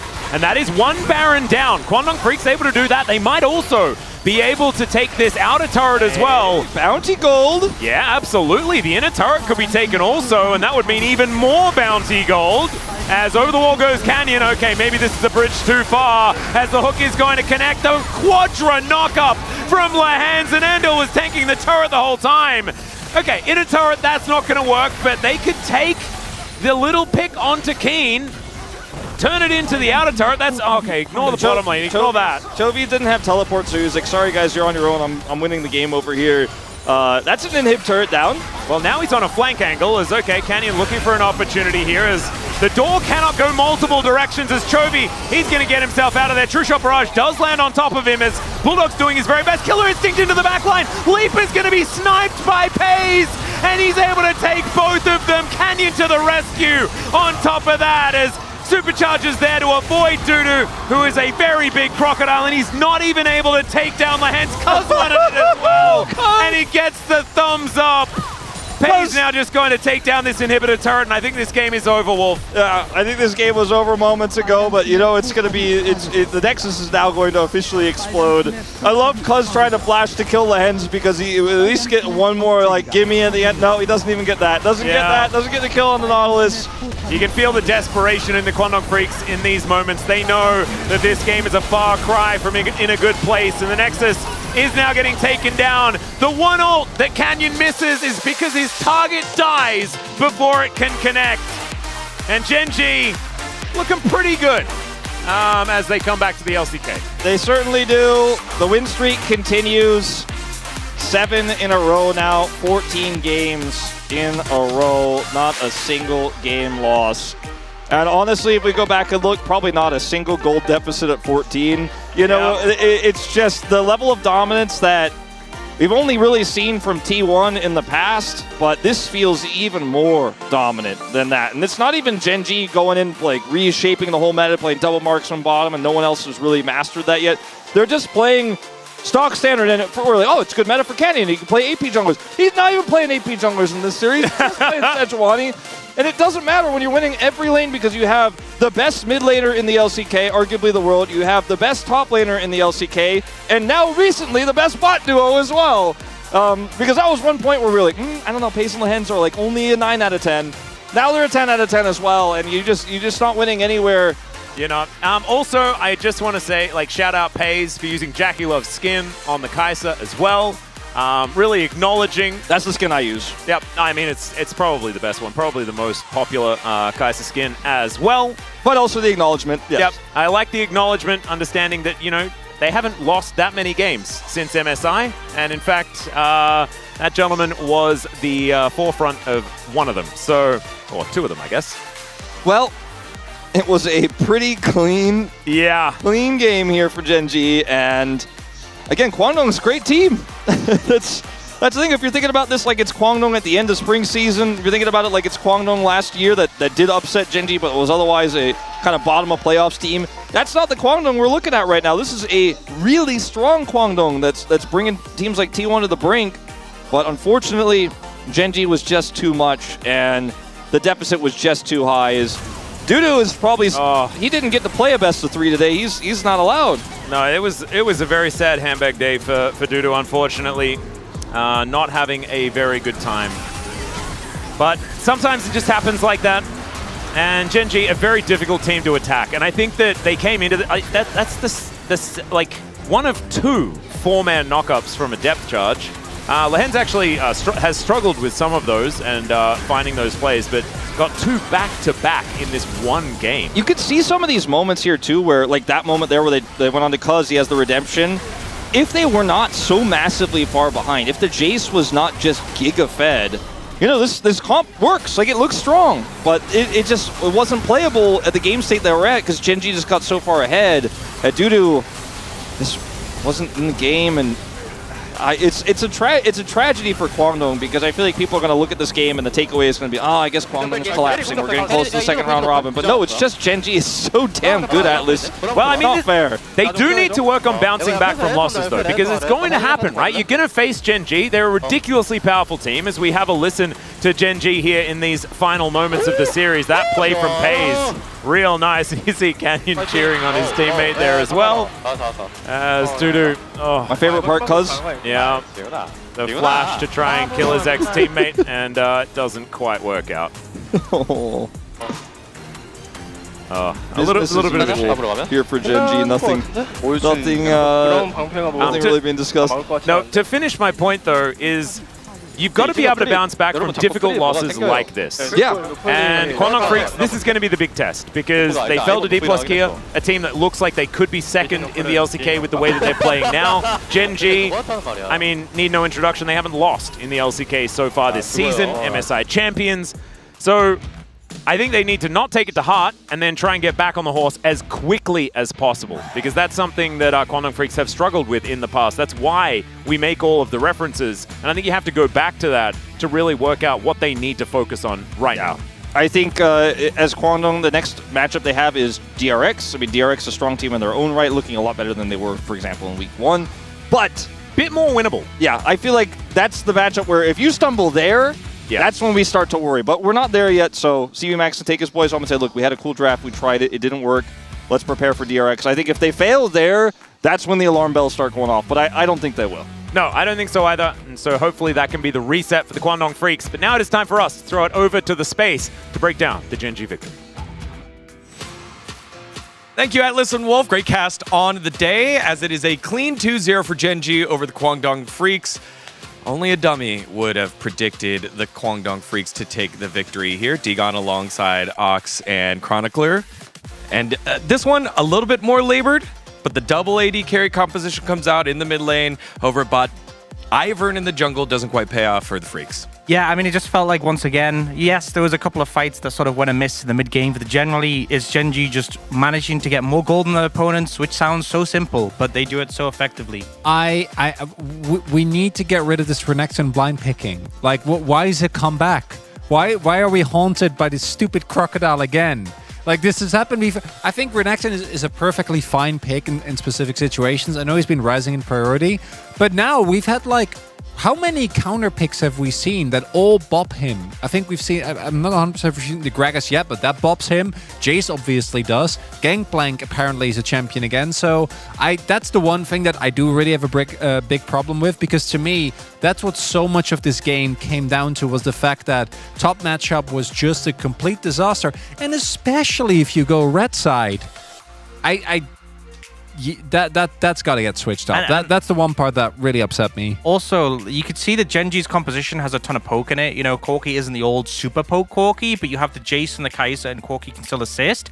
There's no engage on the side of Kwangdong Freaks. If you fall behind, there's no... They did. Which they did. There's no good recourse to kind of get on top of the side of Gen.G. And sure, there was a couple of fights where Gen.G... Well, not even fights. They overstepped and got picked.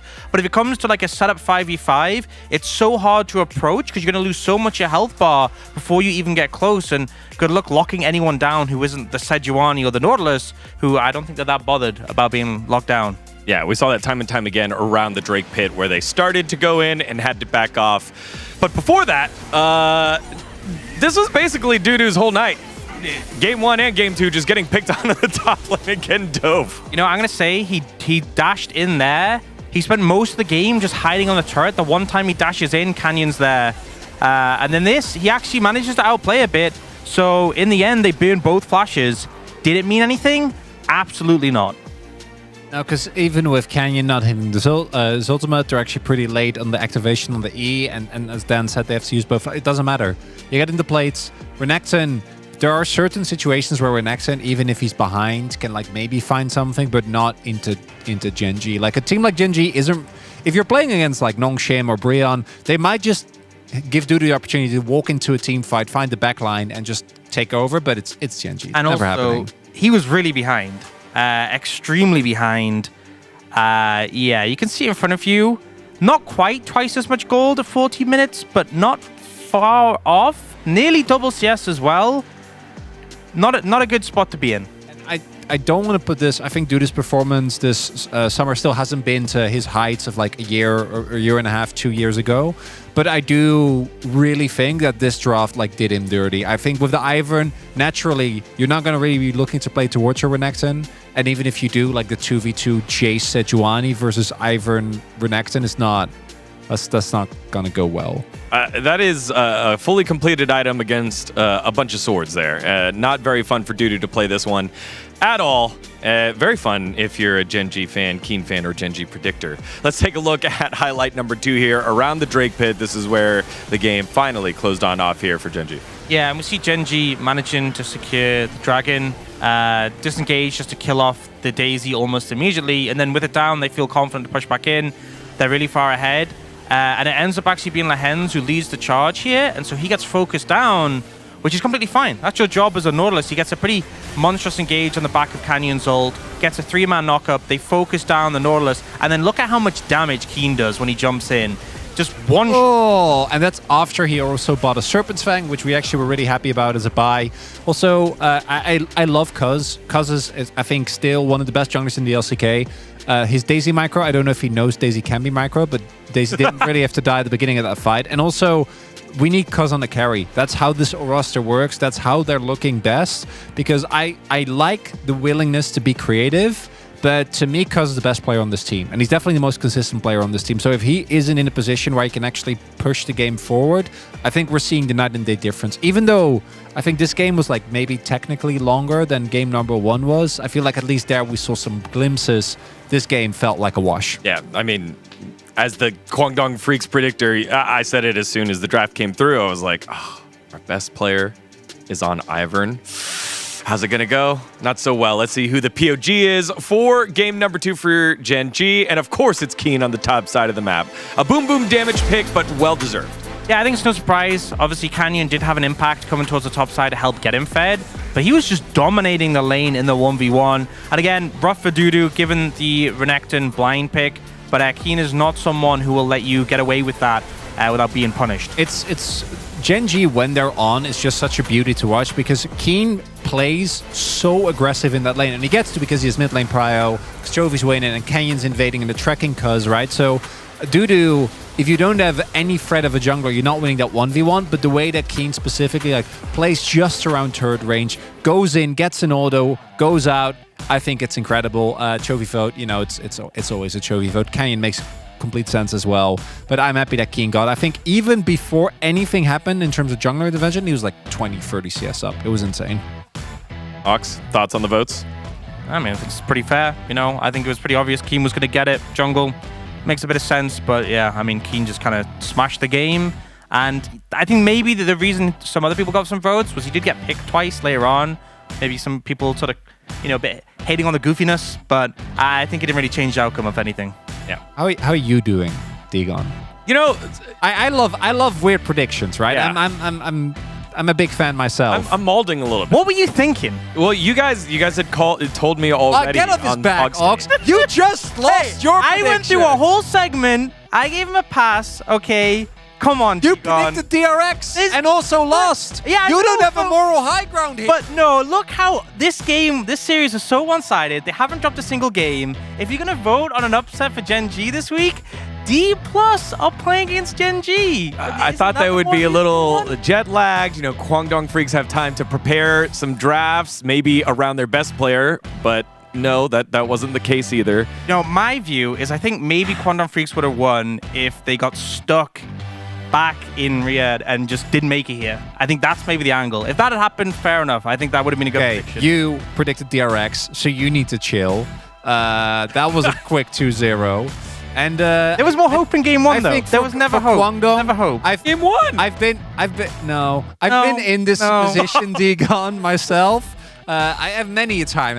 I've put a lot of faith in a team that probably shouldn't have it, and I think Guangdong just in the last 2 years have kind of been that team. The reason why is because you guys told me on the episode of Pog State, Guangdong Freaks will do this. I was like, no, they won't. No. This time is different. Yeah, that was me with Liv Sandbox in 2022. All right, interviews ready right now with the winning team, Gen.G. Deer, take it away. 오늘의 Thank you very much, guys. This is Dear for the POG interview translation, joined by Canyon and Keen on the side of Gen.G, who continue their undefeated run with a 2-0 against Kwangdong Freaks.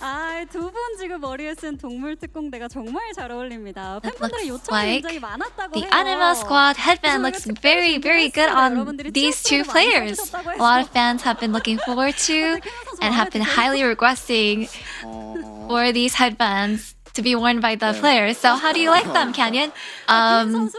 Yeah, I like them. And Keen, we heard that you did a special challenge with QWER. You know, honestly, I didn't really do much, so yeah, well, we're still looking forward to it. So you guys are on a 7 winning streak in the LCK. How do you feel, Canyon? Being able to continue our winning streak is very good, and I want to keep continuing our win streak. And Keen, how about you? Yeah, it was a clean 2-0. Makes me happy, and I want to be sure that we do well in the next upcoming match.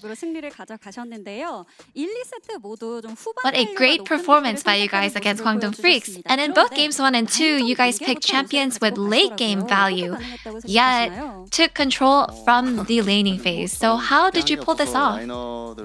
Honestly, I wasn't a big part of it. It's just all the solo laners who did really well that made the game so easy.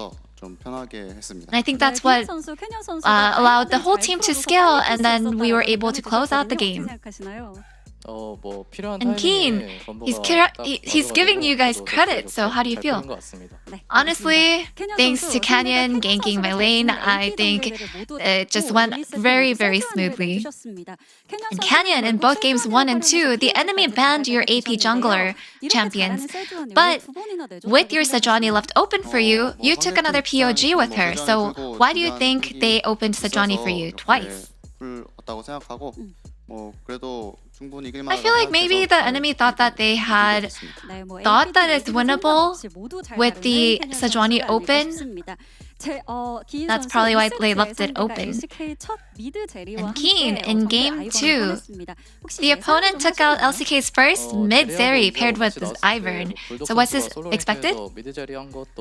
Yeah, when we saw the Zeri pick, I've actually seen Bulldog play Zeri mid in solo queue, and I think Chovy did really well against him. So what was the team's impression on this? Honestly, it's just really up to Chovy and how he plays the laning phase, so we just had faith in him. And so in today's draft phase, the opponent quickly took Renekton, so what is the team's impression on this pick? Renekton is pretty high up on the tier list, and so we did have expect that this would be a possible pick that we see today, so I think we did a good job dealing with him. And in game 2, we saw that Renekton pick get focused down by Canyon, and we saw him getting dove over and over again. So was this your call? Were you trying to shot call for this? Honestly, I can't really remember, but I think whenever we saw an angle, we just called each other, and we were pretty confident in the dive. And Canyon, so can you walk us through the strategy here? About the dive, this time around, I think we were just communicating. I think we probably called for each other once each time, taking turn. And in game 2 today was Chovy's 600th game. So anything you would like to say to Chovy, Canyon? I think we congratulated Keen on his milestone last time. Honestly, I hope that you continue reaching 700 to 1,000 games. Congratulations. And Keen, I feel like every time we're up here, we have something to celebrate. And it just makes me feel like I have so much experience, and all of us are such veterans at this point. And your next match will be the Saturday Showdown against D+ Kia. Did you guys happen to hear Showmaker and Kellen 바로 웃음이 터져. From the interviews. 죽이러 간다. 김건부 나와. Yes, we have. 화답 한번 해주시죠. So we heard, coming to K-Word you and Canyon, you're next. So what is your response? I don't know why you guys are threatening me when I'm just sitting here being myself, but I hope we have a good game, you guys. And King, anything you like to say to your close friend Aiming? You know, Aiming, I have noticed how happy you are lately. I want to crush your hopes and dreams. And that's the end of the interview from Canyon and Keen, and back to the space. Thank you. Man, it's been great seeing all the players wear the Anima Squad. I love it. Hats, looking as excited as Canyon did right there. We're trying to figure out which ones were which. I'm telling you right now, by the way, that Gen.G DK series is gonna go the way it always goes. Like I don't think Gen.G are gonna keep their perfect record. I think they're gonna drop a game, but I've wanted to believe so many times, and I think Canyon's right. He's just gonna be there and he's gonna be fine. He's gonna be sitting there and feel okay. And for Kwangdong, I think I agree with the casters. This is the big test, right? From here on out, can they not mental boom after getting stomped like that? Yeah, supposed to be winning the games against the teams you're supposed to win against. Speaking of that, BNK versus KT, if they want to continue their ascendancy from the bottom to the top, big match. KT need to take care of business, but BNK looking to bounce back. And then we've got Hanwha Life versus T1. Huge one there. I say both of them pretty big. You know, this is probably the hardest opponent KT has left in their first round robin. So a big one for them to take that as well. They have still looked shaky even in their wins. And T1 Hanwha Life, you know, this was kind of the series, the battle between second and third last split. Things aren't as clear-cut this time round, but it honestly means the impact of this series will be even greater for these teams. Yep, and because we had such great picks earlier today, myself and Ox, G-Sun is making us put up the graphic for predictions because... Wait, you predicted Kwangdong Freaks? I'm feeling great. I don't know what you guys are talking about. Yeah. Oh boy, oh boy. Atlas and I are going for the Hanwha Life kind of step up here as T1 is taking a little bit to ramp up after coming back from EWC. What are your thoughts? You know, after seeing the Brosers, I mean, we've made our predictions. After seeing them half asleep, they did win the event. I feel like that probably counts for more. They've had a day to rest. I think they're probably going to be good. Chronicler is never wrong. Will he be tomorrow? We'll find out tomorrow. Thank you guys so much for spending time with us here in the LCK. We appreciate you watching. From everyone here, have a great night. We'll see you tomorrow for more LCK action.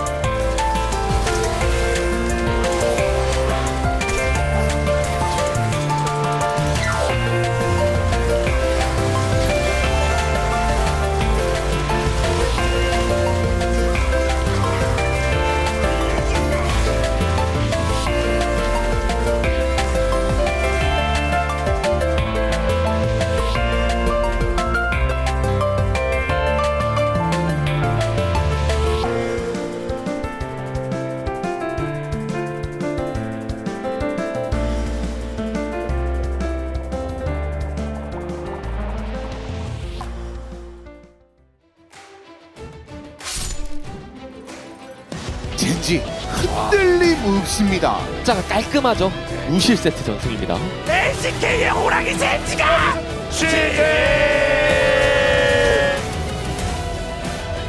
뉴 네오 디플러스기야. 이 비전이 우리가 괜찮다. 이번엔 진짜 죽인다.